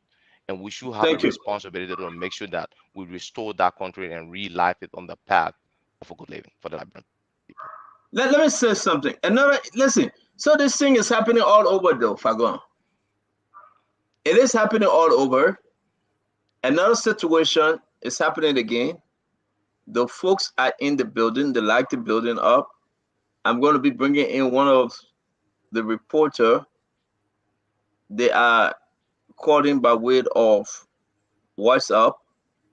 And they are not allowing anybody in the building, but wow. What time is it in Liberia? 8, 9, 10, 11, 12, 1. It's 1:09 in the morning in Liberia. All right, hello?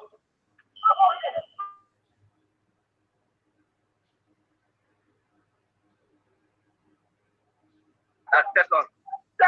Yes. Can I get with you? Yes, but Okay, you let me got just send a camera so you can see the police vehicle.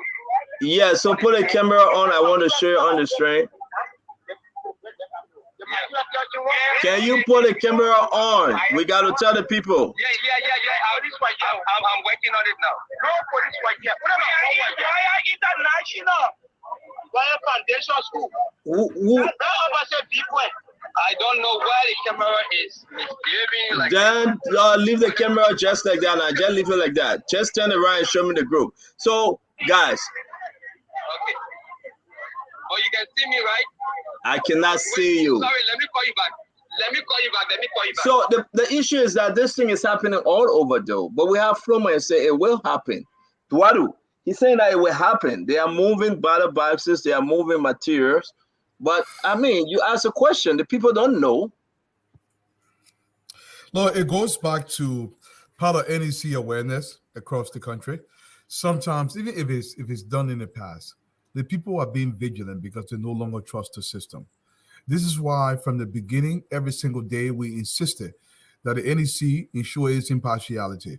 Whenever NEC started behaving as though it was partisan, this I creates beg the you, kind of Tuadu, we got them on. I beg you. What's your name and where are you joining us from? I'm joining you from PSV Royal Christian Foundation. Yeah, what's happening there?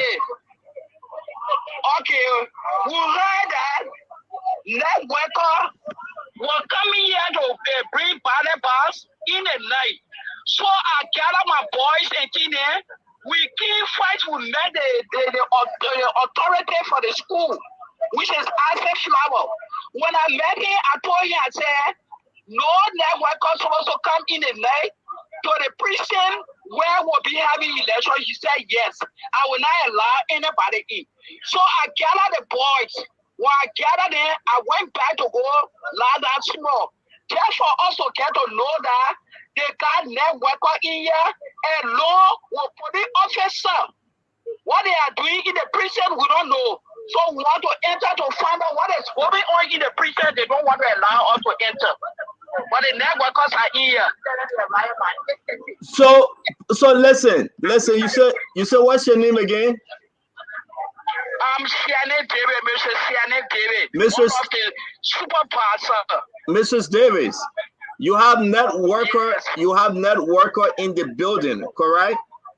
Yes. You have the Liberia National Police in the building, correct? Yes. They identified themselves, correct? Yes. Okay. They closed the building and they are saying that no one should enter the building, correct?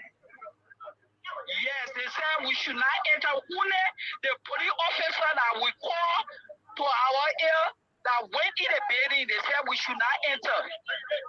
Okay. Once they identify themselves as net worker, once they enter the location that they were assigned to drop those boxes, it is wise that you guys do not force your way in the building. You can hang around outside, but I think they have identified themselves as net worker. So you should respect them, and they cannot open those boxes because they are National Election Commission boxes. You did the right thing. There will be no sleeping. You'll just hang around because it will soon be time to start voting. But y'all do not harass them. Y'all do not torture them. Y'all be patient. We are also taken up by the police officer fighting one of the UKs. They're fighting the ball. We are not inside, and we don't know what is in the box. Bagon. Yes.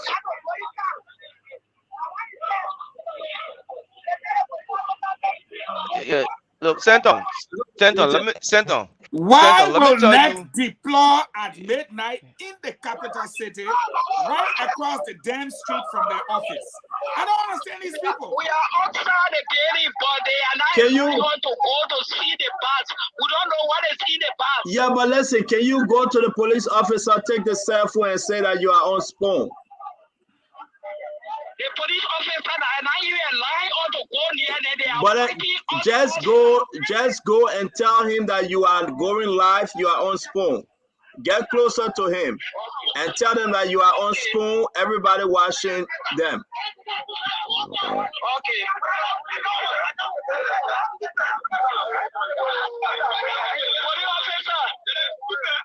For the officer, I'm on spoon talk.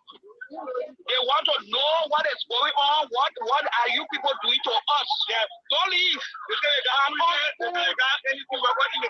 Fine. No, I know all I want. The police officers do not want to talk to you. They don't want to see you. They don't want to talk to you. They don't want to see you. What you taking that for? What you taking that for? We are outside. We are not in the place. They don't want to talk to you because they know you from school.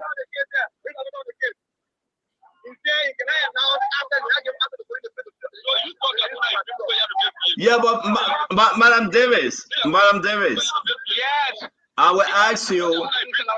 I beg you. Can you talk to your guys? Yeah,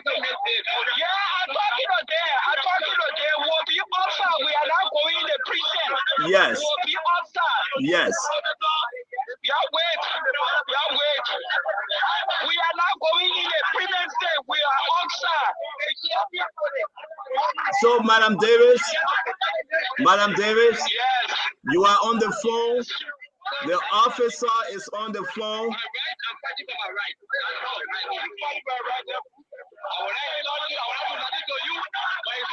officers do not want to listen to anybody. They're fighting the people outside, trying to talk to my people.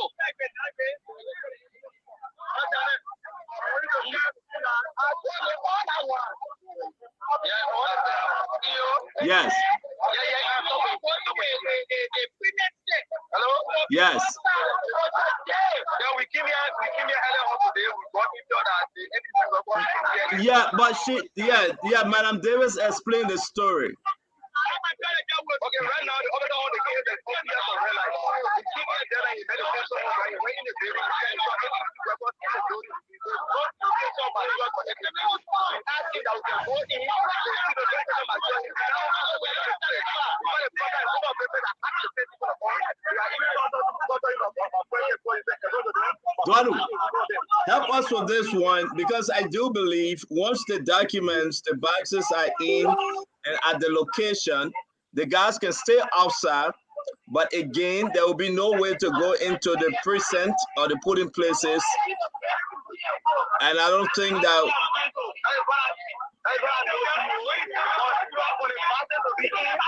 Stanton.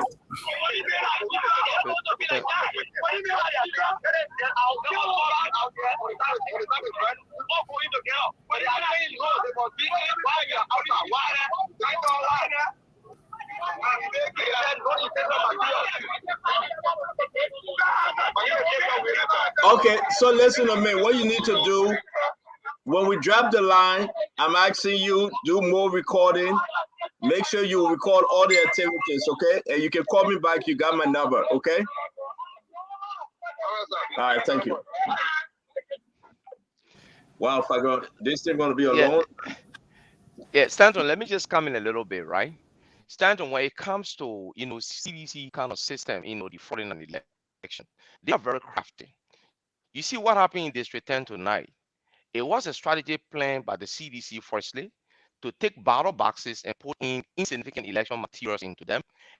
And when the crowd come about, they will open it up and they say, oh, you see, une tissue, une this, une that. That will diffuse the level of vigilance that the other people will have. So I would say, now that they are actually working on the intelligence we gave them previously, but they took it as trivial issues that caused this unity party harm in the first round. But I'm happy that they're working on them. Let them make sure that every ballot box that comes in the irregular way should be properly checked. And mark my word, before the election starts tomorrow morning, we're definitely going to see ballot boxes that are stopped pre-marked ballots. Trust me. Ed, let me great. Let's wrap this thing up. We got to wake up early in the morning and start to follow. But again, talk to us, Ed. You know, I was I'm glad that Ishmael too was there. I was hoping I was going to talk about that Igbo mouth loan a little bit, but that's not even the most important thing. And Sek Shako knows exactly how CDC won 2017. And these are the other folks. These are the folks now who are not behind them. So they are naked. What I would tell Sheikh to do is to probably explain some of the processes that are going forward. Even though we don't have much time left. When you do But your I'm closing, pretty, Shaq, finish doing your closing, my man. I gotta go. Y'all want to stay here and explain processes, then you can do it. Yeah. I would have loved for Sheikh Well, Shakun to hold on a well, little bit. Remy, I just give you a little summary of the kind of way they try to diffuse people vigilance for it, right? I mean, at the end of the day, the helicopter CDC used in 2017, I provided a helicopter for them. And in fact, at a certain point, Koji demanded that the helicopter fly in the night. And due to visibility issues, the pilot had complained. There was even a point the helicopter nearly crashed on the way to Foya.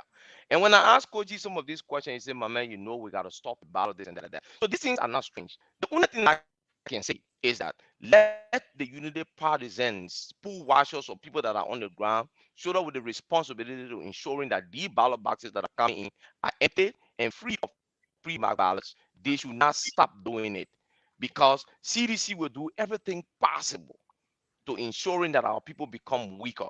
They will bring 10, 20 ballot boxes and put ordinary things into them. They're all intending to do what? Just to let our people to be comfortable. They will go all out to ensuring that they stop the ballot because that's how they won election or they came closer to Joseph Boakai or went forward into the second round of the election. So let them now hold on. These are their strategies. These are their strategies. Yeah, we're gonna take some calls, guys. If you want to close and leave, I have to be ready to take calls. Can you call this guy, Stanton? I beg you, the motorcyclist president who is in this. Call him. You got his number. Call him. I did give the number to you. I don't. No, I don't have it. Well, so let me get my closing and run away from you guys, my man. We've been here for about 4 hours. We want to run away. We gotta come back in the morning. You're right. Yeah, we'll be by all day tomorrow morning. So, but listen, my focus here is I understand everybody's concerned about these possible ballot box stuffing. I get it. I want the regular people to only worry about the precinct. The biggest problem that we will have are the poll watchers to make sure they're paying attention. Leave everything else with what's happening in this place. Leave it to the UP organization. They will handle that. But your focus should be at each individual precinct. Make sure your votes are counted. Make sure if there are 20 people going, the numbers in that box represent 20 people that went into that particular polling precinct. This is what our concern should be. But I will continue to say this to our people. The responsibility now falls on your shoulder. You have to vote. You have to take anybody in your community who did not vote in the first round. You have a responsibility to talk to them. Those of us in America, we have to constantly be calling people back home so they can go and vote. Do whatever you can. Whatever we've done, we're paying, we're doing everything to get people back to the polls. But you have to vote. This is the only thing I can tell you about because the organization of UP has put in place the infrastructure to make sure the vote is protected. These guys cannot steal the election in the polling places. It will happen in the National Elections Commission, something we're not going to allow. Once again, it was a great pleasure tonight. Thank you, Eduardo Opa. Thank you. And have a good night, brother. Let's go to the phone line. Nelson, let's go to the phone line. Let's take some call. What Fagan going to call that guy? Hello? Center? Yes, you live. No, I don't want to be live. I want to. All right, talk to me. Nelson, can you come? Let's take calls, please. Hello? Okay, so the number to call is 0555-101075. We'll pin the WhatsApp number on the screen as well for you to make your contribution via the line. So we have our first call here. Hello. Yeah, good morning. I'm Saki calling from Tuboro. I'm from Punta, and I urge all of the United Partisans are very appreciating that they did just call from all the polling place right down here. At least I'm very impressed. Because that's the same thing CDC did for the first round, and today they forced it to go over to reach the far. Well, I pray that the Unity Party leadership will work hard because our vote should make. That's the same thing. Just what a spoon telling them, you protect the life of vote. We don't want to go stand under the vote. Our lives say for peace sake. For peace sake, we don't go to you tie something. Someone who have to start doing something. Are they? JMP win, it's not going to be Liberia, it's not going to be brain, whatever. We just want for system to be put into place. That's all. Let it protect our vote. Thank you. Thank you. Thanks a lot. We take another person. Hello. Hello, Phone TV. Yes, you're live. Your name and where you call from. I'm calling from Chicken Super Golf and I'm following. Okay, so please just lower the volume of your radio or Okay, I whatever will. you're using to monitor. Just so happy informed the day I call from the PNC Belt tonight that Eteneco year is a sedition year. I worked with them before. Okay. The entire family they are seditions, the family they are seditions. So they gotta be outside tonight and when they watch want to send this comment to all Unity Palestinians. We should come out in our numbers to vote. Thank you. Thank you. Let's take another person. Hello. Yes, go ahead. Your name and where you call from. This is Albert Kimozaya in Caldwell. Go ahead, Albert. Let's hear you. I think the Unity Party, especially those hurricanes, Leo Mawan said they might not sleep tonight. They need to get on the various motorbikes, get on a patrol.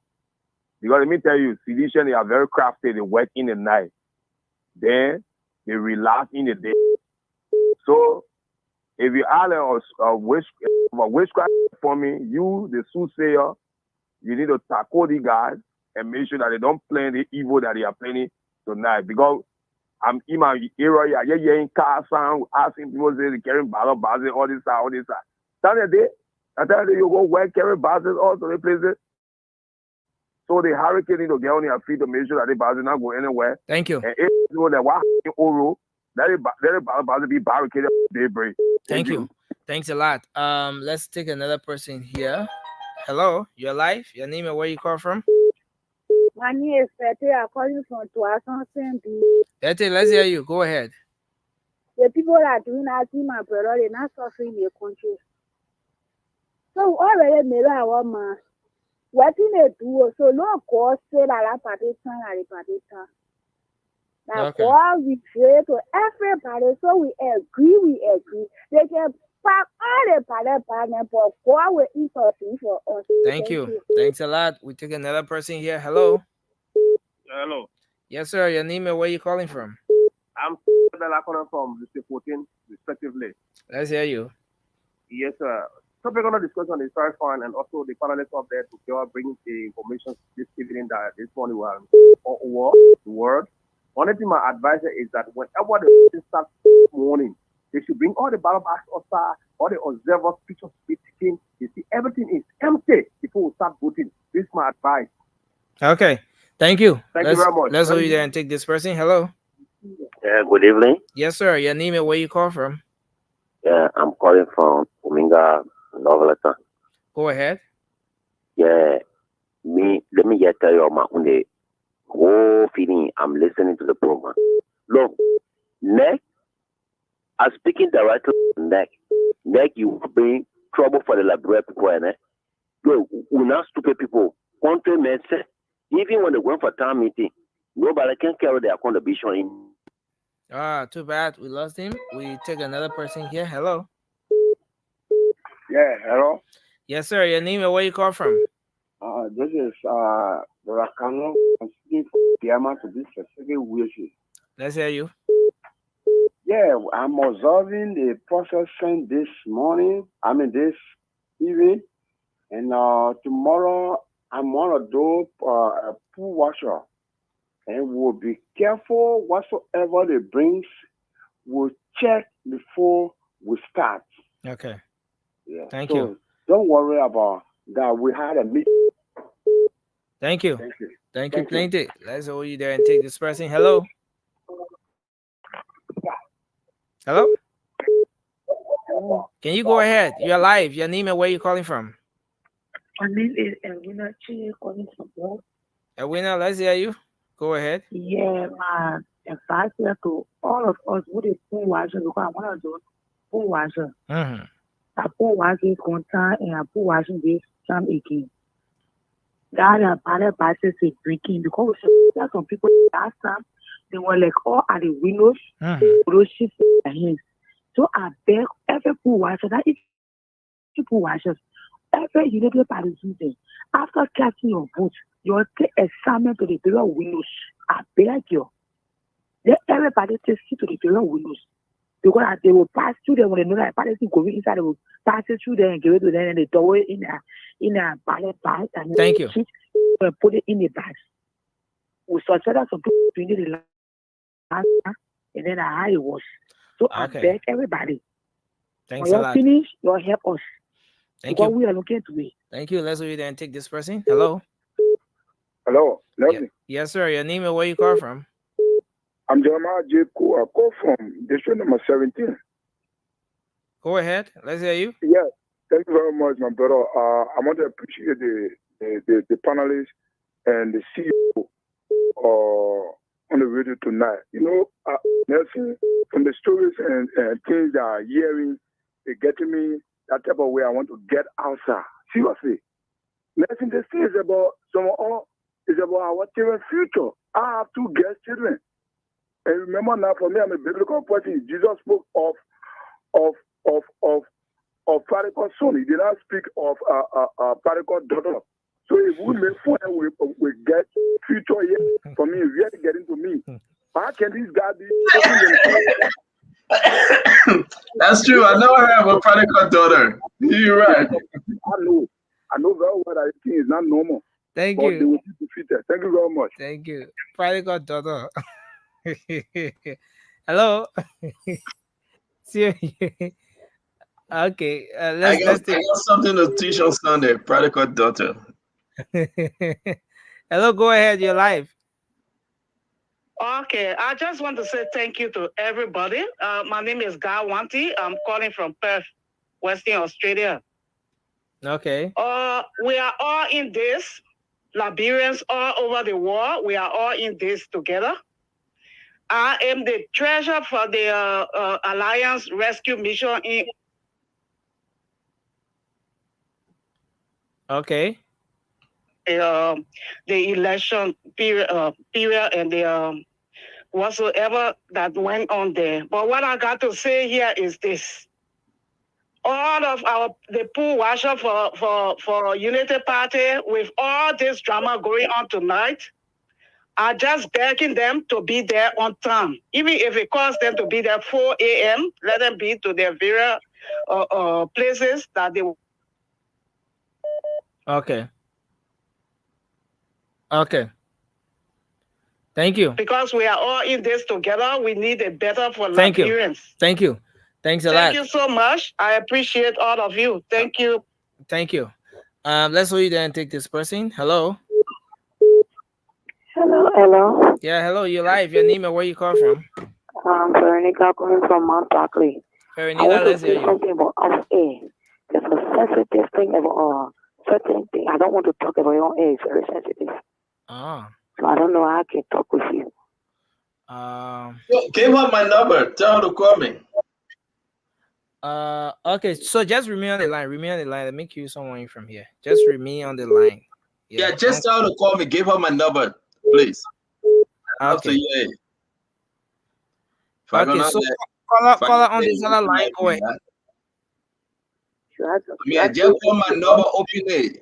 Still traveling Rwanda, and we are a group of Liberians here who are actually praying and hoping that the country become a stable country, a better country, so that we can return home. So, hello, we can hear you. Yeah, so like I was saying, we are a lot of Liberians out of that country right now. We are in Rwanda, and actually praying and hoping that the country can be a better country under the regime of Ambassador Joseph Yuma Boaka and Jeremiah Franklin, so that we can return home and find peace in coming back home. This is so embarrassing. I mean, this government is the worst government that Liberia will ever record in history. And our prayer is we have better elections tomorrow. Liberians, most especially people who like to beg for $10, like the CEO always say, and then they will still want to go the other way. So if you think you need us begging for $10, please go the other way. And thank you also, CEO. May God bless you. I mean, it is actually hard to say how we are so much grateful about you in this phone talk. Thank you. Thank you very much. We take this person. Hello, you're live. Your name and where you calling from? Hello, Stepson. Go ahead. This is Alice Johnny from Chiquizo Factory community. Go ahead from Chicken Factory. Yeah, we are all around in the community. We just saw the coordinator for district number 12 from the CDC angle along with the guys in Black Jeep. So we are not giving them a chance. We are moving all in the community to see that we protect our future. So we are outside and will remain vigilant. Okay, thank you. You're welcome. This person. Hello. Yeah, I'm Jason Buzuki from Okay, go ahead quickly. Let's hear you. Yeah, I said, the contact, I pay my 1,300 for your 2D. I restaurant in district 120. And tomorrow, I pay my 1,300. So the head of Unity Party is you stand strong. You might get, I see what I said, you shouldn't go first. You said the first time, she not want to go, but she's going tomorrow. She already going ahead of me. So when I be wasting our money, when I do the wedding, so we do. Thank you. Thank you very much. We take another person here. Hello. Yeah, hello. You're live. Your name and where you call from? I'm Mr. Kamara calling from Steamy Tower. Kamara, go ahead. The United Partisan. Go ahead, Kamara. Yeah, I'm a registered in Grand Kidman. And the reason just simple. We're fast. Anytime, I hear from Grand Kidman, to be precise, or we do, if you want. Many times when the tournament, my family always call me back to go and help them. So during the registration period, they placed a call to me to go to carry 5 players in Grand Kidman when we win. Yeah, can you go to the Yeah, can we make it short? Other people want to call. What's the now, issue? We doesn't have, during the first round of the voting period, our 2 guys only ability to pay. Okay, so right now you don't get money to go by, right? Right now you don't get money to go by, right? Yeah, right now we doesn't have money. We have 4. No, okay. Somebody promised me yesterday, but no way. So we really want to go soon the money so we can give our vote to the Okay. We'll make an announcement where some people will want to help tomorrow. Just listen to the radio. Just listen, yeah. Okay, thank you. That's what you then take this person. Hello. Hello. Yeah, please go ahead. Okay, so Yeah. sorry. Let's now take the president of the motorcyclist. How do you call it? Union. The president of the motorcycles and tricycles union, John Kenyon. Welcome, you live. Yeah, good evening. There's John Kenyon. First, let me appreciate the Stone family for the great job being done for the Liberian people.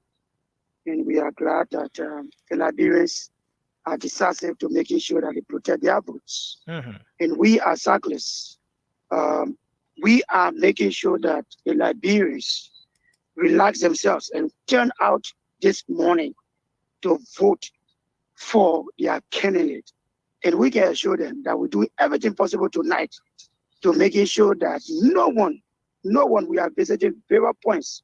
We said that we're going to do this, and we are committed to that. This is our country, and we will not allow anyone to impose any leadership on the Liberian people. So we are committed about that. We only asking our people to turn out and vote. Like I said, during our parade, any attempt to venture with this election, definitely the president will get a pass out of the Liberian people, specifically us. And we are clear about that. Thank you. Thank you. Let's take another person here. Hello. Oh, too bad. Hello. Hello. Yes, you're live. Your name and where you call from? Is this Spoon? You're live on Spoon Talk. Let's hear you. Thank you, Nelson. Yeah. Please let me talk for a minute, please. You want to talk for a minute? Go ahead. I'm patient Dave calling from 56. I just want to tell Mr. Waterspoon for his hard work, his tireless work. They will not kill ourselves for our business. For every time when he comes to come talk to all, I share tears and my temperature can go up. Just not Fatima or institute for crime. She not suffer. And the people see that they enjoy, then they will enjoy. If they see that they life with lazy and horror, then it will not talk what they can talk again.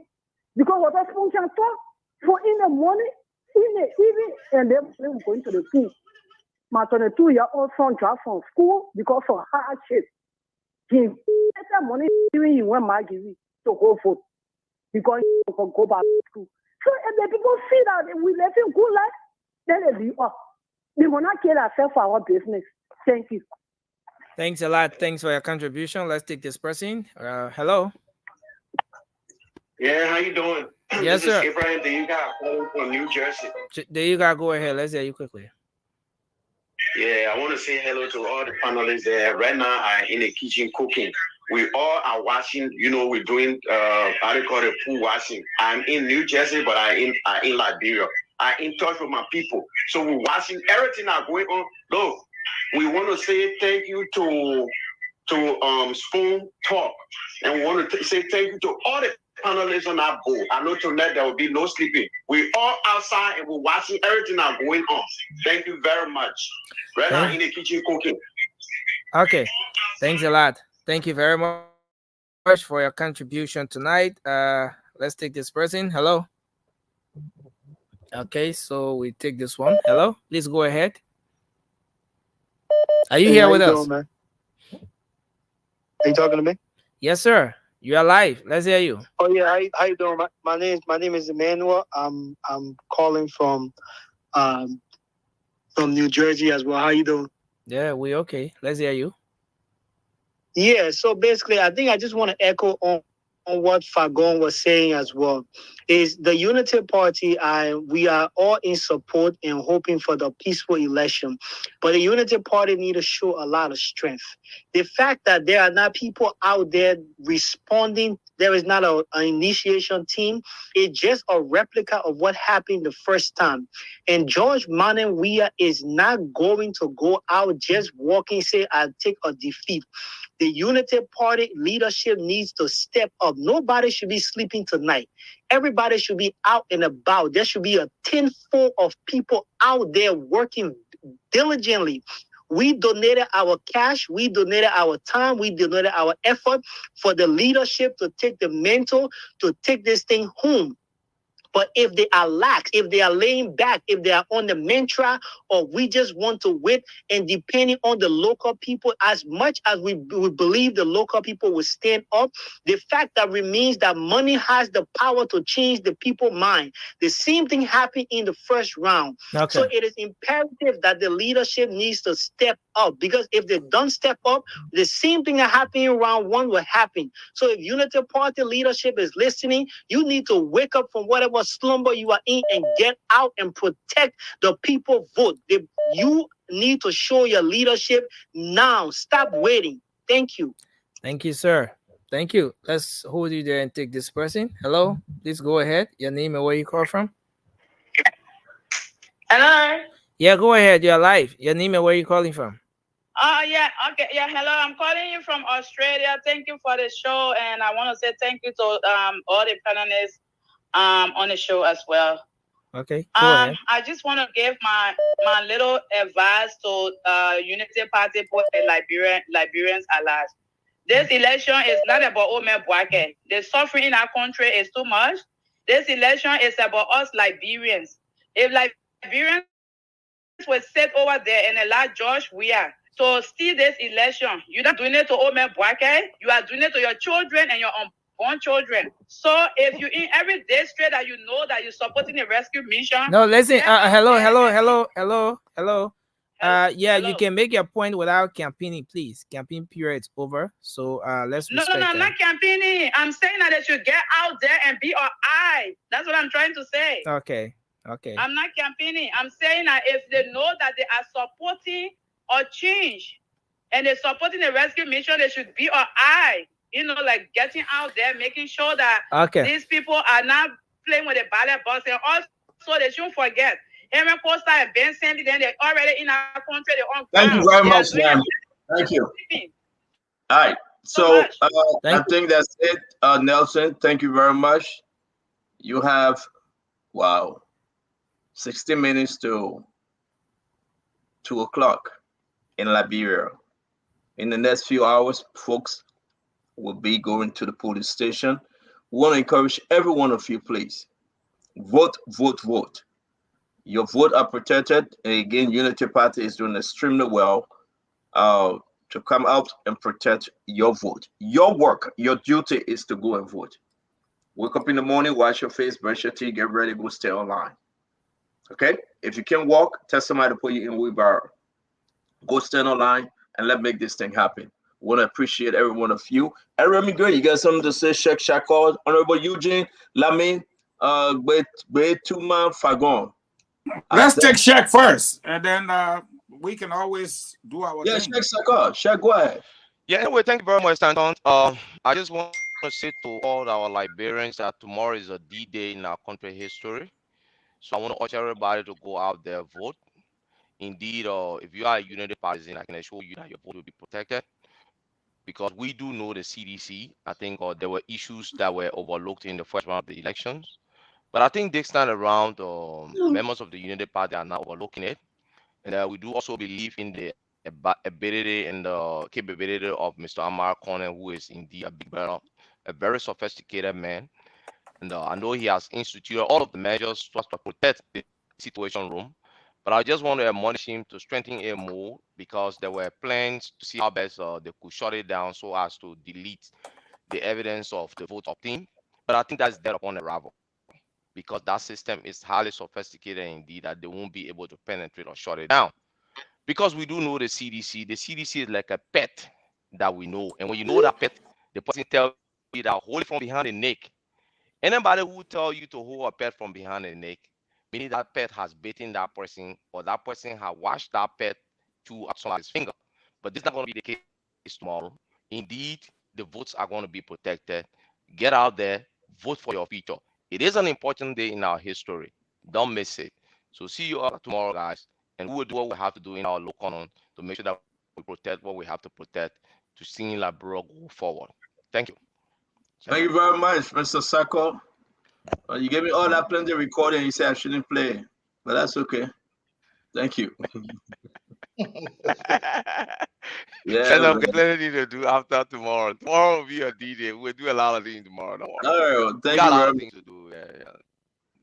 All right, man. And then there's another thing. Let them know that CDC works two ways. If they can succeed early, they fight to succeed late. So let them continue the momentum in securing the votes until they are counted. Thank you very much, my brother. Are you going to go, or Ed? No, I mean you said we can't give you a chance, so let's give you a chance now.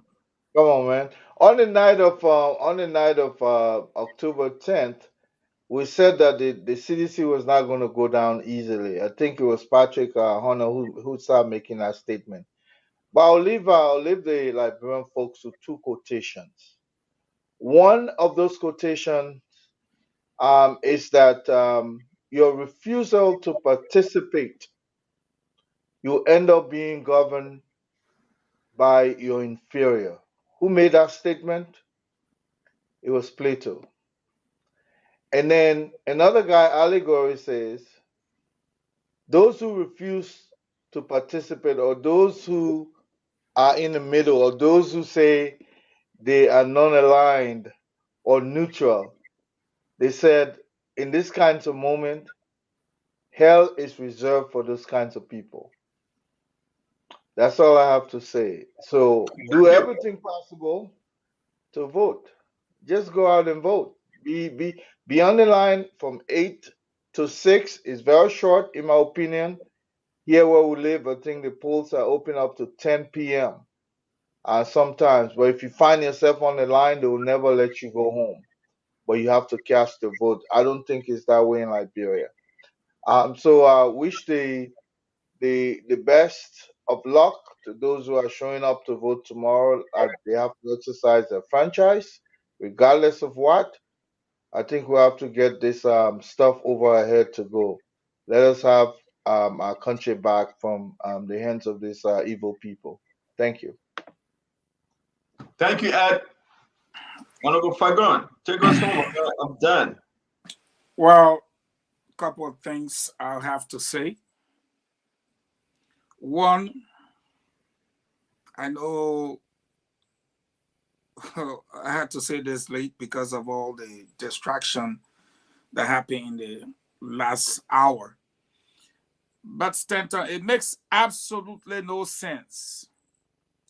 That campaign will end yesterday. We are on this side. Campaign ended on Sunday. And Monday, you are in the helicopter with ballot boxes saying that they were, what did they refer to it? As dummy ballots. Why you want to fly ballots into Lofa on a Monday? In boxes, what are you going to do with it? Train people? That so-called communication person from the place there just sold neck. That same helicopter was in Cape Man this gone Saturday, dropping off the same boxes. What I see tonight, those people who TJ said he thought it was 1 vote, 1 person, but it became 1 vote, 6 ballots. I want Liberians to open their eyes tomorrow. I'm getting up in the next 3 hours. I'm not campaigning.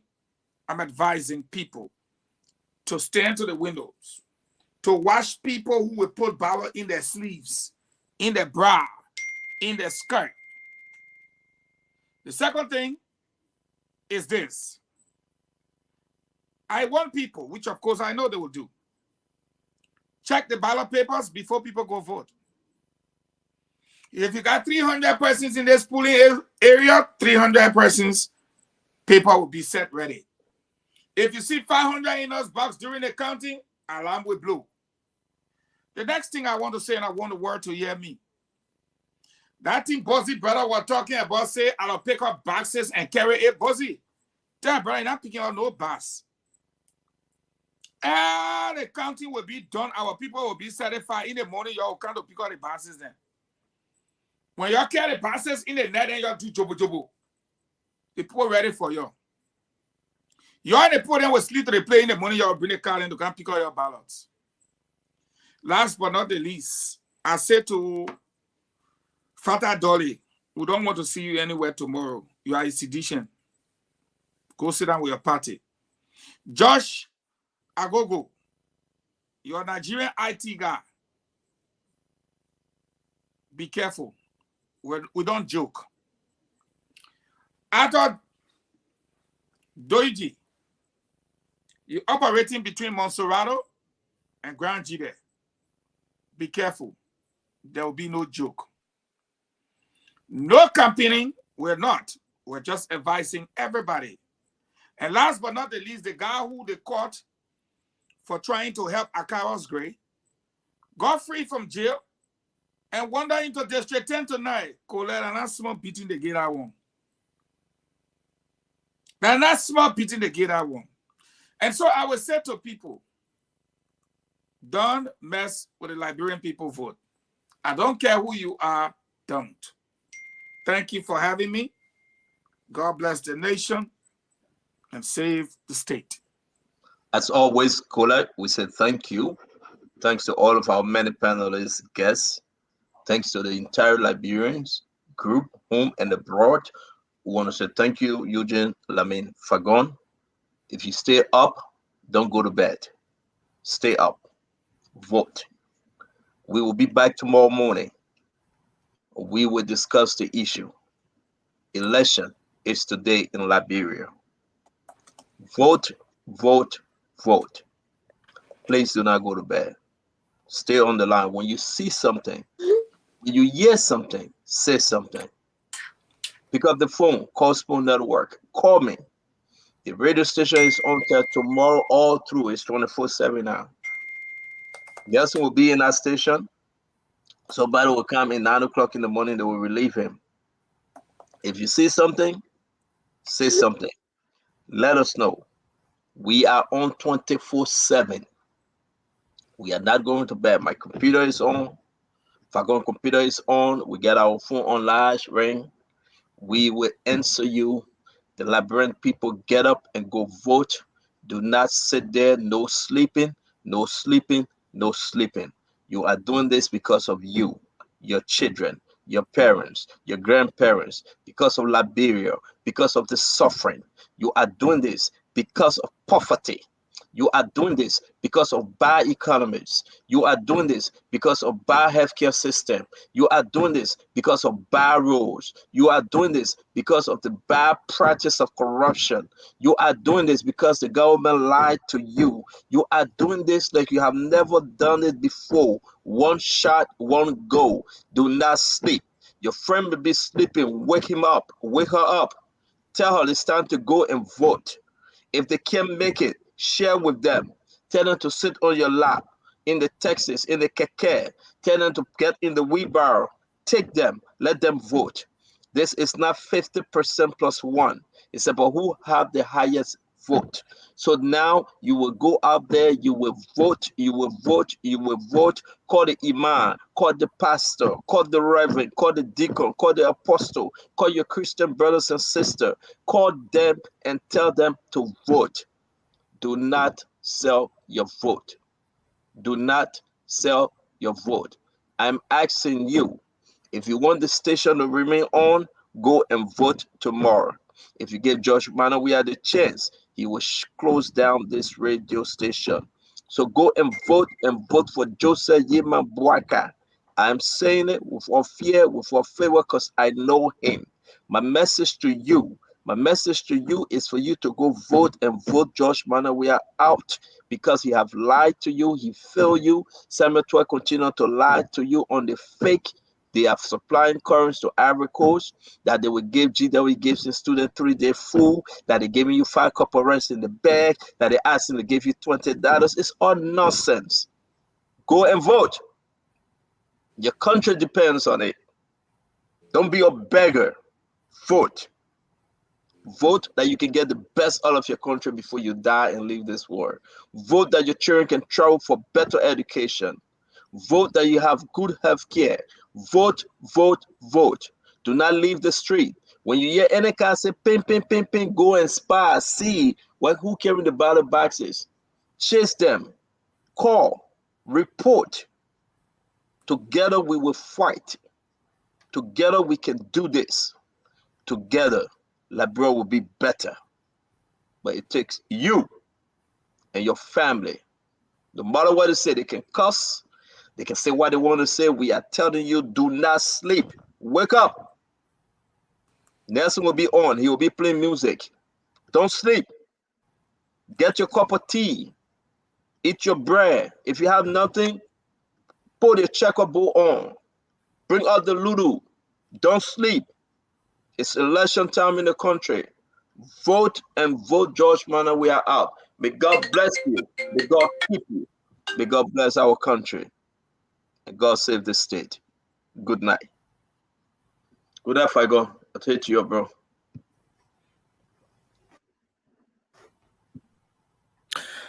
Well, folks, that's how I would like to draw down the curtains on this edition of the program Spoon Talk. Thanks to all of you out there for following. Thanks for making your contribution here. Thanks to all of you who called in. Thanks to those of you who just played the listening role, just listening to your radio. And thanks to all of you as well who just kept trying, but you couldn't make it through the lines. We appreciate you. Thanks to those of you who called in and weigh in your thoughts on the different talking points here tonight. Spoon Talk will be back on the radio tomorrow. It's going to be a special broadcast here tomorrow. So beginning 8 a.m. This station, this media outlet, the entire Spoon Network is going to be light up. We are fully prepared to give you all of the happenings across the country.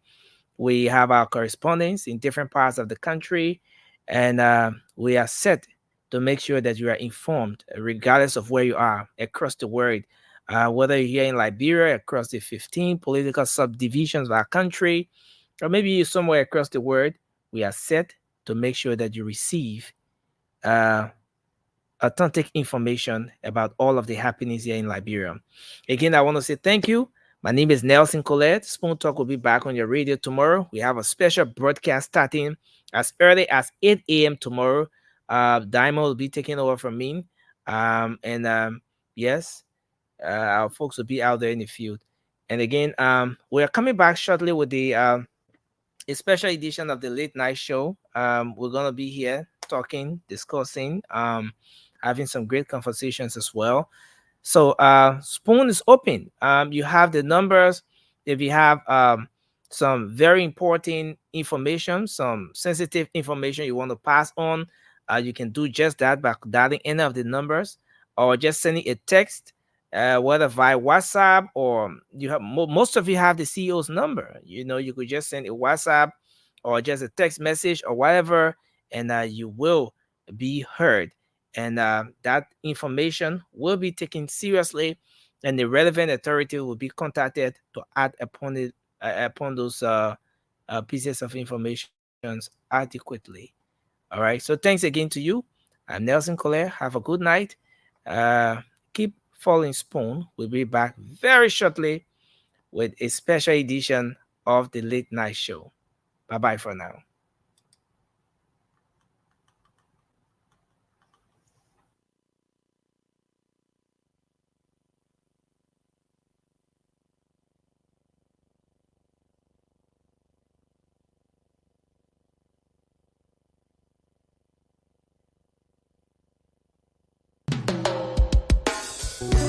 Yes, I, a special one from the CEOs, Dan coming with the Spoon.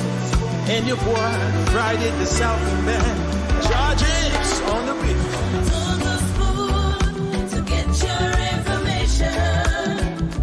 To the Spoon to be part of our discussion. Spoon, Spoon, Spoon Television. Spoon, Spoon, Spoon Radio Station.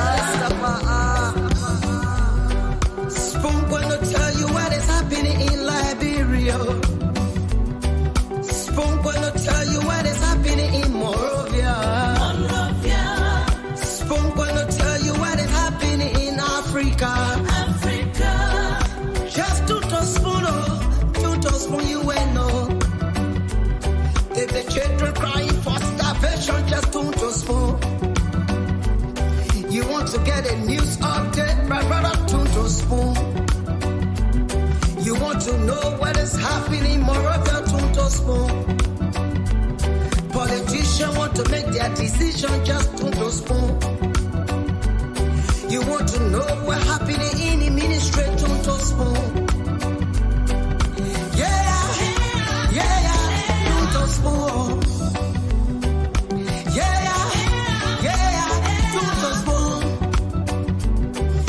You from Fonjema, Maryland, to Spoon. To Spoon. If you eat Cape graduate, my brother, to Spoon. You got a Spoon TV, you got a Spoon radio, to Spoon. To Spoon. You want to get a news update, to Spoon. What? Yeah. Rastafari. Kilibamba, kilibamba, kilibamba. Kilibamba, kilibamba, kilibamba. What I want? Yes, when you body leo. Spoon TV. Spoon. Yes, when you body leo. Spoon. Beseku. Spoon TV. Spoon. Ba. Spoon. Skibidi dabado.